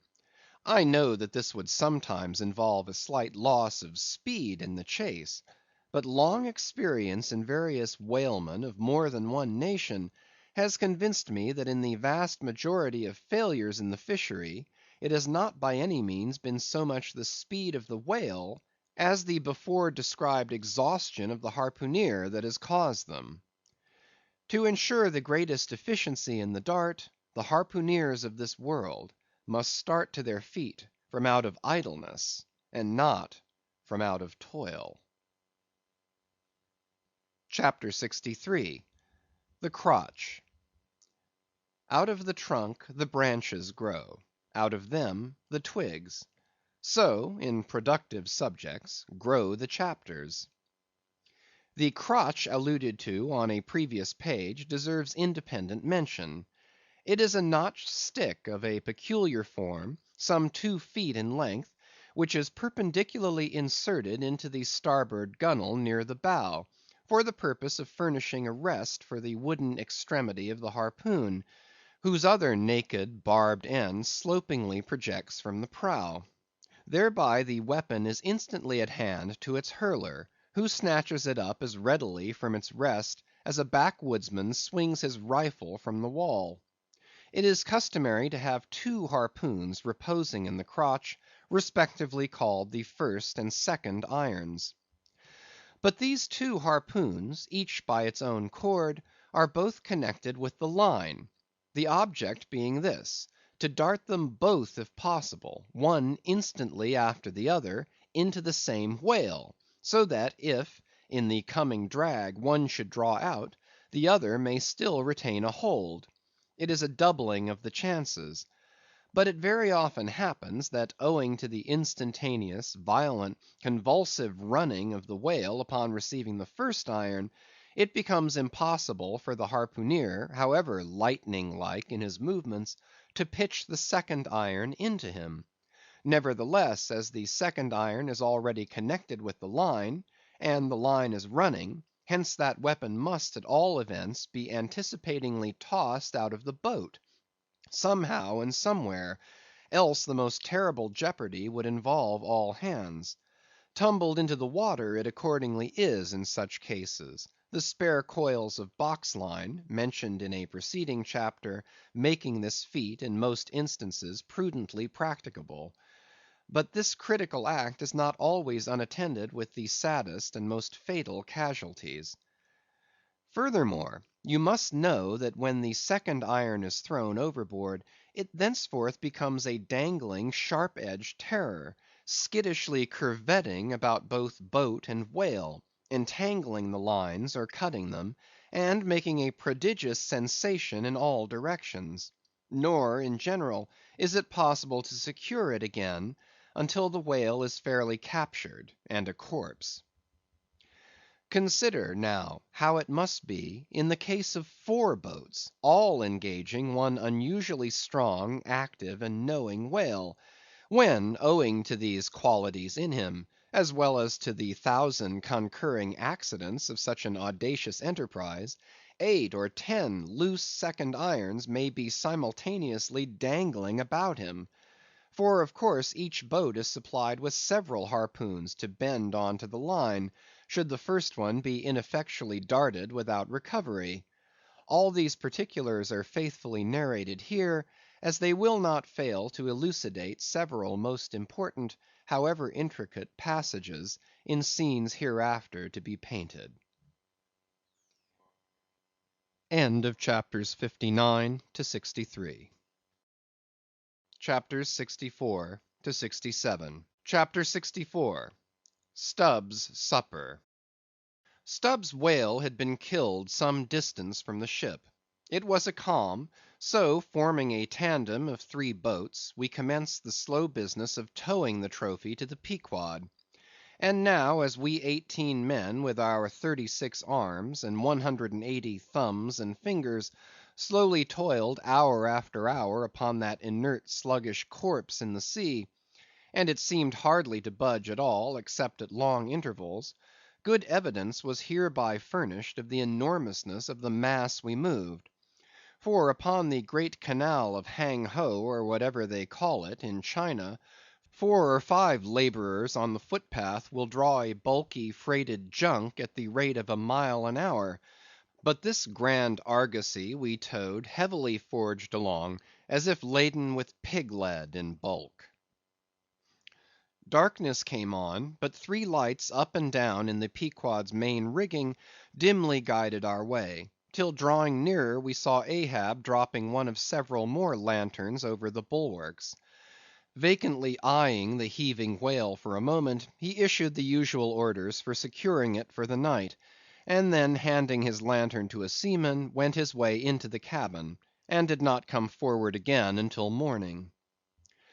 Though in overseeing the pursuit of this whale, Captain Ahab had evinced his customary activity, to call it so, yet now that the creature was dead, some vague dissatisfaction, or impatience, or despair seemed working in him, as if the sight of that dead body reminded him that Moby Dick was yet to be slain; and though 1,000 other whales were brought to his ship, all that would not one jot advance his grand monomaniac object. Very soon you would have thought from the sound of the Pequod's decks, that all hands were preparing to cast anchor in the deep, for heavy chains are being dragged along the deck, and thrust rattling out of the portholes. But by those clanking links the vast corpse itself, not the ship, is to be moored, tied by the head to the stern, and by the tail to the bows. The whale now lies with its black hull close to the vessel's, and seen through the darkness of the night, which obscured the spars and rigging aloft, the two, ship and whale, seemed yoked together like colossal bullocks, whereof one reclines while the other remains standing. Footnote: a little item may as well be related here. The strongest and most reliable hold which the ship has upon the whale, when moored alongside, is by the flukes or tail; and as from its greater density that part is relatively heavier than any other, excepting the side fins, its flexibility, even in death, causes it to sink low beneath the surface, so that with the hand you cannot get at it from the boat in order to put the chain around it. But this difficulty is ingeniously overcome. A small strong line is prepared, with a wooden float at its outer end, and a weight in its middle, while the other end is secured to the ship. By adroit management the wooden float is made to rise on the other side of the mass, so that now having girdled the whale, the chain is readily made to follow suit, and being slipped along the body, is at last locked fast round the smallest part of the tail, at the point of junction with its broad flukes or lobes. End of footnote. If moody Ahab was now all quiescence, at least so far as could be known on deck, Stubb, his second mate, flushed with conquest, betrayed an unusual but still good-natured excitement. Such an unwonted bustle was he in, that the staid Starbuck, his official superior, quietly resigned to him for the time the sole management of affairs. One small helping cause of all this liveliness in Stubb was soon made strangely manifest. Stubb was a high liver. He was somewhat intemperately fond of the whale, as a flavorish thing to his palate. "A steak! a steak! ere I sleep! You, Daggoo, overboard you go, and cut me one from his small."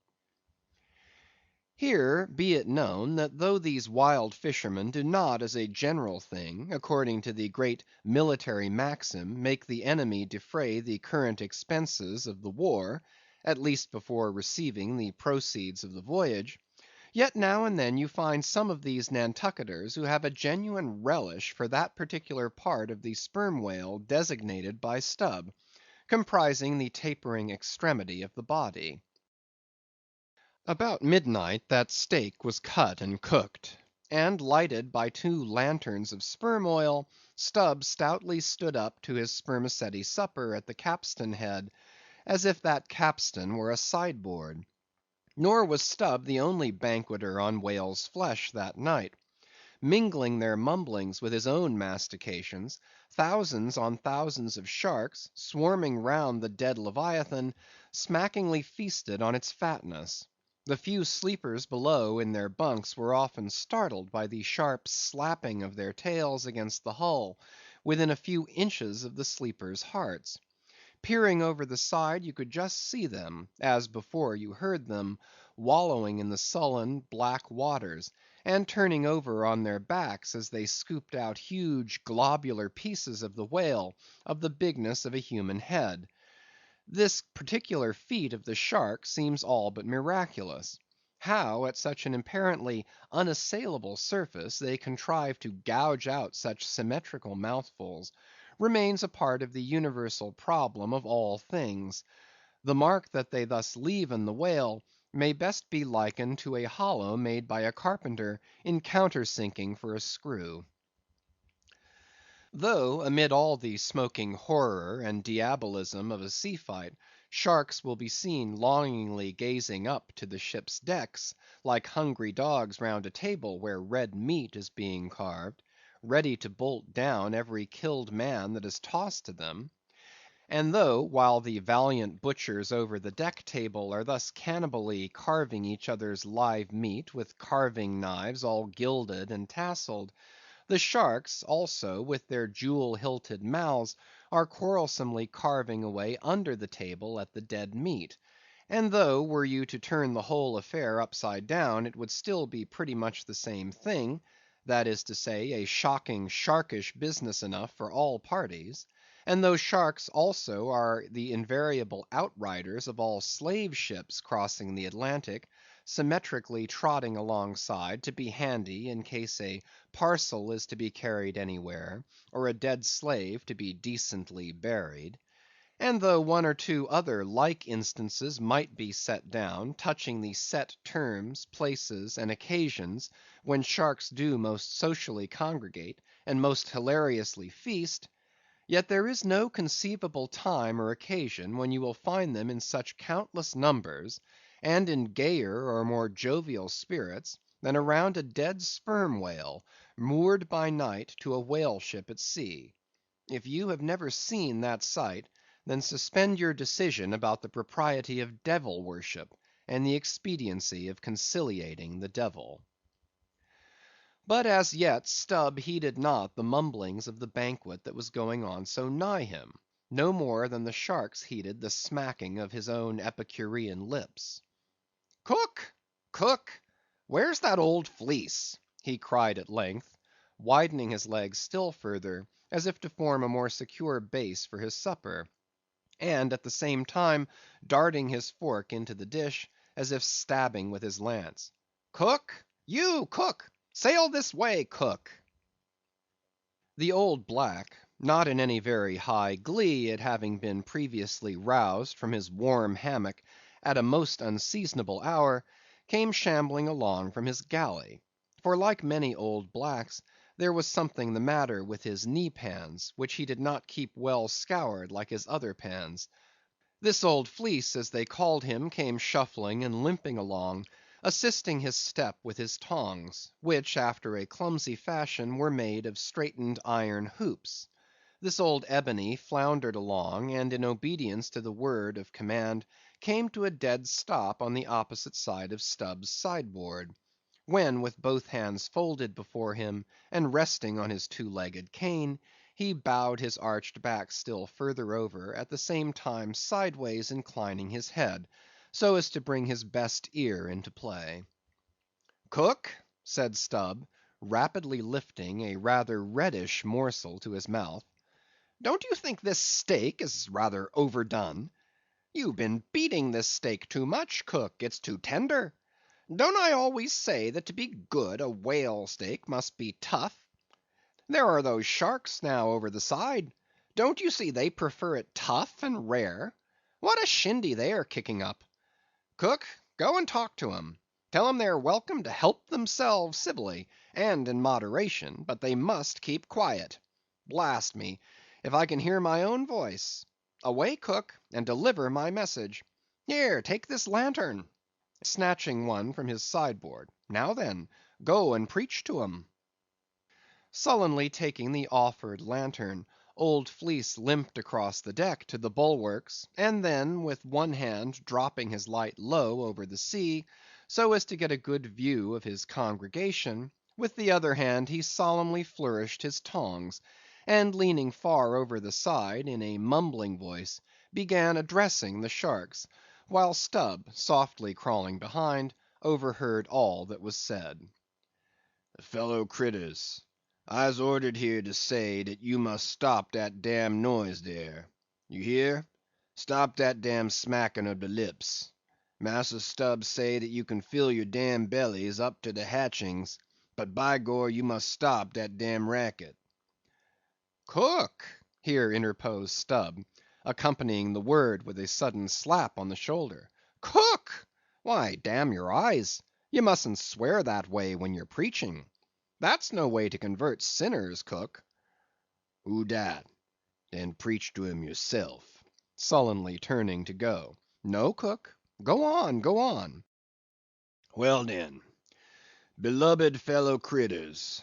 Right, exclaimed Stubb approvingly. Coax 'em to it. Try that. And Fleece continued.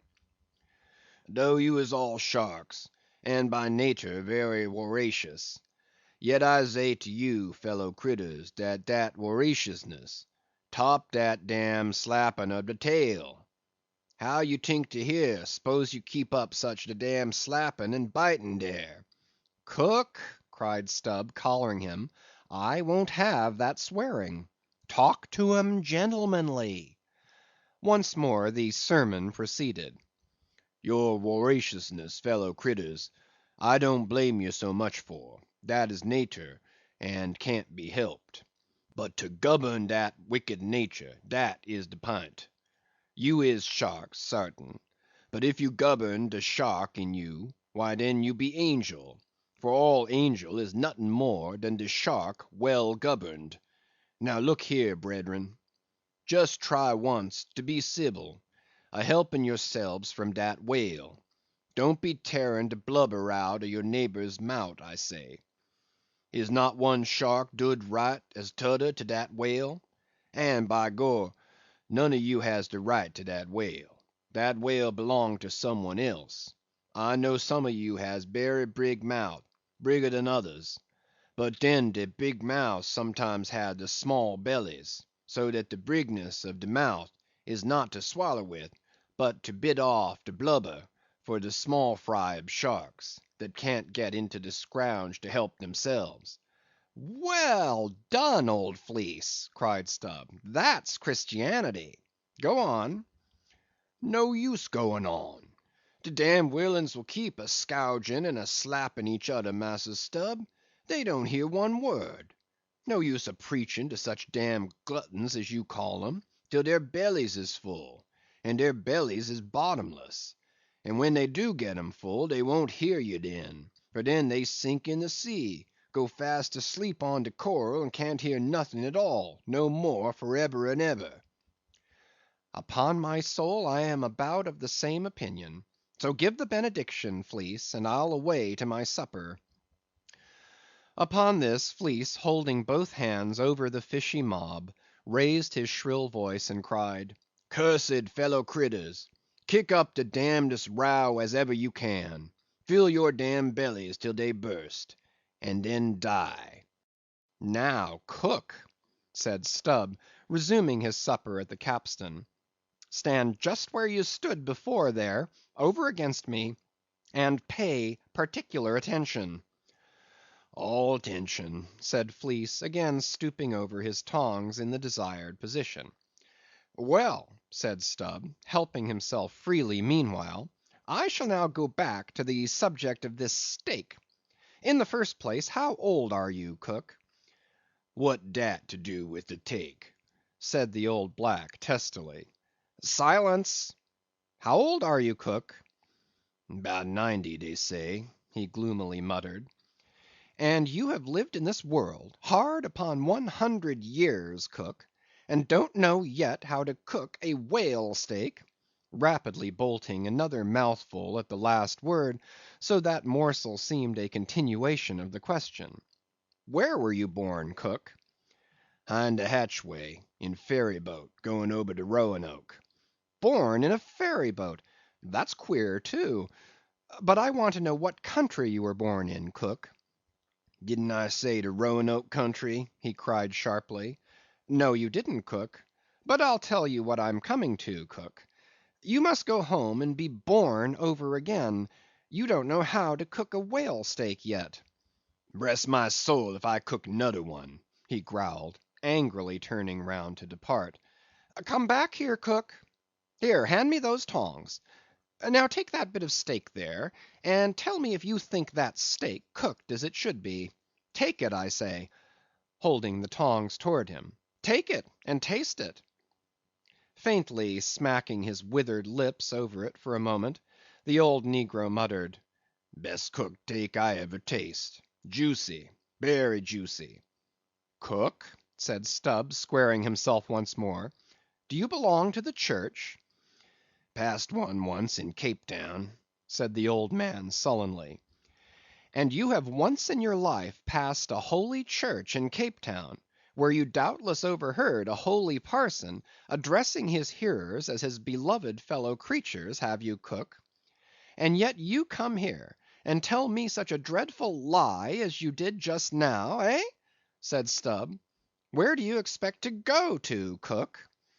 "Go to bed berry soon," he mumbled, half turning as he spoke. "Avast! Heave to! I mean when you die, cook. It's an awful question. Now what's your answer?" "When dis old brack man dies," said the negro slowly, changing his whole air and demeanor, "he hisself won't go nowhere, but some bressed angel will come and fetch him." "Fetch him? How? In a coach and four, as they fetched Elijah? And fetch him where?" "Up dere," said Fleece, holding his tongs straight over his head, and keeping it there very solemnly. "So then, you expect to go up into our main top, do you, cook, when you are dead? But don't you know the higher you climb, the colder it gets? Main top, eh?" "Didn't say dat at all," said Fleece, again in the sulks. "You said up there, didn't you? And now look yourself, and see where your tongs are pointing. But perhaps you expect to get into heaven by crawling through the lubber's hole, cook. But no, no, cook, you don't get there, except you go the regular way, round by the rigging. It's a ticklish business, but it must be done, or else it's no go. But none of us are in heaven yet. Drop your tongs, cook, and hear my orders, do you hear? Hold your hat in one hand, and clap the other atop your heart, when I'm giving my orders, cook. What? That your heart, there? That's your gizzard! Aloft, aloft! That's it, now you have it. Hold it there now, and pay attention." "All attention," said the old black, with both hands placed as desired, vainly wriggling his grizzled head as if to get both ears in front at one and the same time. "Well then, cook, you see this whale steak of yours was so very bad, that I have put it out of sight as soon as possible. You see that, don't you? Well, for the future, when you cook another whale steak for my private table here, the capstan, I'll tell you what to do, so as not to spoil it by overdoing. Hold the steak in one hand, and show a live coal to it with the other.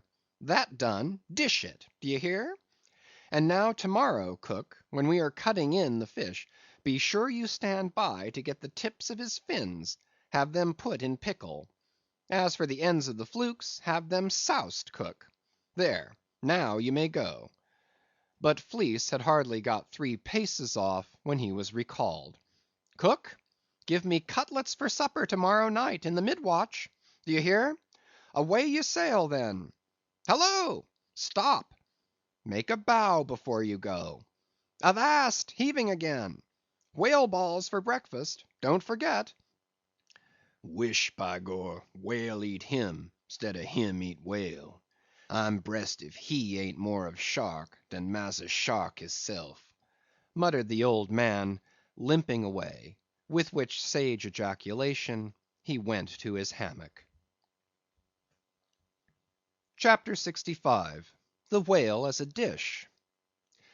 That mortal man should feed upon the creature that feeds his lamp, and, like Stubb, eat him by his own light, as you may say, this seems so outlandish a thing, that one must needs go a little into the history and philosophy of it.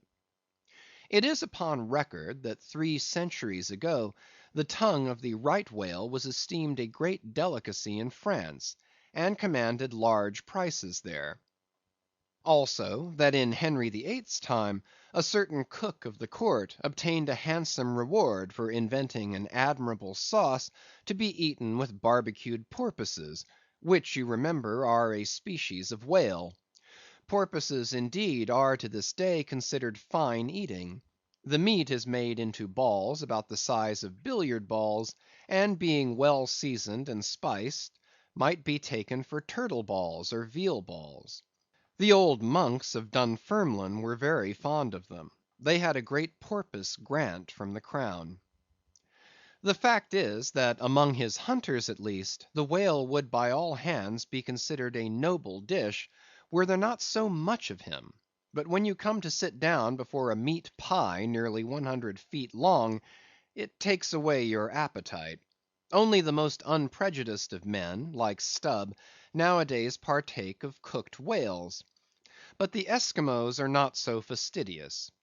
We all know how they live upon whales, and have rare old vintages of prime old train oil. Zogranda, one of their most famous doctors, recommends strips of blubber for infants, as being exceedingly juicy and nourishing. And this reminds me that certain Englishmen, who long ago were accidentally left in Greenland by a whaling vessel, that these men actually lived for several months on the mouldy scraps of whales, which had been left ashore after trying out the blubber. Among the Dutch whalemen these scraps are called fritters, which indeed they greatly resemble, being brown and crisp, and smelling something like old Amsterdam housewives' doughnuts or olykoeks when fresh. They have such an edible look that the most self-denying stranger can hardly keep his hands off. But what further depreciates the whale as a civilized dish is his exceeding richness. He is the great prize ox of the sea, too fat to be delicately good. Look at his hump, which would be as fine eating as the buffalo's, which is esteemed a rare dish, were it not such a solid pyramid of fat. But the spermaceti itself, how bland and creamy that is! Like the transparent, half-jellied white meat of a cocoanut in the 3rd month of its growth, yet far too rich to supply a substitute for butter. Nevertheless, many whalemen have a method of absorbing it into some other substance, and then partaking of it. In the long try watches of the night, it is a common thing for the seamen to dip their ship biscuit into the huge oil pots, and let them fry there awhile. Many a good supper have I thus made. In the case of a small sperm whale, the brains are accounted a fine dish. The casket of the skull is broken into with an axe, and the 2 plump whitish lobes being withdrawn, precisely resembling 2 large puddings, they are then mixed with flour and cooked into a most delectable mess, in flavor somewhat resembling calves' heads, which is quite a dish among some epicures. And every one knows that some young bucks among the epicures, by continually dining upon calves' brains, by and by get to have a little brains of their own, so as to be able to tell a calf's head from their own heads, which indeed requires uncommon discrimination. And that is the reason why a young buck with an intelligent looking calf's head before him is somehow one of the saddest sights you can see. The head looks a sort of reproachfully at him, with an et tu, Brute expression. It is not perhaps entirely because the whale is so excessively unctuous, that landsmen seem to regard the eating of him with abhorrence. That appears to result in some way from the consideration before mentioned, i.e., that a man should eat a newly murdered thing of the sea, and eat it too by its own light.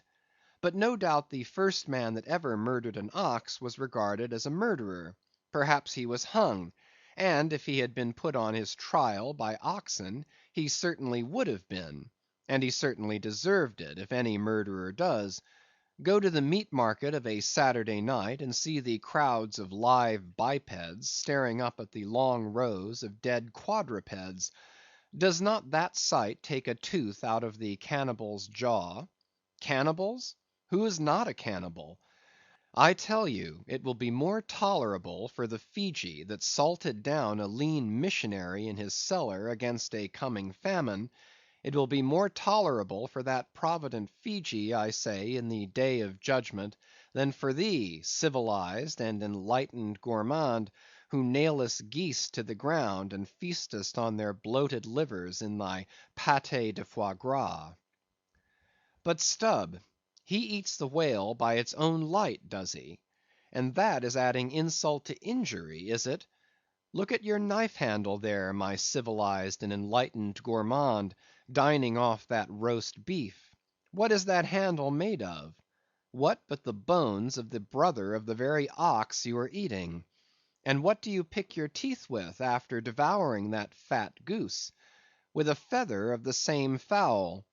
And with what quill did the secretary of the Society for the Suppression of Cruelty to Ganders formally indite his circulars? It is only within the last month or two that that society passed a resolution to patronize nothing but steel pens. CHAPTER 66. The Shark Massacre. When in the southern fishery a captured sperm whale, after long and weary toil, is brought alongside late at night, it is not, as a general thing at least, customary to proceed at once to the business of cutting him in; for that business is an exceedingly laborious one, is not very soon completed, and requires all hands to set about it. Therefore the common usage is to take in all sail, lash the helm a lee, and then send every one below to his hammock till daylight, with the reservation that until that time anchor watches shall be kept; that is, 2 and 2, for an hour each couple, the crew in rotation shall mount the deck to see that all goes well. But sometimes, especially upon the line in the Pacific, this plan will not answer at all, because such incalculable hosts of sharks gather round the moored carcass, that were he left so for 6 hours, say, on a stretch, little more than the skeleton would be visible by morning. In most other parts of the ocean, however, where these fish do not so largely abound, their wondrous voracity can be at times considerably diminished by vigorously stirring them up with sharp whaling spades; a procedure notwithstanding which, in some instances, only seems to tickle them into still greater activity.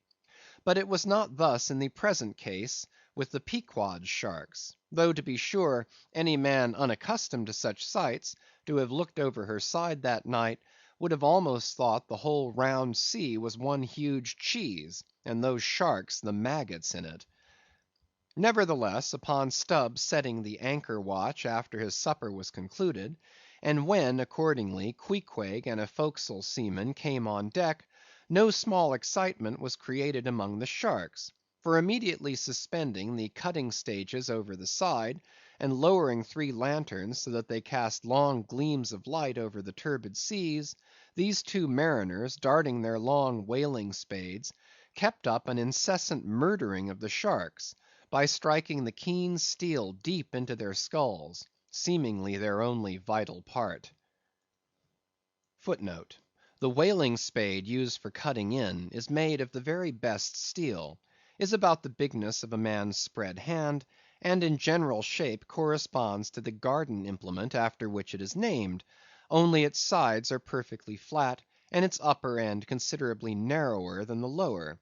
This weapon is always kept as sharp as possible, and when being used is occasionally honed, just like a razor. In its socket a stiff pole, from 20 to 30 feet long, is inserted for a handle. End of footnote. But in the foamy confusion of their mixed and struggling hosts, the marksmen could not always hit their mark, and this brought about new revelations of the incredible ferocity of the foe. They viciously snapped, not only at each other's disembowelments, but, like flexible bows, bent round and bit their own, till those entrails seemed swallowed over and over again by the same mouth, to be oppositely voided by the gaping wound. Nor was this all. It was unsafe to meddle with the corpses and ghosts of these creatures. A sort of generic or pantheistic vitality seemed to lurk in their very joints and bones, after what might be called the individual life had departed. Killed and hoisted on deck for the sake of his skin, one of these sharks almost took poor Queequeg's hand off, when he tried to shut down the dead lid of his murderous jaw. "Queequeg no care what god made him shark," said the savage, agonizingly lifting his hand up and down, "whether Feejee god or Nantucket god. But de god what made shark must be one damn Injun." CHAPTER 67. Cutting In. It was a Saturday night, and such a Sabbath as followed. Ex officio professors of Sabbath breaking are all whalemen. The ivory Pequod was turned into what seemed a shamble; every sailor a butcher. You would have thought we were offering up 10,000 red oxen to the sea gods. In the first place, the enormous cutting tackles, among other ponderous things comprising a cluster of blocks generally painted green, and which no single man can possibly lift, this vast bunch of grapes was swayed up to the main top, and firmly lashed to the lower mast head, the strongest point anywhere above a ship's deck. The end of the hawser like rope winding through these intricacies was then conducted to the windlass, and the huge lower block of the tackles was swung over the whale. To this block the great blubber hook, weighing some 100 pounds, was attached. And now, suspended in stages over the side, Starbuck and Stubb, the mates, armed with their long spades, began cutting a hole in the body for the insertion of the hook, just above the nearest of the two side fins. This done, a broad semicircular line is cut round the hole, the hook is inserted, and the main body of the crew, striking up a wild chorus, now commence heaving in one dense crowd at the windlass, when instantly the entire ship careens over on her side, every bolt in her starts like the nail heads of an old house in frosty weather.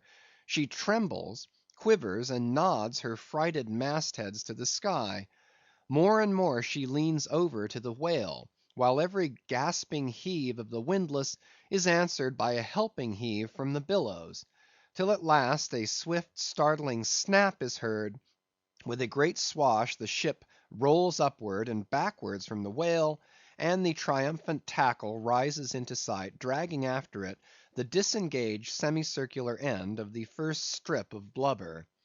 Now, as the blubber envelops the whale precisely as the rind does an orange, so it is stripped off from the body precisely as an orange is sometimes stripped by spiralizing it. For the strain constantly kept up by the windlass continually keeps the whale rolling over and over in the water, and as the blubber in one strip uniformly peels off along the line called the scarf, simultaneously cut by the spades of Starbuck and Stubb, the mates, and just as fast as it is thus peeled off, and indeed by that very act itself, it is all the time being hoisted higher and higher aloft, till its upper end grazes the main top. The men at the windlass then cease heaving, and for a moment or two the prodigious blood dripping mass sways to and fro as if let down from the sky, and every one present must take good heed to dodge it when it swings, else it may box his ears and pitch him headlong overboard. One of the attending harpooneers now advances with a long keen weapon called a boarding sword, and watching his chance, he dexterously slices out a considerable hole in the lower part of the swaying mass.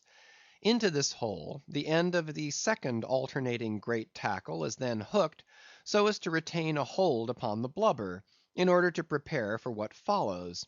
Whereupon this accomplished swordsman, warning all hands to stand off, once more makes a scientific dash at the mass, and with a few sidelong, desperate, lunging slicings, severs it completely in twain, so that while the short lower part is still fast, the long upper strip, called a blanket piece, swings clear, and is all ready for lowering. The heavers forward now resume their song, and while the one tackle is peeling and hoisting a second strip from the whale, the other is slowly slackened away, and down goes the first strip through the main hatchway right beneath, into an unfurnished parlor called the blubber room. Into this twilight apartment, sundry nimble hands keep coiling away the long blanket piece as if it were a great live mass of pleated serpents. And thus the work proceeds, the two tackles hoisting and lowering simultaneously, both whale and windlass heaving, the heavers singing, the blubber room gentlemen coiling, the mates scarfing, the ship straining, and all hands swearing occasionally, by way of assuaging the general friction. End of chapter 64 to 67. Chapters 68 to 71. Chapter 68. The Blanket. I have given no small attention to that not unvexed subject, the skin of the whale. I have had controversies about it with experienced whalemen afloat, and learned naturalists ashore.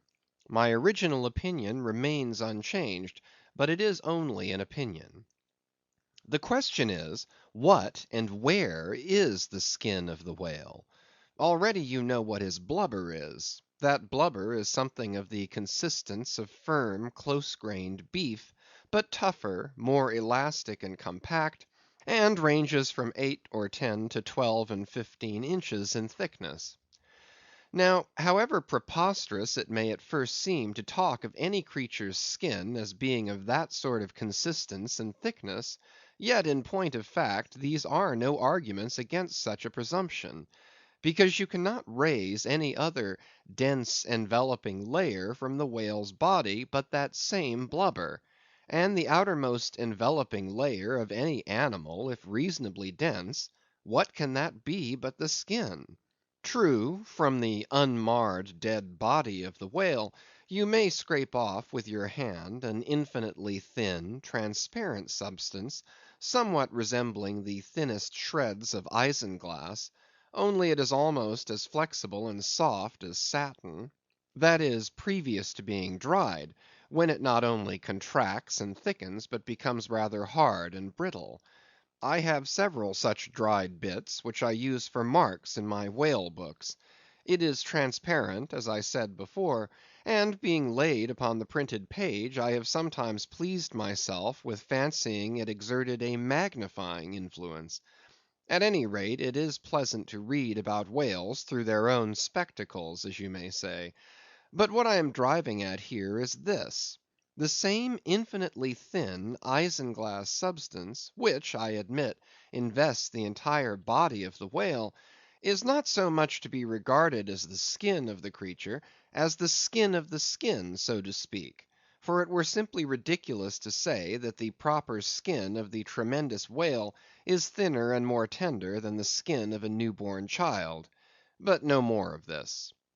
Assuming the blubber to be the skin of the whale, then when this skin, as in the case of a very large sperm whale, will yield the bulk of 100 barrels of oil, and when it is considered that, in quantity, or rather weight, that oil in its express state is only 3/4 and not the entire substance of the coat, some idea may hence be had of the enormousness of that animated mass, a mere part of whose mere integument yields such a lake of liquid as that.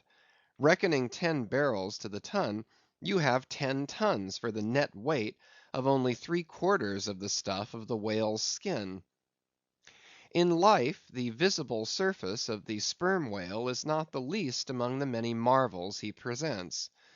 Almost invariably it is all over obliquely crossed and recrossed with numberless straight marks in thick array, something like those in the finest Italian line engravings. But these marks do not seem to be impressed upon the isinglass substance above mentioned, but seem to be seen through it, as if they were engraved upon the body itself. Nor is this all. In some instances, to the quick, observant eye, those linear marks, as in a veritable engraving, but afford the ground for far other delineations. These are hieroglyphical; that is, if you call those mysterious ciphers on the walls of the pyramids hieroglyphics, then that is the proper word to use in the present connection. By my retentive memory of the hieroglyphics upon one sperm whale in particular, I was much struck with a plate representing the old Indian characters chiselled on the famous hieroglyphic palisades on the banks of the upper Mississippi. Like those mystic rocks, too, the mystic marked whale remains undecipherable. This allusion to the Indian rocks reminds me of another thing.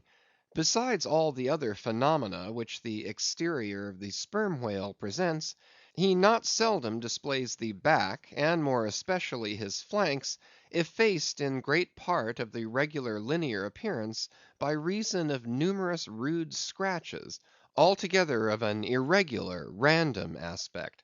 I should say that those New England rocks on the sea coast, which Agassiz imagines to bear the marks of violent scraping contact with vast floating icebergs, I should say that those rocks must not a little resemble the sperm whale in this particular. It also seems to me that such scratches in the whale are probably made by hostile contact with other whales, for I have most remarked them in the large full grown bulls of the species. A word or two more concerning this matter of the skin or blubber of the whale. It has already been said that it is stripped from him in long pieces, called blanket pieces. Like most sea terms, this one is very happy and significant; for the whale is indeed wrapped up in his blubber, as in a real blanket or counterpane, or still better, an Indian poncho slipped over his head and skirting his extremity. It is by reason of this cosy blanketing of his body that the whale is enabled to keep himself comfortable in all weathers, in all seas, times, and tides. What would become of a Greenland whale, say, in those shuddering icy seas of the north, if unsupplied with his cosy surtout?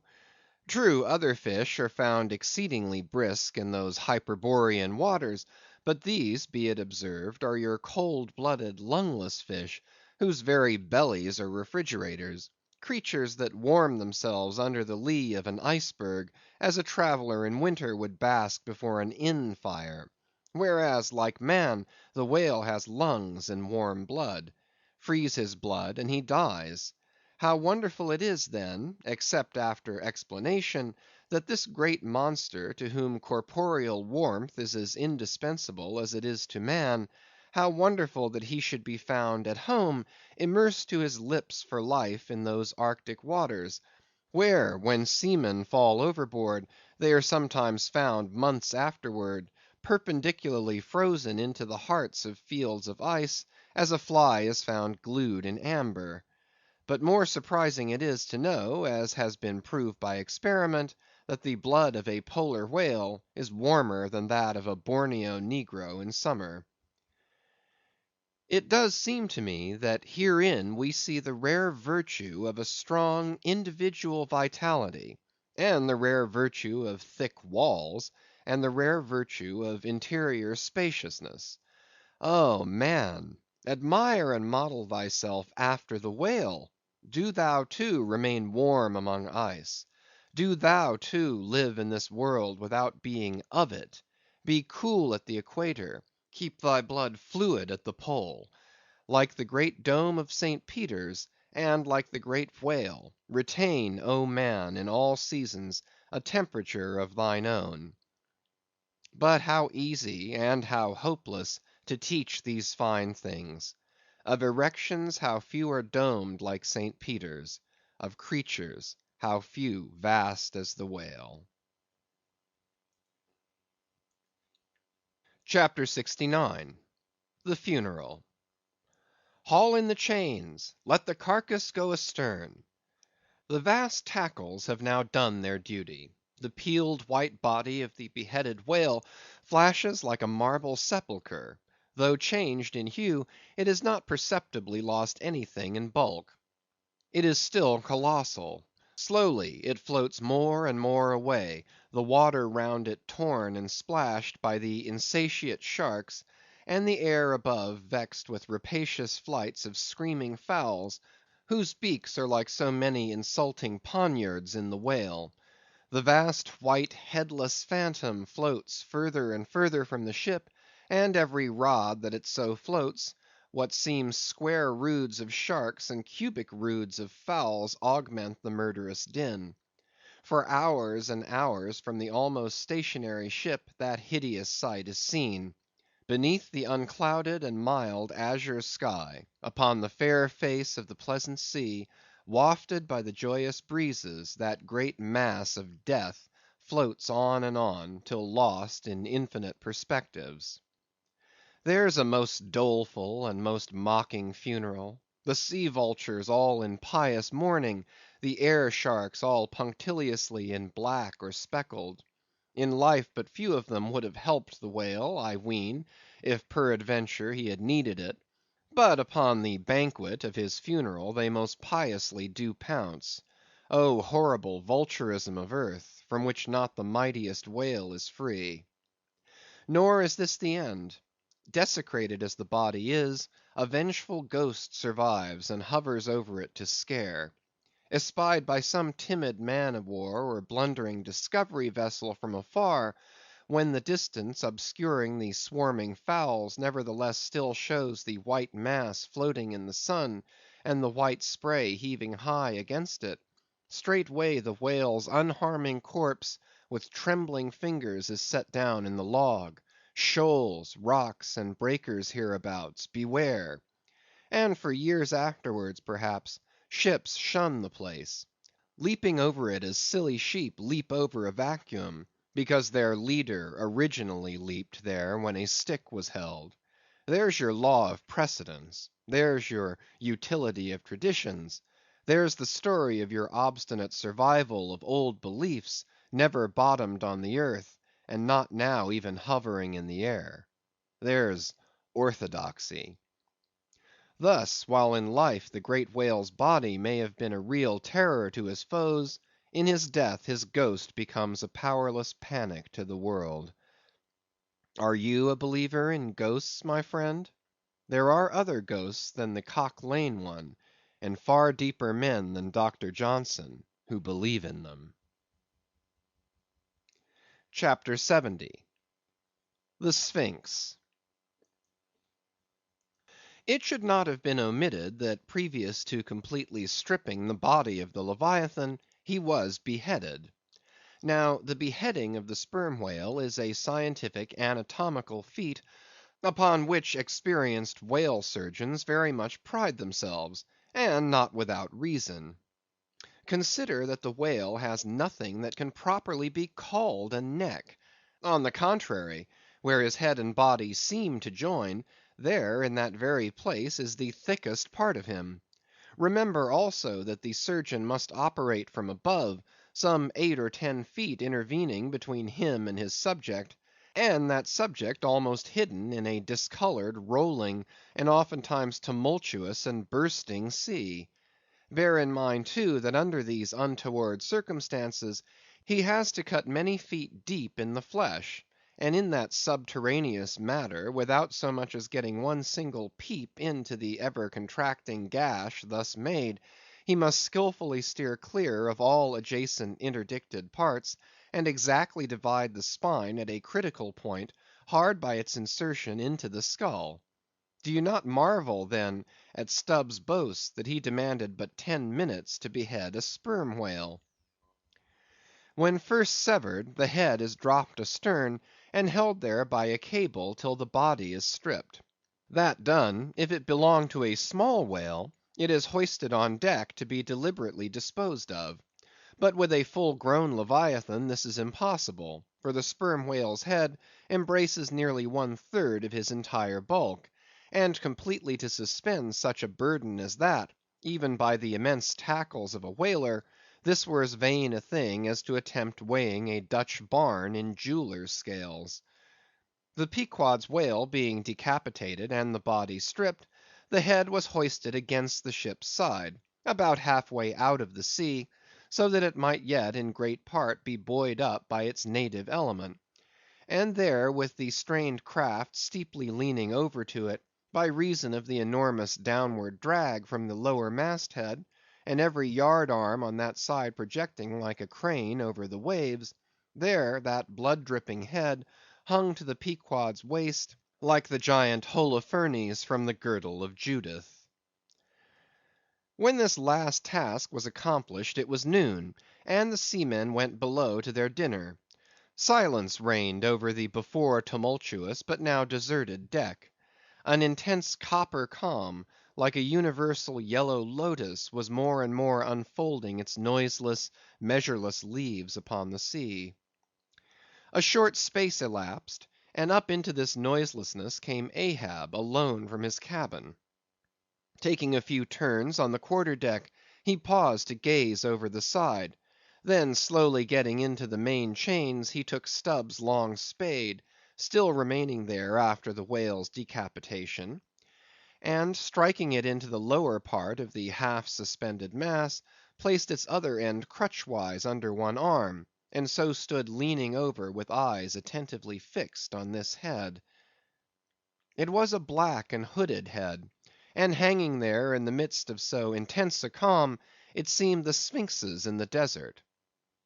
"Speak, thou vast and venerable head," muttered Ahab, "which, though ungarnished with a beard, yet here and there lookest hoary with mosses. Speak, mighty head, and tell us the secret thing that is in thee. Of all divers thou hast dived the deepest. That head upon which the upper sun now gleams has moved amid this world's foundations, where unrecorded names and navies rust, and untold hopes and anchors rot; where in her murderous hold this frigate earth is ballasted with bones of millions of the drowned; there in that awful waterland, there was thy most familiar home. Thou hast been where bell or diver never went; hast slept by many a sailor's side, where sleepless mothers would give their lives to lay them down. Thou sawest the locked lovers when leaping from their flaming ship, heart to heart they sank beneath the exulting wave, true to each other when heaven seemed false to them. Thou sawest the murdered mate when tossed by pirates from the midnight deck; for hours he fell into the deeper midnight of the insatiate maw, and his murderers still sailed on unharmed, while swift lightnings shivered the neighboring ship that would have borne a righteous husband to outstretched longing arms. Oh, head, thou hast seen enough to split the planets and make an infidel of Abraham, and not one syllable is thine. "Sail ho!" cried a triumphant voice from the main mast‐head. "Aye? Well now, that's cheering," cried Ahab, suddenly erecting himself, while whole thunder clouds swept aside from his brow. "That lively cry upon this deadly calm might almost convert a better man. Where away?" "3 points on the starboard bow, sir, and bringing down her breeze to us." "Better and better, man. Would now St. Paul would come along that way, and to my breezelessness bring his breeze. Oh, nature, and oh, soul of man, how far beyond all utterances are your linked analogies! Not the smallest atom stirs or lives on matter, but has its cunning duplicate in mind." CHAPTER 71. The Jeroboam's Story. Hand in hand, ship and breeze blew on. but the breeze came faster than the ship, and soon the Pequod began to rock. By and by, through the glass, the stranger's boats and manned mastheads proved her a whale ship. But as she was so far to windward and shooting by, apparently making a passage to some other ground, the Pequod could not hope to reach her. So the signal was set to see what response would be made. Here be it said that like the vessels of military marines, the ships of the American whale fleet have each a private signal, all which signals being collected in a book with the names of the respective vessels attached, and every captain provided with it. Thereby the whale commanders are enabled to recognize each other upon the ocean, even at considerable distances and with no small facility. The Pequod's signal was at last responded to by the stranger's setting her own, which proved the ship to be the Jeroboam of Nantucket. Squaring her yards, she bore down, ranged a beam under the Pequod's lee, and lowered a boat. It soon drew nigh, but as the side ladder was being rigged by Starbuck's order to accommodate the visiting captain, the stranger in question waved his hand from the boat's stern, in token of that proceeding being entirely unnecessary. It turned out that the Jeroboam had a malignant epidemic on board, and that Mayhew, her captain, was fearful of infecting the Pequod's company. For though himself and boat's crew remained untainted, and though his ship was half a rifle shot off, and an incorruptible sea and air rolling and flowing between, yet conscientiously adhering to the timid quarantine of the land, he peremptorily refused to come into direct contact with the Pequod. But this did by no means prevent all communications. Preserving an interval of some few yards between itself and the ship, the Jeroboam's boat, by the occasional use of its oars, contrived to keep parallel to the Pequod, as she heavily forged through the sea, for by this time it blew very fresh, with her main topsail aback. Though, indeed, at times, by the sudden onset of a large rolling wave, the boat would be pushed some way ahead, but would be soon skilfully brought to her proper bearings again. Subject to this, and other the like interruptions now and then, a conversation was sustained between the two parties, but at intervals not without still another interruption of a very different sort. Pulling an oar in the Jeroboam's boat was a man of singular appearance, even in that wild whaling life where individual notabilities make up all totalities. He was a small, short, youngish man, sprinkled all over his face with freckles, and wearing redundant yellow hair. A long skirted, cabalistically cut coat, of a faded walnut tinge enveloped him, the overlapping sleeves of which were rolled up on his wrists. A deep, settled, fanatic delirium was in his eyes. So soon as this figure had been first descried, Stubb had exclaimed, "That's he! That's he!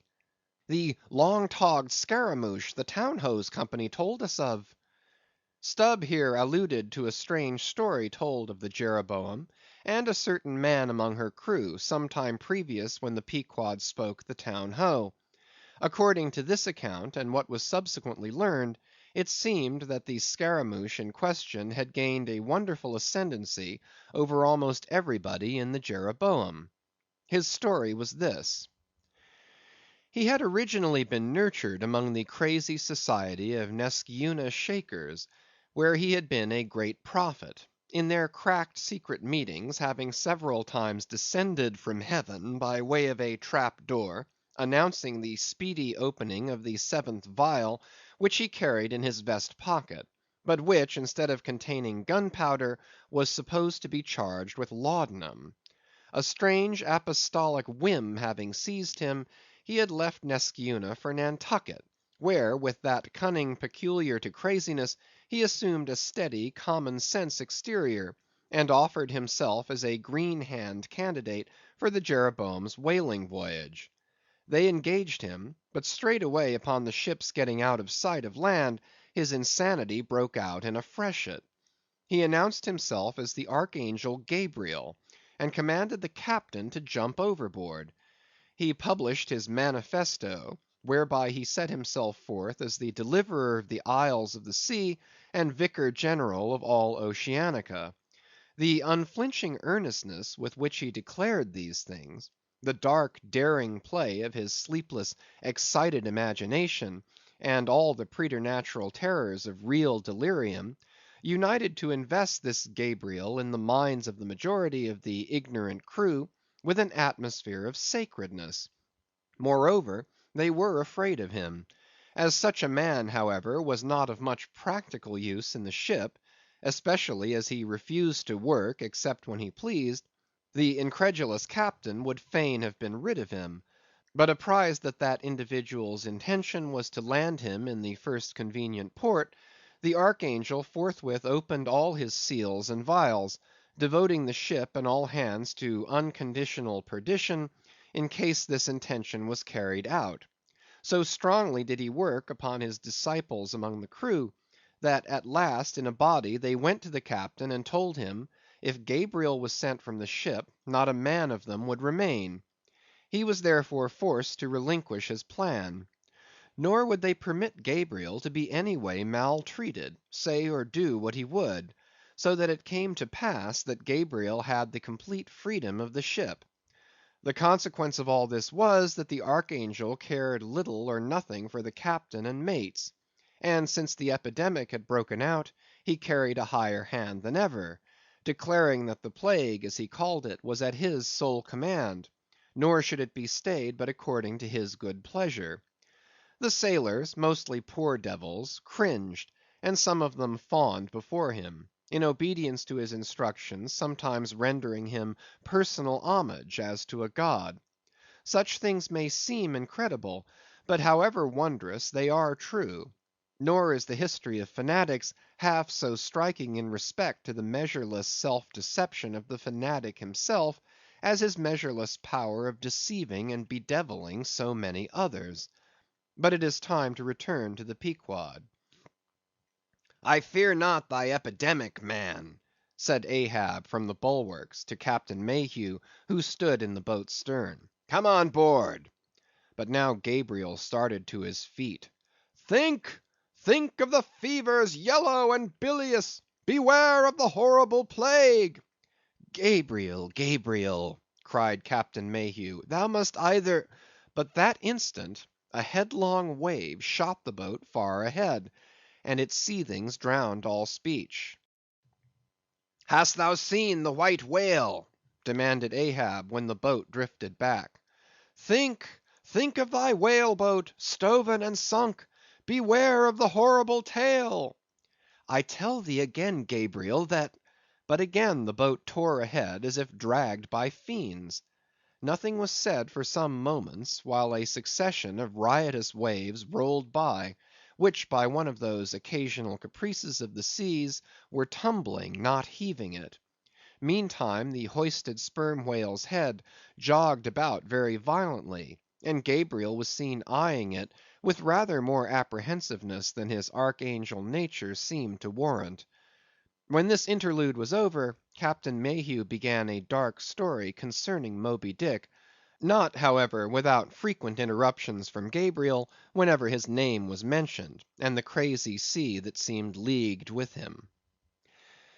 It seemed that the Jeroboam had not long left home, when upon speaking a whale ship, her people were reliably apprised of the existence of Moby Dick, and the havoc he had made.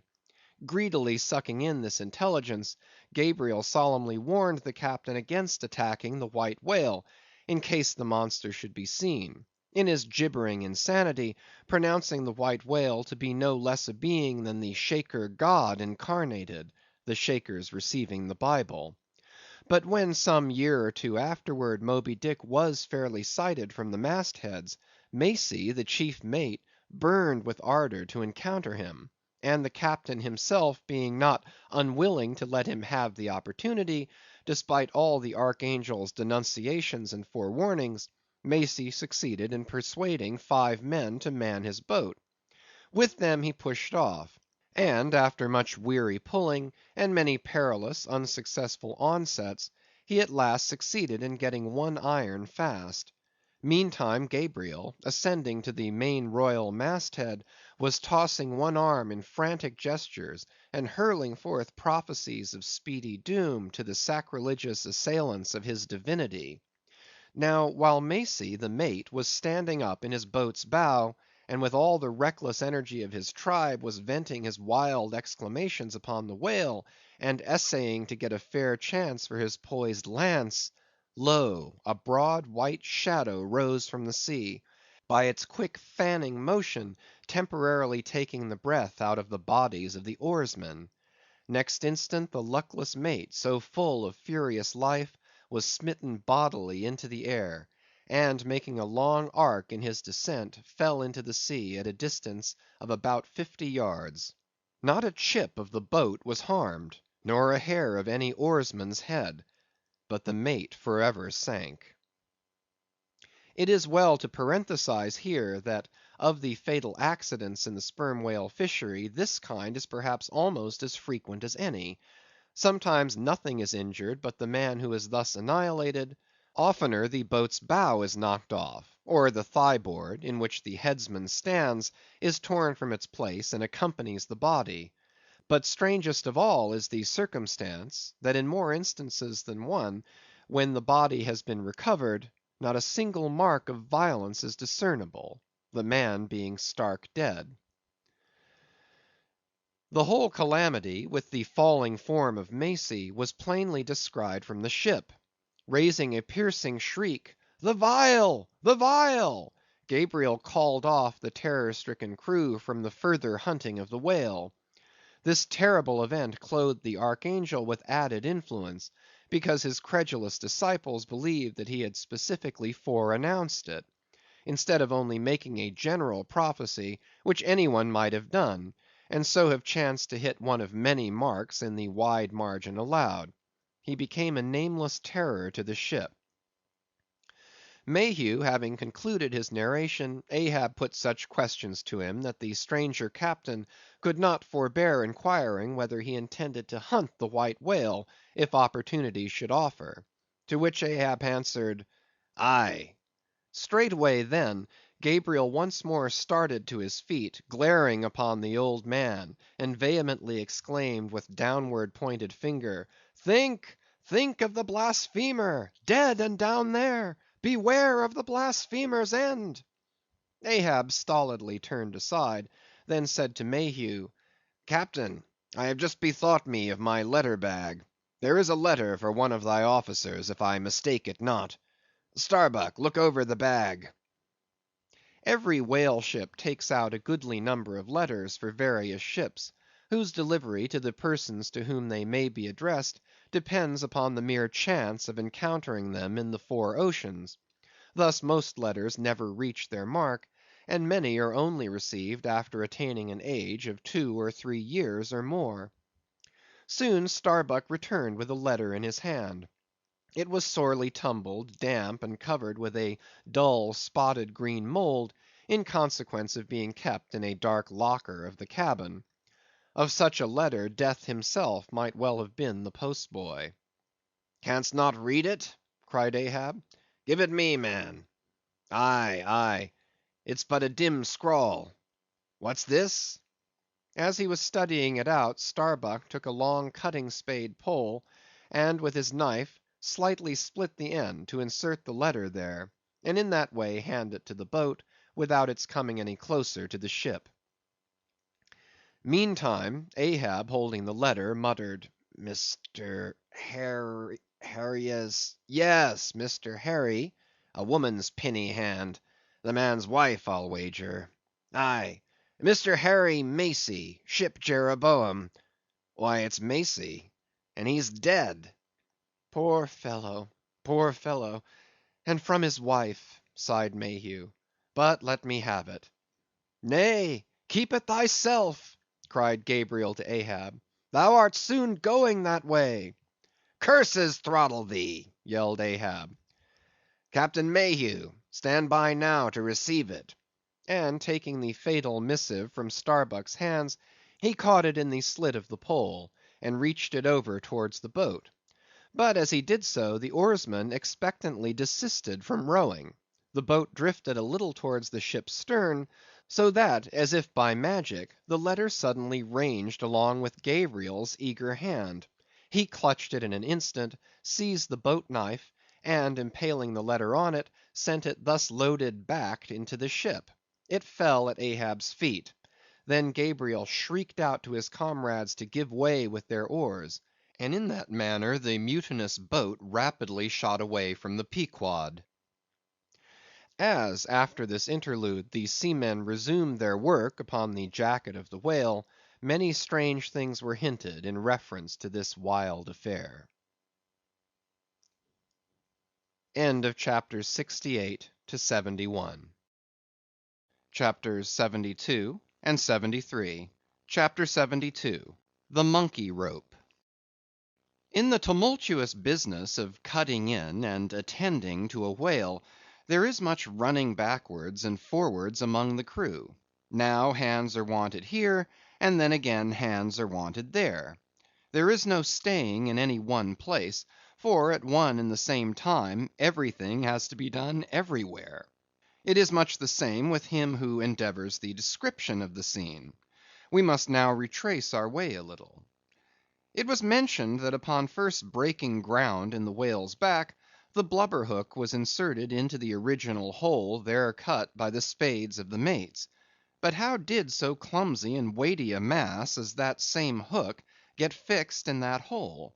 It was inserted there by my particular friend Queequeg, whose duty it was, as harpooneer, to descend upon the monster's back for the special purpose referred to. But in very many cases, circumstances require that the harpooneer shall remain on the whale till the whole tensing or stripping operation is concluded. The whale, be it observed, lies almost entirely submerged, excepting the immediate parts operated upon. So down there, some 10 feet below the level of the deck, the poor harpooneer flounders about, half on the whale and half in the water, as the vast mass revolves like a treadmill beneath him. On the occasion in question, Queequeg figured in the Highland costume, a shirt and socks, in which, to my eyes at least, he appeared to uncommon advantage, and no one had a better chance to observe him, as will presently be seen. Being the savage's bowsman, that is the person who pulled the bow oar in his boat, the second one from forward, it was my cheerful duty to attend upon him while taking that hard scramble upon the dead whale's back. You have seen Italian organ boys holding a dancing ape by a long cord. Just so, from the ship's steep side, did I hold Queequeg down there in the sea, by what is technically called in the fishery a monkey rope, attached to a strong strip of canvas belted round his waist. It was a humorously perilous business for both of us. For before we proceed further, it must be said that the monkey rope was fast at both ends, fast to Queequeg's broad canvas belt, and fast to my narrow leather one. So that, for better or for worse, we two, for the time, were wedded; and should poor Queequeg sink to rise no more, then both usage and honor demanded that instead of cutting the cord, it should drag me down in his wake. So then, an elongated Siamese ligature united us. Queequeg was my own inseparable twin brother, nor could I any way get rid of the dangerous liabilities which the hempen bond entailed. So strongly and metaphysically did I conceive of my situation then, that while earnestly watching his motions, I seemed distinctly to perceive that my own individuality was now merged in a joint stock company of two; that my free will had received a mortal wound, and that another's mistake or misfortune might plunge innocent me into unmerited disaster and death. Therefore, I saw that here was a sort of interregnum in Providence, for its even-handed equity never could have so gross an injustice. And yet, still further pondering, while I jerked him now and then from between the whale and the ship, which would threaten to jam him; still further pondering, I say, I saw that this situation of mine was the precise situation of every mortal that breathes. Only in most cases he, one way or other, has this Siamese connection with a plurality of other mortals. If your banker breaks, you snap. If your apothecary by mistake sends you poison in your pills, you die. True, you may say that by exceeding caution you may possibly escape these and multitudinous other evil chances of life. But handle Queequeg's monkey rope heedfully as I would, sometimes he jerked it so, that I came very near sliding overboard. Nor could I possibly forget that, do what I would, I had only the management of one end of it. Footnote: the monkey rope is found in all whalers, but it was only in the Pequod that the monkey and his holder were ever tied together. This improvement upon the original usage was introduced by no less a man than Stubb, in order to afford the imperiled harpooneer the strongest possible guarantee for the faithfulness and vigilance of his monkey rope holder. End of footnote. I have hinted that I would often jerk poor Queequeg from between the whale and the ship, where he would occasionally fall from the incessant rolling and swaying of both. But this was not the only jamming jeopardy he was exposed to. Unappalled by the massacre made upon them during the night, the sharks, now freshly and more keenly allured by the before pent blood which began to flow from the carcass, the rabid creatures swarmed round it like bees in a beehive. And right in among those sharks was Queequeg, who often pushed them aside with his floundering feet; a thing altogether incredible, were it not that attracted by such prey as a dead whale, the otherwise miscellaneous carnivorous sharks will seldom touch a man. Nevertheless, it may well be believed that since they have such a ravenous finger in the pie, it is deemed but wise to look sharp to them. Accordingly, besides the monkey rope with which I now and then jerked the poor fellow from too close a vicinity to the maw of what seemed a peculiarly ferocious shark, he was provided with still another protection. Suspended over the side in one of the stages, Tashtego and Daggoo continually flourished over his head a couple of keen whale spades, wherewith they slaughtered as many sharks as they could reach.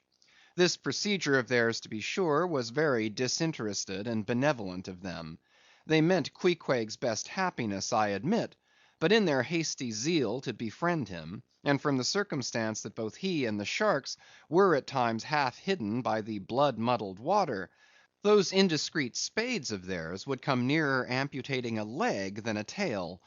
But poor Queequeg, I suppose, straining and gasping there with that great iron hook, poor Queequeg, I suppose, only prayed to his Yojo, and gave up his life into the hands of his gods. Well, well, my dear comrade and twin brother, thought I, as I drew in and then slacked off the rope to every swell of the sea, what matters it after all? Are you not the precious image of each and all of us men in this whaling world? That unsounded ocean you gasp in is life; those sharks your foes, those spades your friends; and what between sharks and spades, you are in a sad pickle and peril, poor lad. But courage! there is good cheer in store for you, Queequeg. For now, as with blue lips and bloodshot eyes the exhausted savage at last climbs up the chains, and stands all dripping and involuntarily trembling over the side, the steward advances, and with a benevolent consolatory glance hands him—what? Some hot cognac? No. Hands him, ye God, hands him a cup of tepid ginger and water. Ginger? Do I smell ginger? Suspiciously asked Stubb, coming near. Yes, this must be ginger, peering into the as yet untasted cup. Then standing as if incredulous for a while, he calmly walked toward the astonished steward, slowly saying, Ginger, ginger. And will you have the goodness to tell me, Mr. Doughboy, where lies the virtue of ginger? Ginger! Is ginger the sort of fuel you used, Doughboy, to kindle a fire in this shivering cannibal? Ginger! What the devil is ginger? Sea coal? Firewood? Lucifer matches? Tinder? Gunpowder? What the devil is ginger, I say, that you offer this cup to our poor Queequeg here? There is some sneaking temperance society movement about this business," he suddenly added, now approaching Starbuck, who had just come from forward. "Will you look at that cannikin, sir? Smell of it, if you please." Then, watching the mate's countenance, he added, "The steward, Mr. Starbuck, had the face to offer that calomel and jalap to Queequeg there, this instant off the whale.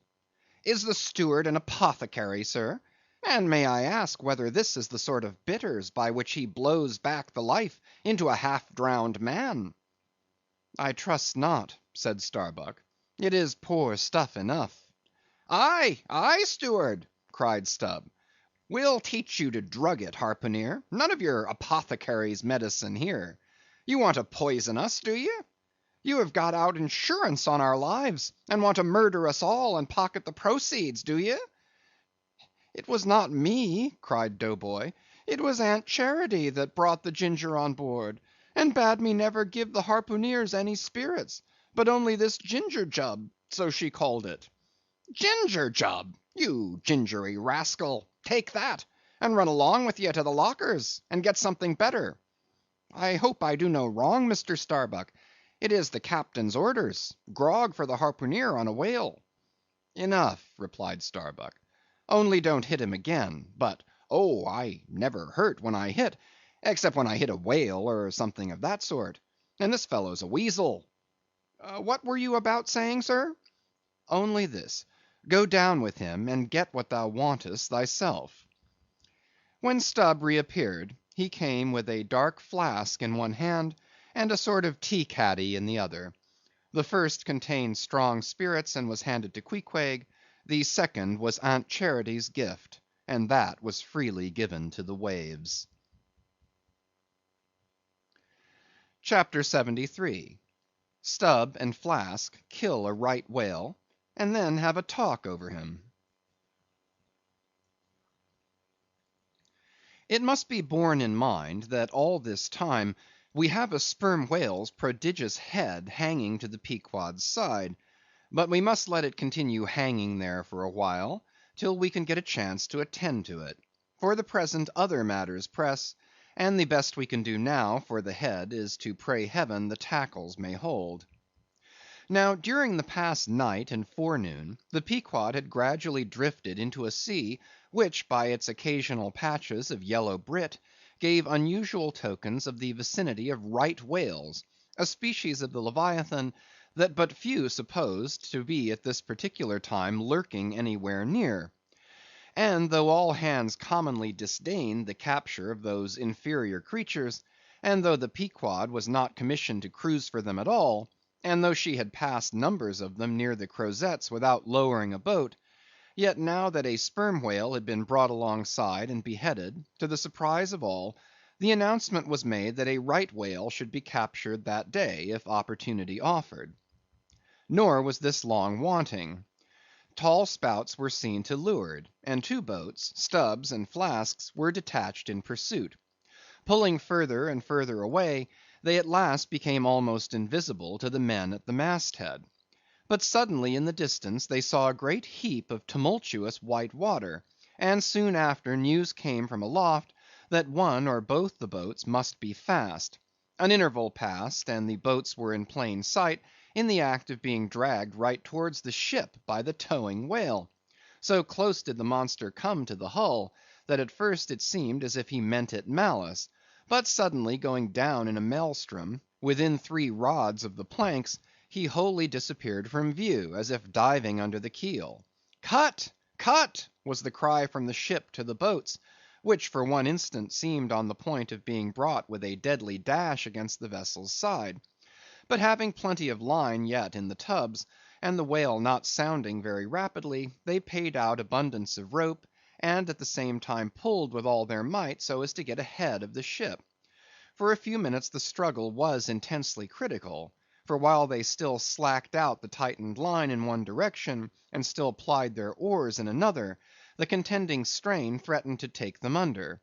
But it was only a few feet advance they sought to gain, and they stuck to it till they did gain it, when instantly a swift tremor was felt running like lightning along the keel, as the strained line scraping beneath the ship suddenly rose to view under her bows, snapping and quivering, and so flinging off its drippings that the drops fell like bits of broken glass on the water, while the whale beyond also rose to sight, and once more the boats were free to fly. But the fagged whale abated his speed, and blindly altering his course, went round the stern of the ship, towing the two boats after him, so that they performed a complete circuit. Meanwhile they hauled more and more upon their lines, till, close flanking him on both sides, Stubb answered Flask with lance for lance; and thus round and round the Pequod the battle went, while the multitudes of sharks that had before swum round the sperm whale's body rushed to the fresh blood that was spilled, thirstily drinking at every new gash, as the eager Israelites did at the new bursting fountains that poured from the smitten rock. At last his spout grew thick, and with a frightful roll and vomit he turned upon his back a corpse. While the two headsmen were engaged in making fast cords to his flukes, and in other ways getting the mass in readiness for towing, some conversation ensued between them. "I wonder what the old man wants with this lump of foul lard," said Stubb, not without some disgust at the thought of having to do with so ignoble a leviathan. "Wants with it?" said Flask, coiling some spare line in the boat's bow. "Did you never hear that the ship which but once has a sperm whale's head hoisted on her starboard side, and at the same time a right whale's head on the larboard, did you never hear, Stubb, that that ship can never afterwards capsize?" "Why not?" "I don't know, but I heard that gamboge ghost of a Fedallah saying so, and he seems to know all about ships' charms; but I sometimes think he'll charm the ship to no good at last. I don't half like that chap, Stubb. Did you ever notice how that tusk of his is a sort of carved into a snake's head, Stubb?" "Sink him! I never look at him at all; but if ever I get a chance of a dark night, and he standing hard by the bulwarks, and no one by, look down there, Flask," pointing into the sea with a peculiar motion of both hands. "Aye, will I? Flask, I take that Fedallah to be the devil in disguise. Do you believe that cock and bull story about his having been stowed away on board ship? He's the devil, I say. The reason why you don't see his tail is because he tucks it up out of sight; he carries it coiled away in his pocket, I guess. Blast him! Now that I think of it, he's always wanting oakum to stuff into the toes of his boots." "He sleeps in his boots, don't he? He hasn't got any hammock, but I've seen him lay of nights in a coil of rigging." "No doubt; and it's because of his cursed tail; he coils it down, d'ye see, in the eye of the rigging." "What's the old man have so much to do with him for?" "Striking up a swap or a bargain, I suppose." "Bargain? About what?" "Why, d'ye see, the old man is hard bent after that white whale, and the devil there is trying to come round him, and get him to swap away his silver watch, or his soul, or something of that sort, and then he'll surrender Moby Dick." "Pooh, Stubb, you are skylarking. How can Fedallah do that?" "I don't know, Flask; but the devil is a curious chap, and a wicked one, I tell ye. Why, they say as how he went sauntering into the old flag ship once, switching his tail about devilish easy and gentlemanlike, and inquiring if the old governor was at home. Well, he was at home, and asked the devil what he wanted. The devil, switching his hoofs, up and says, 'I want John.' 'What for?' says the old governor. 'What business is that of yours?' says the devil, getting mad. 'I want to use him.' 'Take him,' says the governor. And by the Lord, Flask, if the devil didn't give John the Asiatic cholera before he got through with him, I'll eat this whale in one mouthful. But look sharp. Ain't you all ready there? Well then, pull ahead, and let's get the whale alongside." "I think I remember some such story as you were telling," said Flask, when at last the two boats were slowly advancing with their burden towards the ship, "but I can't remember where." "Three Spaniards? Adventures of those three bloody-minded soldados? Did you read it there, Flask? I guess you did." "No, never saw such a book; heard of it, though. But now tell me, Stubb, do you suppose that that devil you were speaking of just now was the same you say is now on board the Pequod?" Am I the same man that helped kill this whale? Doesn't the devil live forever? Who ever heard that the devil was dead? Did you ever see any parson wearing a mourning for the devil? And if the devil has a latch key to get into the admiral's cabin, don't you suppose he can crawl into a porthole? Tell me that, Mr. Flask. How old do you suppose Fedallah is, Stubb? Do you see that mainmast there? Pointing to the ship. Well, that's the figure 1. Now take all the hoops in the Pequod's hold, and string along in a row with that mast for oughts. Do you see? Well, that wouldn't begin to be Fedallah's age. Nor all the coopers in creation couldn't show hoops enough to make oughts enough.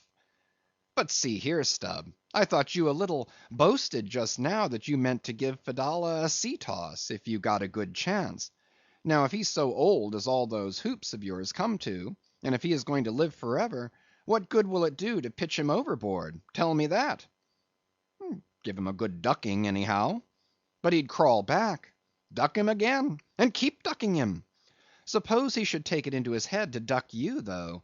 Yes, and drown you. What then? I should like to see him try it. I'd give him such a pair of black eyes that he wouldn't dare show his face in the admiral's cabin again for a long while, let alone down in the orlop there, where he lives, and hereabouts on the upper decks, where he sneaks so much. Damn the devil, Flask. So you suppose I'm afraid of the devil? Who's afraid of him? Except the old governor, who daresn't catch him and put him in double darbies, as he deserves, but lets him go about kidnapping people. Aye, and signed a bond with him, that all the people the devil kidnapped he'd roast for him. There's a governor. Do you suppose Fedallah wants to kidnap Captain Ahab? Do I suppose it? You'll know it before long, Flask. But I am going now to keep a sharp lookout on him. And if I see anything very suspicious going on, I'll just take him by the nape of the neck and say, look here, Beelzebub, you don't do it. And if he makes any fuss, by the Lord, I'll make a grab into his pocket for his tail, take it to the capstan, and give him such a wrenching and heaving that his tail will come short off at the stump. Do you see? And then I rather guess when he finds himself docked in that queer fashion, he'll sneak off without the poor satisfaction of feeling his tail between his legs. And what will you do with the tail, Stubb? Do with it? Sell it for an ox whip when we get home. What else? Now do you mean what you say, and have been saying all along, Stubb? Mean or not mean, here we are at the ship. The boats were here hailed, to tow the whale on the larboard side, where fluke chains and other necessaries were already prepared for securing him. Didn't I tell you so? Said Flask. Yes, you'll soon see this right whale's head hoisted up opposite that Parmacetes. In good time Flask's saying proved true. As before, the Pequod steeply leaned over towards the sperm whale's head. Now, by the counterpoise of both heads, she regained her even keel, though sorely strained, you may well believe. So, when on one side you hoist in Locke's head, you go over that way, but now on the other side hoist in Kant's, and you come back again, but in very poor plight. Thus some minds forever keep trimming boat. Oh, you foolish, throw all these thunderheads overboard, and then you will float light and right. In disposing of the body of a right whale, when brought alongside the ship, the same preliminary proceedings commonly take place as in the case of a sperm whale. Only in the latter instance the head is cut off whole, but in the former the lips and tongue are separately removed and hoisted on deck, with all the well-known black bone attached to what is called the crown piece. But nothing like this in the present case had been done. The carcasses of both whales had dropped astern, and the head-laden ship not a little resembled a mule carrying a pair of overburdening panniers. Meantime, Fedallah was calmly eyeing the right whale's head, and ever and anon glancing from the deep wrinkles there to the lines in his own hand. And Ahab chanced so to stand that the Parsee occupied his shadow, while if the Parsee's shadow was there at all, it seemed only to blend with and lengthen Ahab's. As the crew toiled on, Laplandish speculations were bandied among them concerning all these passing things. End of chapters 72 and 73. Chapters 74 to 77. Chapter 74. The Sperm Whale's Head. Contrasted View. Here now are two great whales laying their heads together. Let us join them, and lay together our own. Of the grand order of folio leviathans, the sperm whale and the right whale are by far the most noteworthy. They are the only whales regularly hunted by man. To the Nantucketer they present the two extremes of all the known varieties of the whale. As the external difference between them is mainly observable in their heads, and as a head of each is this moment hanging from the Pequod's side, and as we may freely go from one to the other by merely stepping across the deck, where, I should like to know, will you obtain a better chance to study practical cetology than here? In the first place, you are struck by the general contrast between these heads. Both are massive enough in all conscience, but there is a certain mathematical symmetry in the sperm whales which the right whale's sadly lacks. There is more character in the sperm whale's head. As you behold it, you involuntarily yield the immense superiority to him in point of pervading dignity. In the present instance, too, this dignity is heightened by the pepper and salt color of his head at the summit, giving token of advanced age and large experience. In short, he is what the fishermen technically call a gray-headed whale. Let us now note what is least dissimilar in these heads, namely, the two most important organs, the eye and the ear. Far back on the side of the head, and low down, near the angle of either whale's jaw, if you narrowly search, you will at last see a lashless eye, which you would fancy to be a young colt's eye, so out of all proportion is it to the magnitude of the head.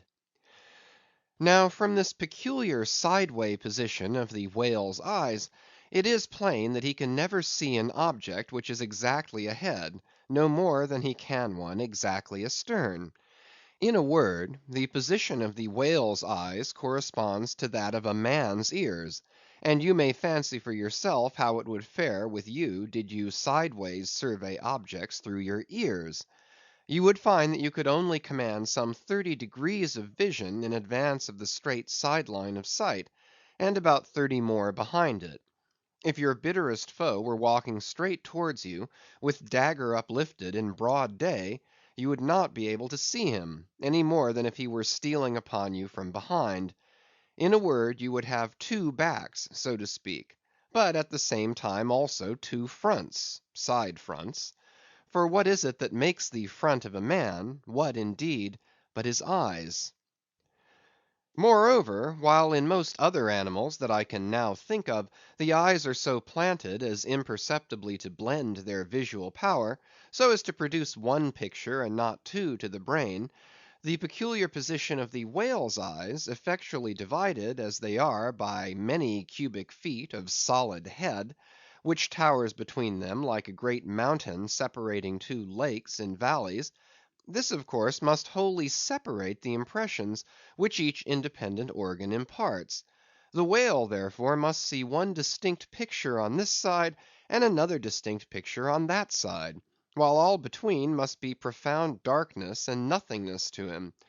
Man may, in effect, be said to look out on the world from a sentry box with two joined sashes for his window; but for the whale, these two sashes are separately inserted, making two distinct windows, but sadly impairing the view. This peculiarity of the whale's eyes is a thing always to be borne in mind in the fishery, and to be remembered by the reader in some subsequent scenes. A curious and most puzzling question might be started concerning this visual matter as touching the Leviathan. But I must be content with a hint. So long as a man's eyes are open in the light, the act of seeing is involuntary; that is, he cannot help mechanically seeing whatever objects are before him. Nevertheless, any one's experience will teach him that though he can take in an undiscriminating sweep of things at one glance, it is quite impossible for him, attentively and completely, to examine any two things, however large or however small, at one and the same instant of time, never mind if they lie side by side and touch each other. But if you now come to separate these two objects, and surround each by a circle of profound darkness, then in order to see one of them, in such a manner as to bring your mind to bear on it, the other will be utterly excluded from your contemporary consciousness. How is it then with the whale? True, both his eyes in themselves must simultaneously act, but is his brain so much more comprehensive, combining, and subtle than man's, that he can at the same moment of time attentively examine two distinct prospects, one on one side of him, and the other in an exactly opposite direction? If he can, then is it a marvellous thing in him, as if a man were able to simultaneously go through the demonstrations of two distinct problems in Euclid; nor, strictly investigated, is there any incongruity in this comparison. It may be but an idle whim, but it has always seemed to me that the extraordinary vacillations of movement displayed by some whales when beset by 3 or 4 boats, the timidity and liability to queer frights so common to such whales, I think that all this indirectly proceeds from the helpless perplexity of volition in which their divided and diametrically opposite powers of vision must involve them. But the ear of the whale is full as curious as the eye.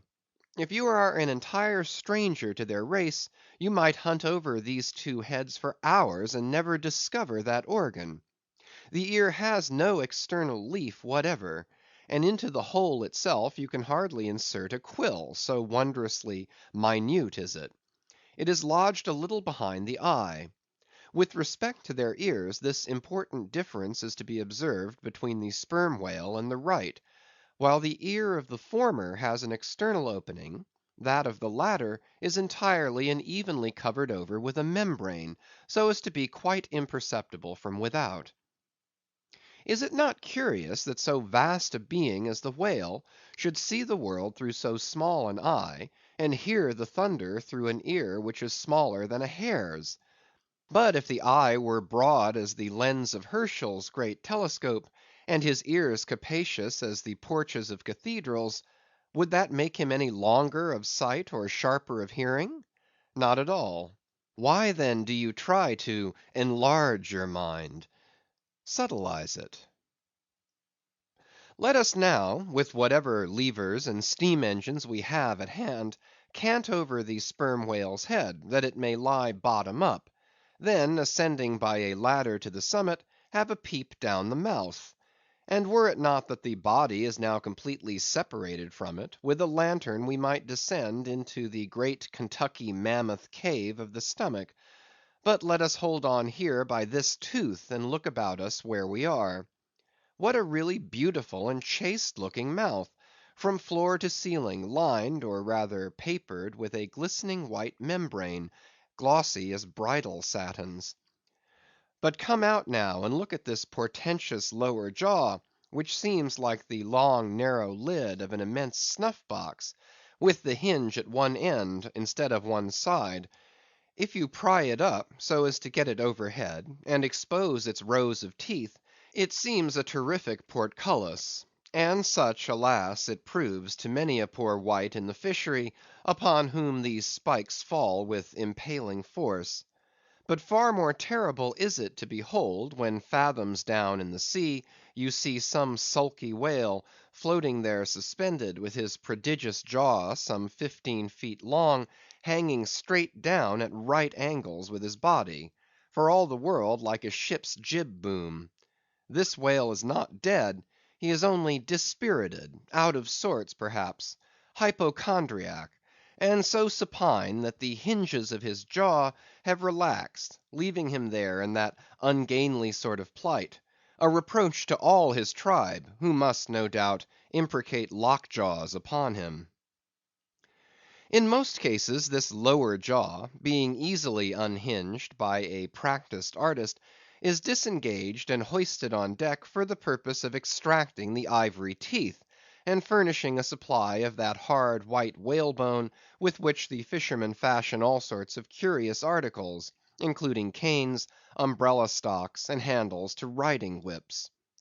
With a long, weary hoist, the jaw is dragged on board, as if it were an anchor; and when the proper time comes, some few days after the other work, Queequeg, Daggoo, and Tashtego, all being accomplished dentists, are set to drawing teeth.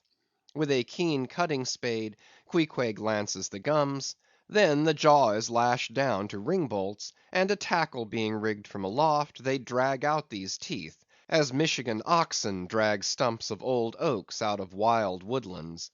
There are generally 42 teeth in all; in old whales much worn down, but undecayed, nor filled after our artificial fashion.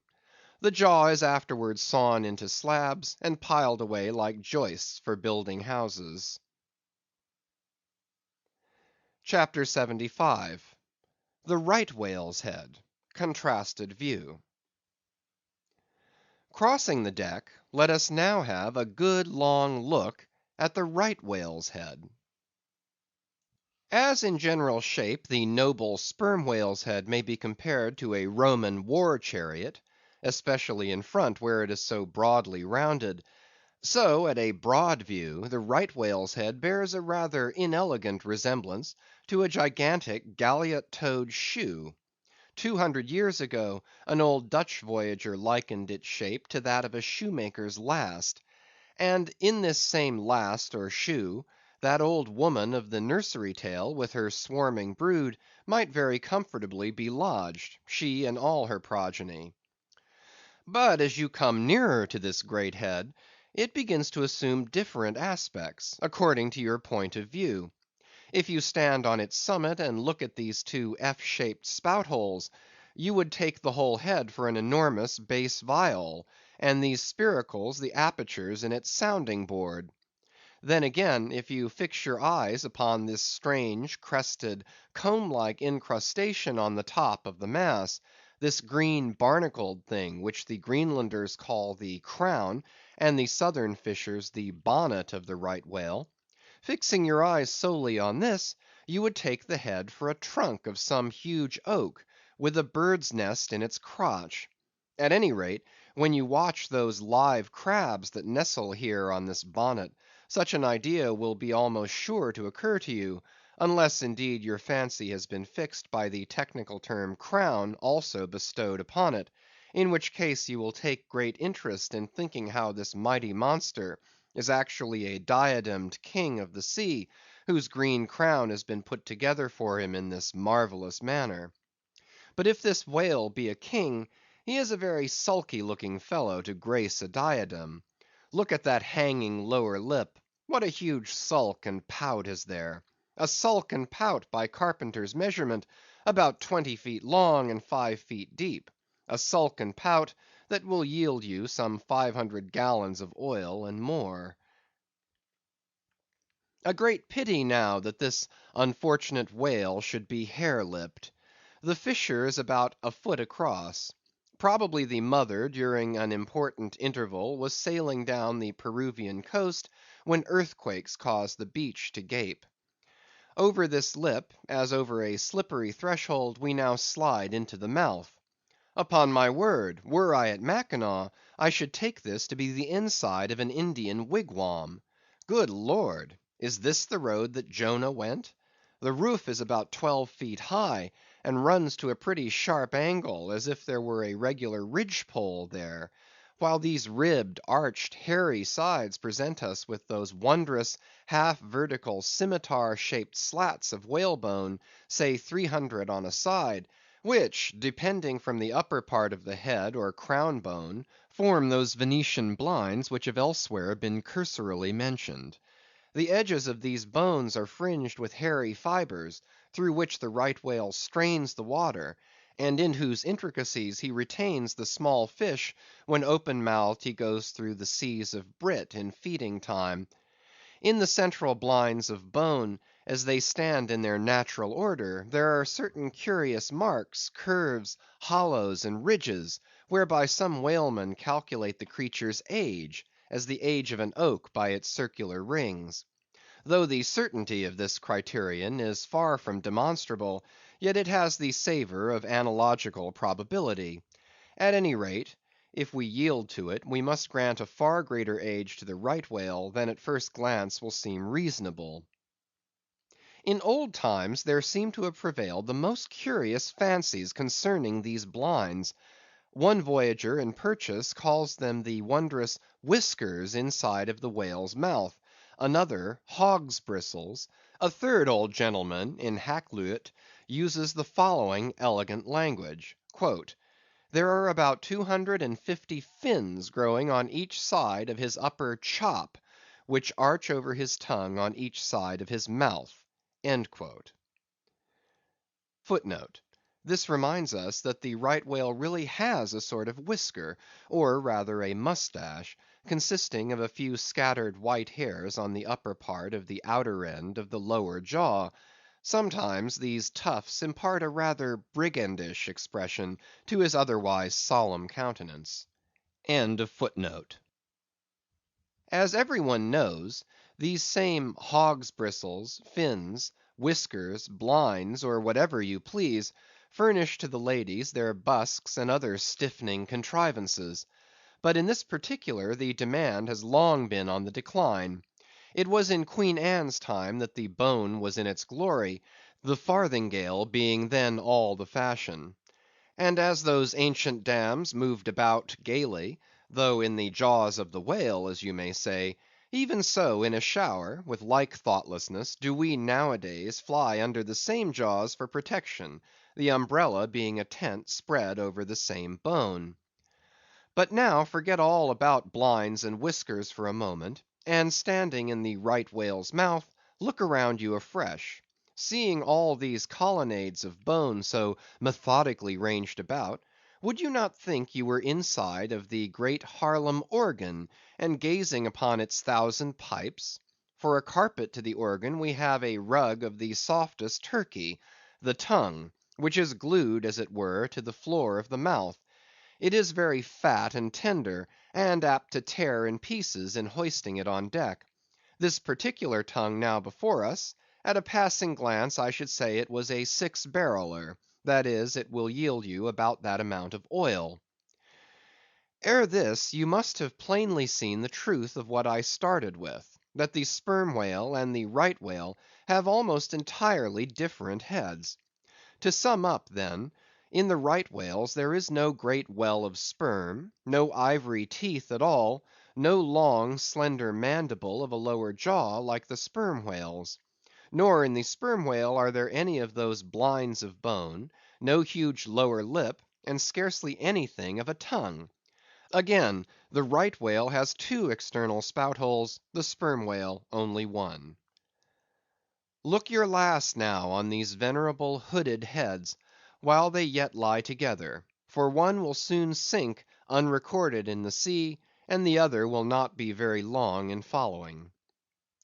Can you catch the expression of the sperm whale's there? It is the same he died with, only some of the longer wrinkles in the forehead now seem faded away. I think his broad brow to be full of a prairie-like placidity, born of a speculative indifference as to death. But mark the other head's expression. See that amazing lower lip pressed by accident against the vessel's side, so as firmly to embrace the jaw. Does not this whole head seem to speak of an enormous practical resolution in facing death? This right whale I take to have been a Stoic; the sperm whale a Platonian, who might have taken up Spinoza in his latter years. CHAPTER 76. The Battering Ram.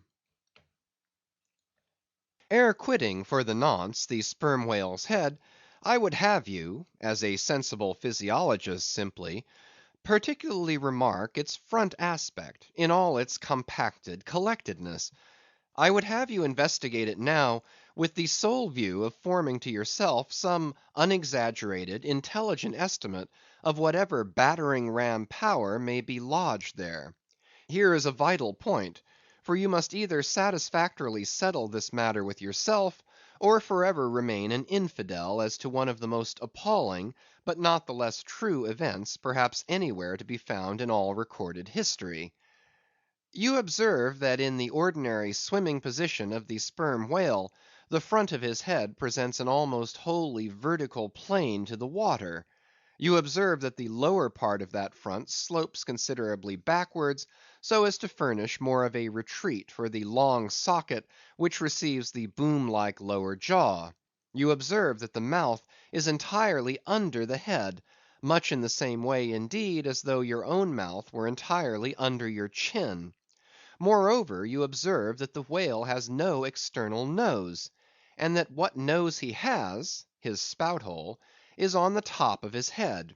You observe that his eyes and ears are at the sides of his head, nearly 1/3 of his entire length from the front.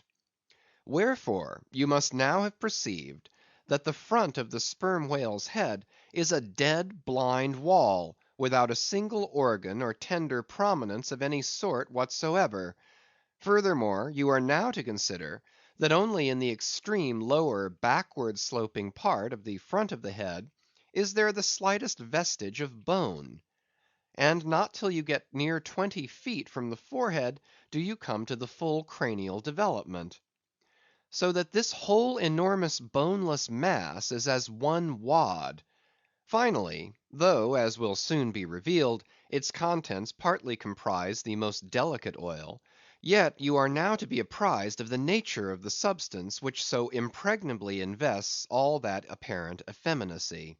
In some previous place I have described to you how the blubber wraps the body of the whale, as the rind wraps an orange. Just so with the head, but with this difference: about the head this envelope, though not so thick, is of a boneless toughness, inestimable by any man who has not handled it.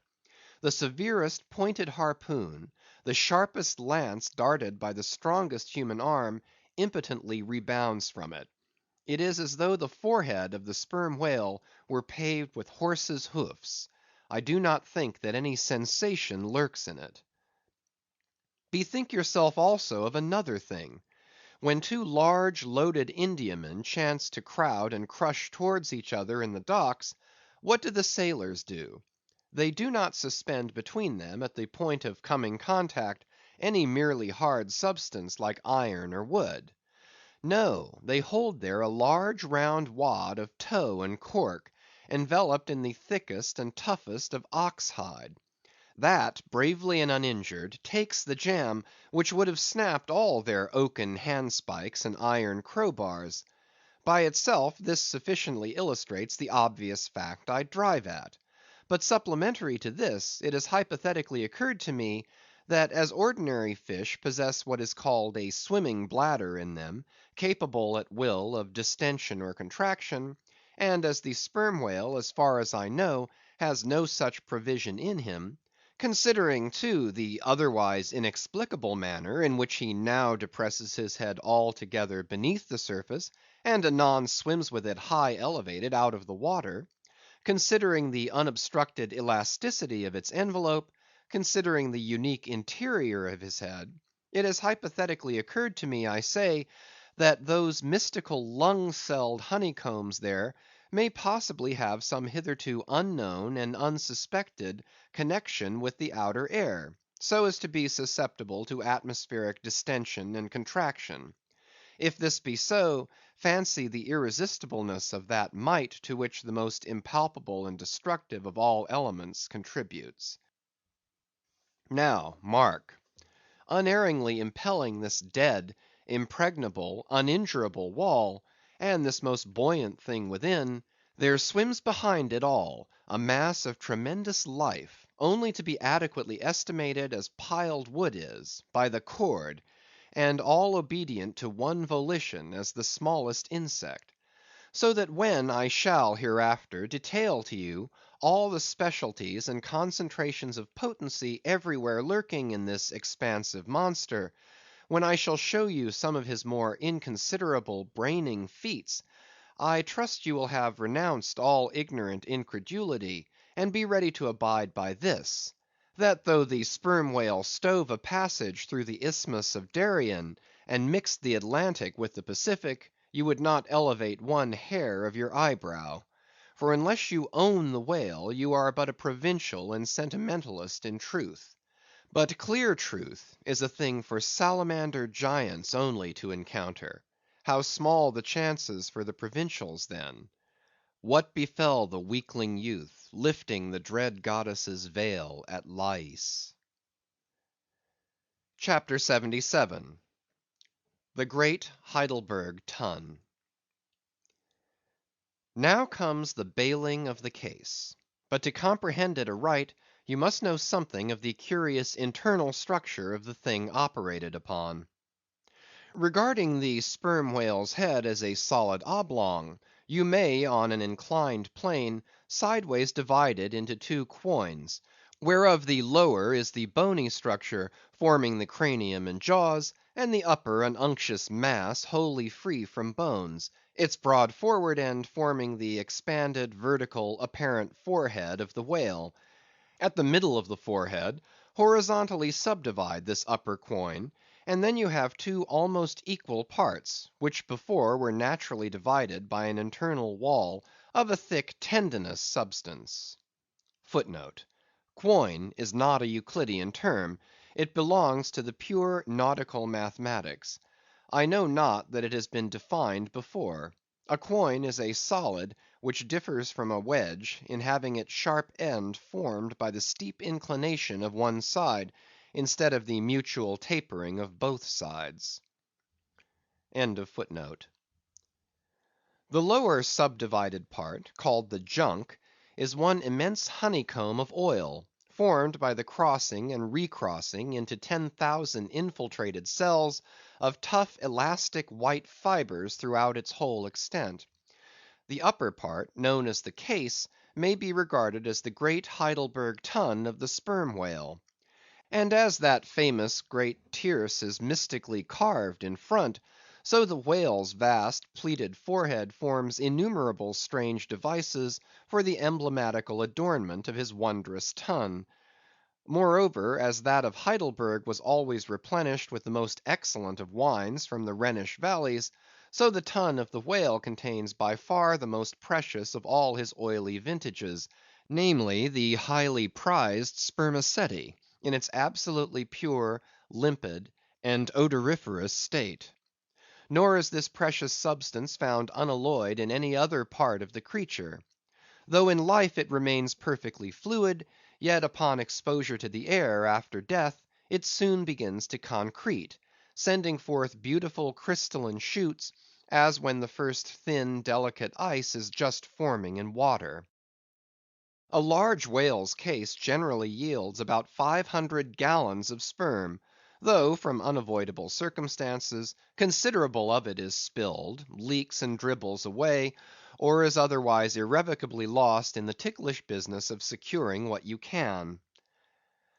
I know not with what fine and costly material the Heidelberg tun was coated within, but in superlative richness that coating could not possibly have compared with the silken pearl colored membrane, like the lining of a fine pelisse, forming the inner surface of the sperm whale's case. It will have been seen that the Heidelberg tun of the sperm whale embraces the entire length of the entire top of the head; and since, as has been elsewhere set forth, the head embraces 1/3 of the whole length of the creature, then setting that length down at 80 feet for a good sized whale, you have more than 26 feet for the depth of the tun, when it is lengthwise hoisted up and down against the ship's side. As in decapitating the whale, the operator's instrument is brought close to the spot where an entrance is subsequently forced into the spermaceti magazine. He has, therefore, to be uncommonly heedful, lest a careless, untimely stroke should invade the sanctuary, and wastingly let out its invaluable contents. It is this decapitated end of the head also which is at last elevated out of the water, and retained in that position by the enormous cutting tackles, whose hempen combinations on one side make quite a wilderness of ropes in that quarter. Thus much being said, attend now, I pray you, to that marvellous and, in this particular instance, almost fatal operation, whereby the sperm whale's great Heidelberg tun is tapped. End of chapters 74 to 77. Chapters 78 to 80. Chapter 78. Cistern and Buckets. Nimble as a cat, Tashtego mounts aloft, and without altering his erect posture, runs straight out upon the overhanging mainyard arm to the part where it exactly projects over the hoisted tun. He has carried with him a light tackle called a whip, consisting of only two parts, travelling through a single sheaved block. Securing this block so that it hangs down from the yard arm, he swings one end of the rope till it is caught and firmly held by a hand on deck. Then, hand over hand, down the other part, the Indian drops through the air, till, dexterously, he lands on the summit of the head. There, still high elevated above the rest of the company, to whom he vivaciously cries, he seems some Turkish muezzin calling the good people to prayers from the top of a tower.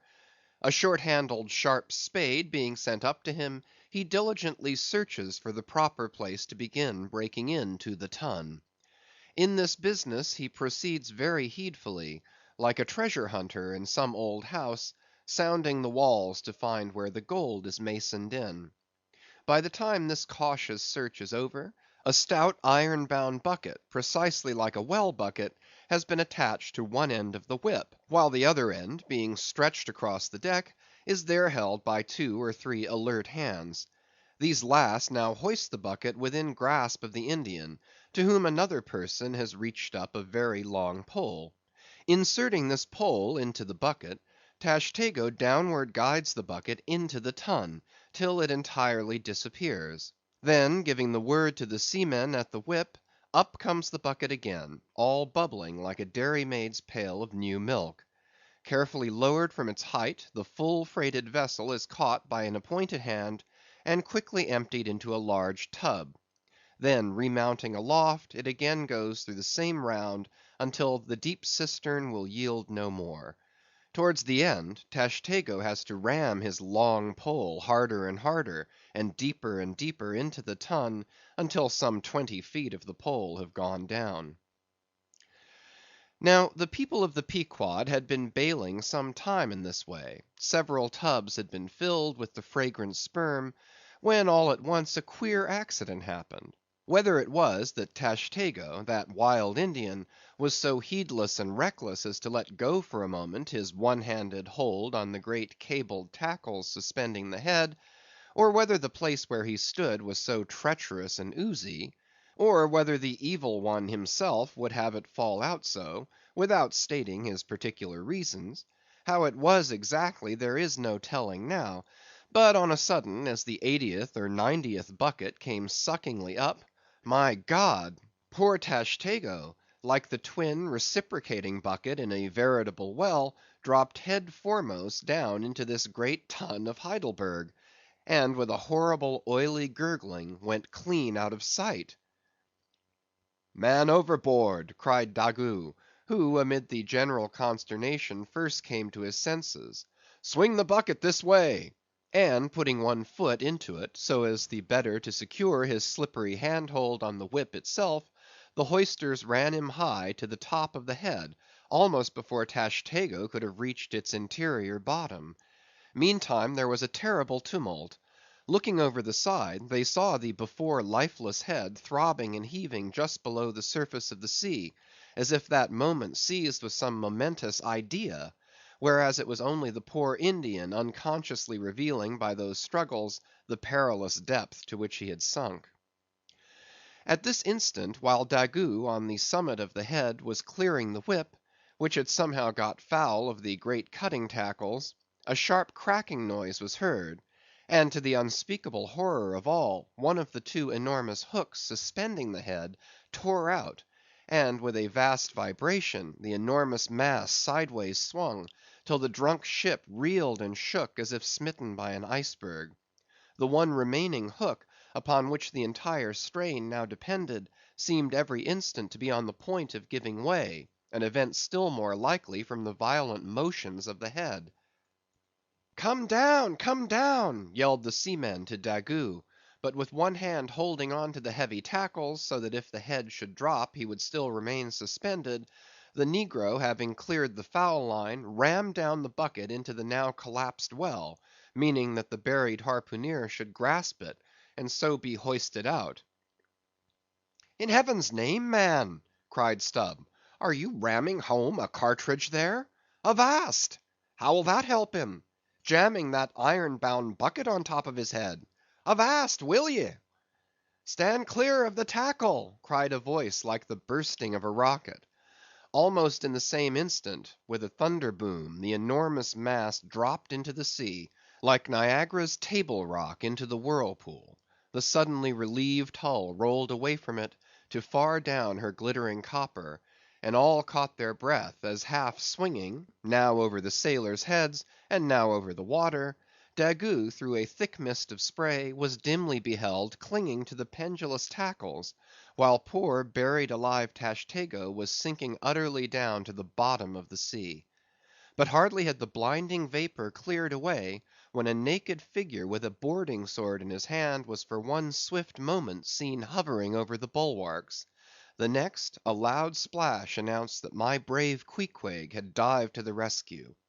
One packed rush was made to the side, and every eye counted every ripple, as moment followed moment, and no sign of either the sinker or the diver could be seen.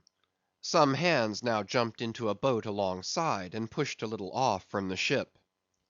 "Ha, ha!" cried Daggoo all at once, from his now quiet swinging perch overhead; and looking further off from the side, we saw an arm thrust upright from the blue waves. A strange sight to see, as an arm thrust forth from the grass over a grave.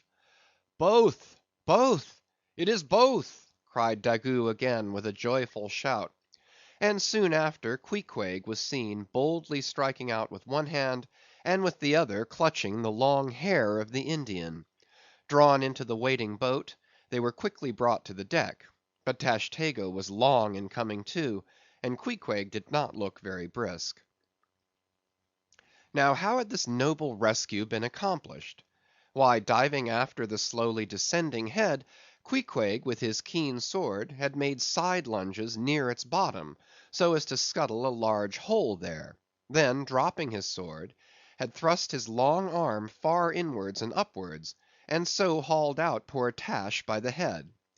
He averred that upon first thrusting in for him, a leg was presented; but well knowing that that was not as it ought to be, and might occasion great trouble, he had thrust back the leg, and by a dexterous heave and toss, had wrought a somerset upon the Indian, so that with the next trial he came forth in the good old way, head foremost.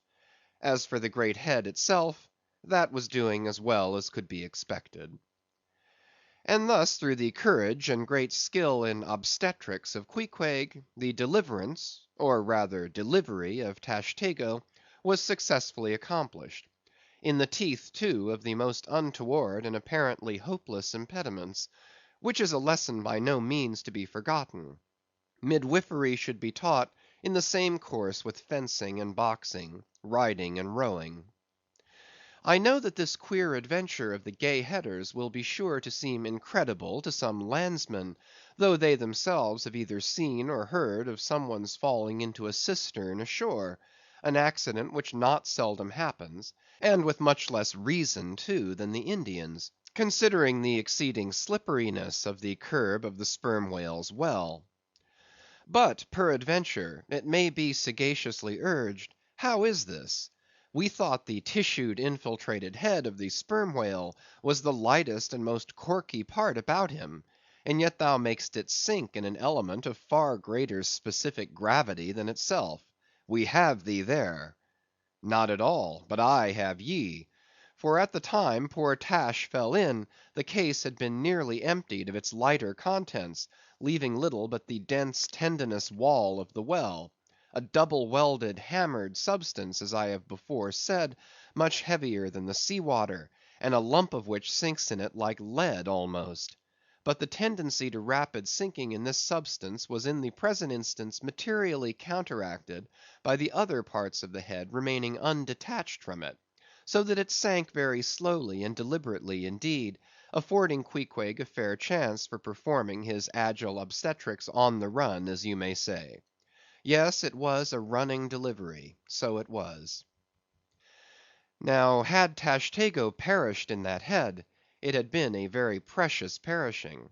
Smothered in the very whitest and daintiest of fragrant spermaceti, coffined, hearsed, and tombed in the secret inner chamber and sanctum sanctorum of the whale, only one sweeter end can readily be recalled: the delicious death of an Ohio honey hunter, who, seeking honey in the crotch of a hollow tree, found such an exceeding store of it, that leaning too far over, it sucked him in, so that he died embalmed. How many, think ye, have likewise fallen into Plato's honey head, and sweetly perished there? CHAPTER 79. The Prairie. To scan the lines of his face, or feel the bumps on the head of this Leviathan, this is a thing which no physiognomist or phrenologist has as yet undertaken.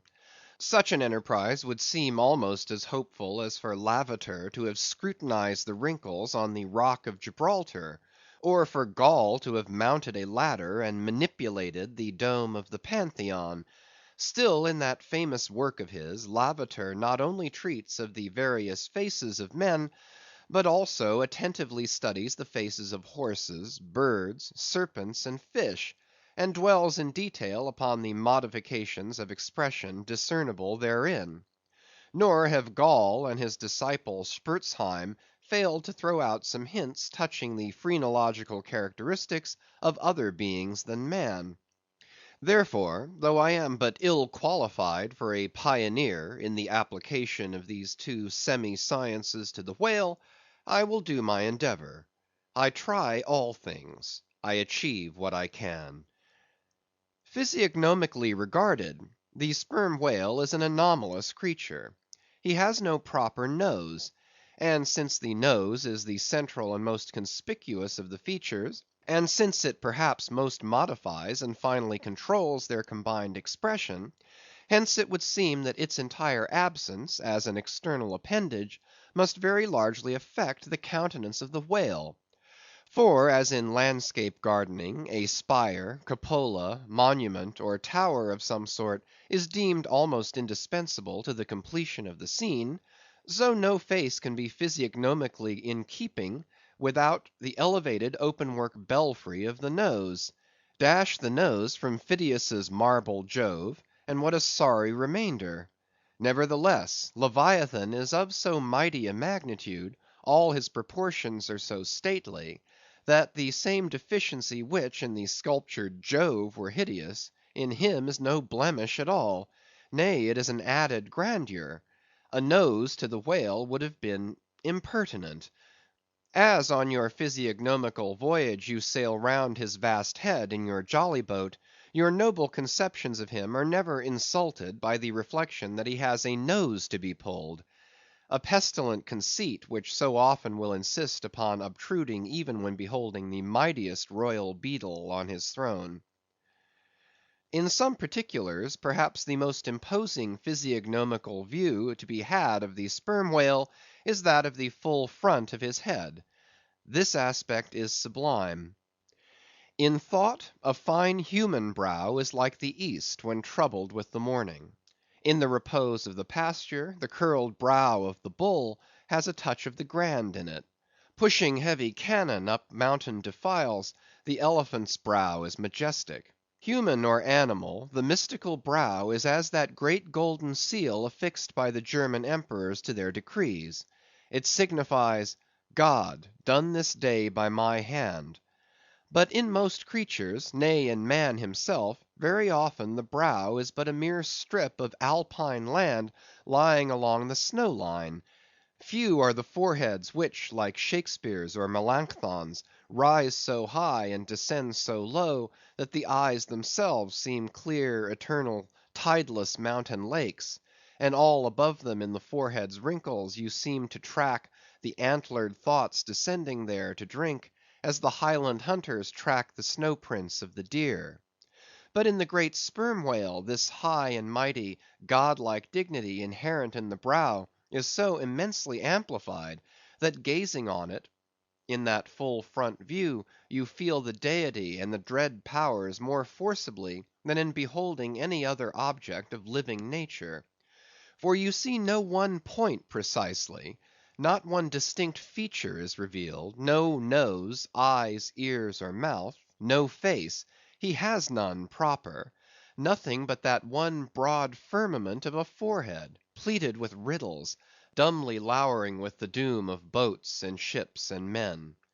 Nor, in profile, does this wondrous brow diminish, though that way viewed its grandeur does not domineer upon you so.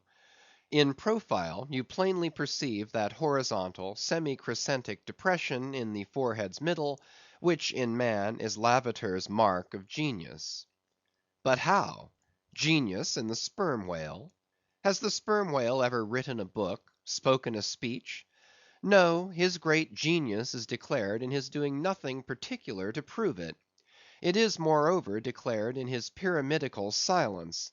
And this reminds me that had the great sperm whale been known to the young Orient world, he would have been deified by their child Magian thoughts. They deified the crocodile of the Nile because the crocodile is tongueless, and the sperm whale has no tongue, or at least it is so exceedingly small as to be incapable of protrusion.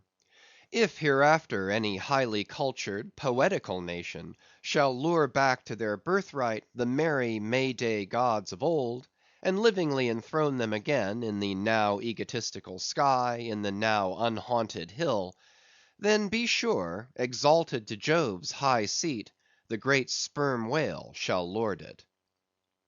Champollion deciphered the wrinkled granite hieroglyphics.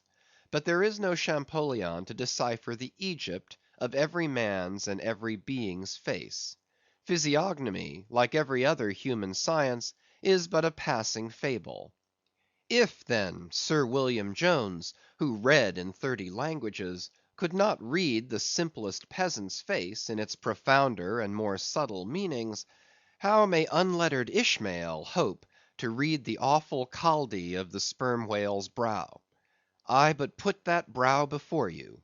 Read it if you can. CHAPTER 80. The Nut. If the sperm whale be physiognomically a sphinx, to the phrenologist his brain seems that geometrical circle which it is impossible to square. In the full-grown creature the skull will measure at least 20 feet in length. Unhinge the lower jaw, and the side view of this skull is as the side of a moderately inclined plane resting throughout on a level base. But in life, as we have elsewhere seen, this inclined plane is angularly filled up, and almost squared by the enormous superincumbent mass of the junk and sperm. At the high end of the skull forms a crater to bed that part of the mass, while under the long floor of this crater, in another cavity seldom exceeding 10 inches in length, and as many in depth, reposes the mere handful of this monster's brain. The brain is at least 20 feet from his apparent forehead in life. It is hidden away behind its vast outworks, like the innermost citadel within the amplified fortifications of Quebec. So like a choice casket is it secreted in him, that I have known some whalemen who peremptorily deny that the sperm whale has any other brain than that palpable semblance of one formed by the cubic yards of his sperm magazine. Lying in strange folds, courses, and convolutions, to their apprehensions it seems more in keeping with the idea of his general might to regard that mystic part of him as the seat of his intelligence. It is plain, then, that phrenologically the head of this Leviathan, in the creature's living, intact state, is an entire delusion. As for his true brain, you can see no indications of it, nor feel any. The whale, like all things that are mighty, wears a false brow to the common world. If you unload his skull of its spermy heaps, and then take a rear view of its rear end, which is the high end, you will be struck by its resemblance to the human skull, beheld in the same situation and from the same point of view. Indeed, place this reversed skull, scaled down to the human magnitude, among a plate of men's skulls, and you would involuntarily confound it with them, and remarking the depressions on one part of its summit, in phrenological phrase you would say, this man had no self-esteem and no veneration; and by those negations, considered along with the affirmative fact of his prodigious bulk and power, you can best form to yourself the truest though not the most exhilarating conception of what the most exalted potency is. But if from the comparative dimensions of the whale's proper brain you deem it incapable of being adequately charted, then I have another idea for you. If you attentively regard almost any quadruped's spine, you will be struck by the resemblance of its vertebrae to a strung necklace of dwarfed skulls, all bearing rudimental resemblance to the skull proper. It is a German conceit that the vertebrae are absolutely undeveloped skulls. But the curious external resemblance I take it the Germans were not the first men to perceive. A foreign friend once pointed it out to me in the skeleton of a foe he had slain, and with the vertebrae of which he was inlaying in a sort of basso relievo the beaked prow of his canoe. Now I consider that the phrenologists have omitted an important thing in not pushing their investigations from the cerebellum through the spinal canal, for I believe that much of a man's character will be found betokened in his backbone. I would rather feel your spine than your skull, whoever you are. A thin joist of a spine never yet upheld a full and noble soul. I rejoice in my spine, as in the firm audacious staff of that flag which I fling half out to the world. Apply this spinal branch of phrenology to the sperm whale. His cranial cavity is continuous with the first neck vertebra, and in that vertebra the bottom of the spinal canal will measure 10 inches across, being 8 in height, and of a triangular figure with the base downwards. As it passes through the remaining vertebrae the canal tapers in size, but for a considerable distance remains of large capacity. Now, of course, this canal is filled with much the same strangely fibrous substance, the spinal cord, as the brain, and directly communicates with the brain; and what is still more, for many feet after emerging from the brain's cavity, the spinal cord remains of an undecreasing girth, almost equal to that of the brain. Under all these circumstances, would it be unreasonable to survey and map out the whale's spine phrenologically?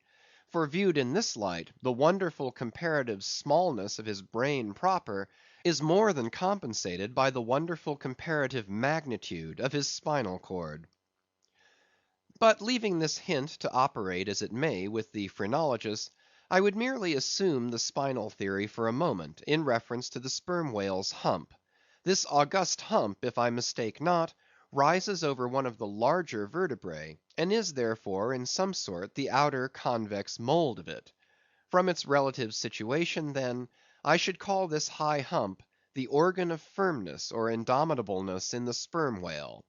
And that the great monster is indomitable, you will yet have reason to know. End of chapter 78 to 80.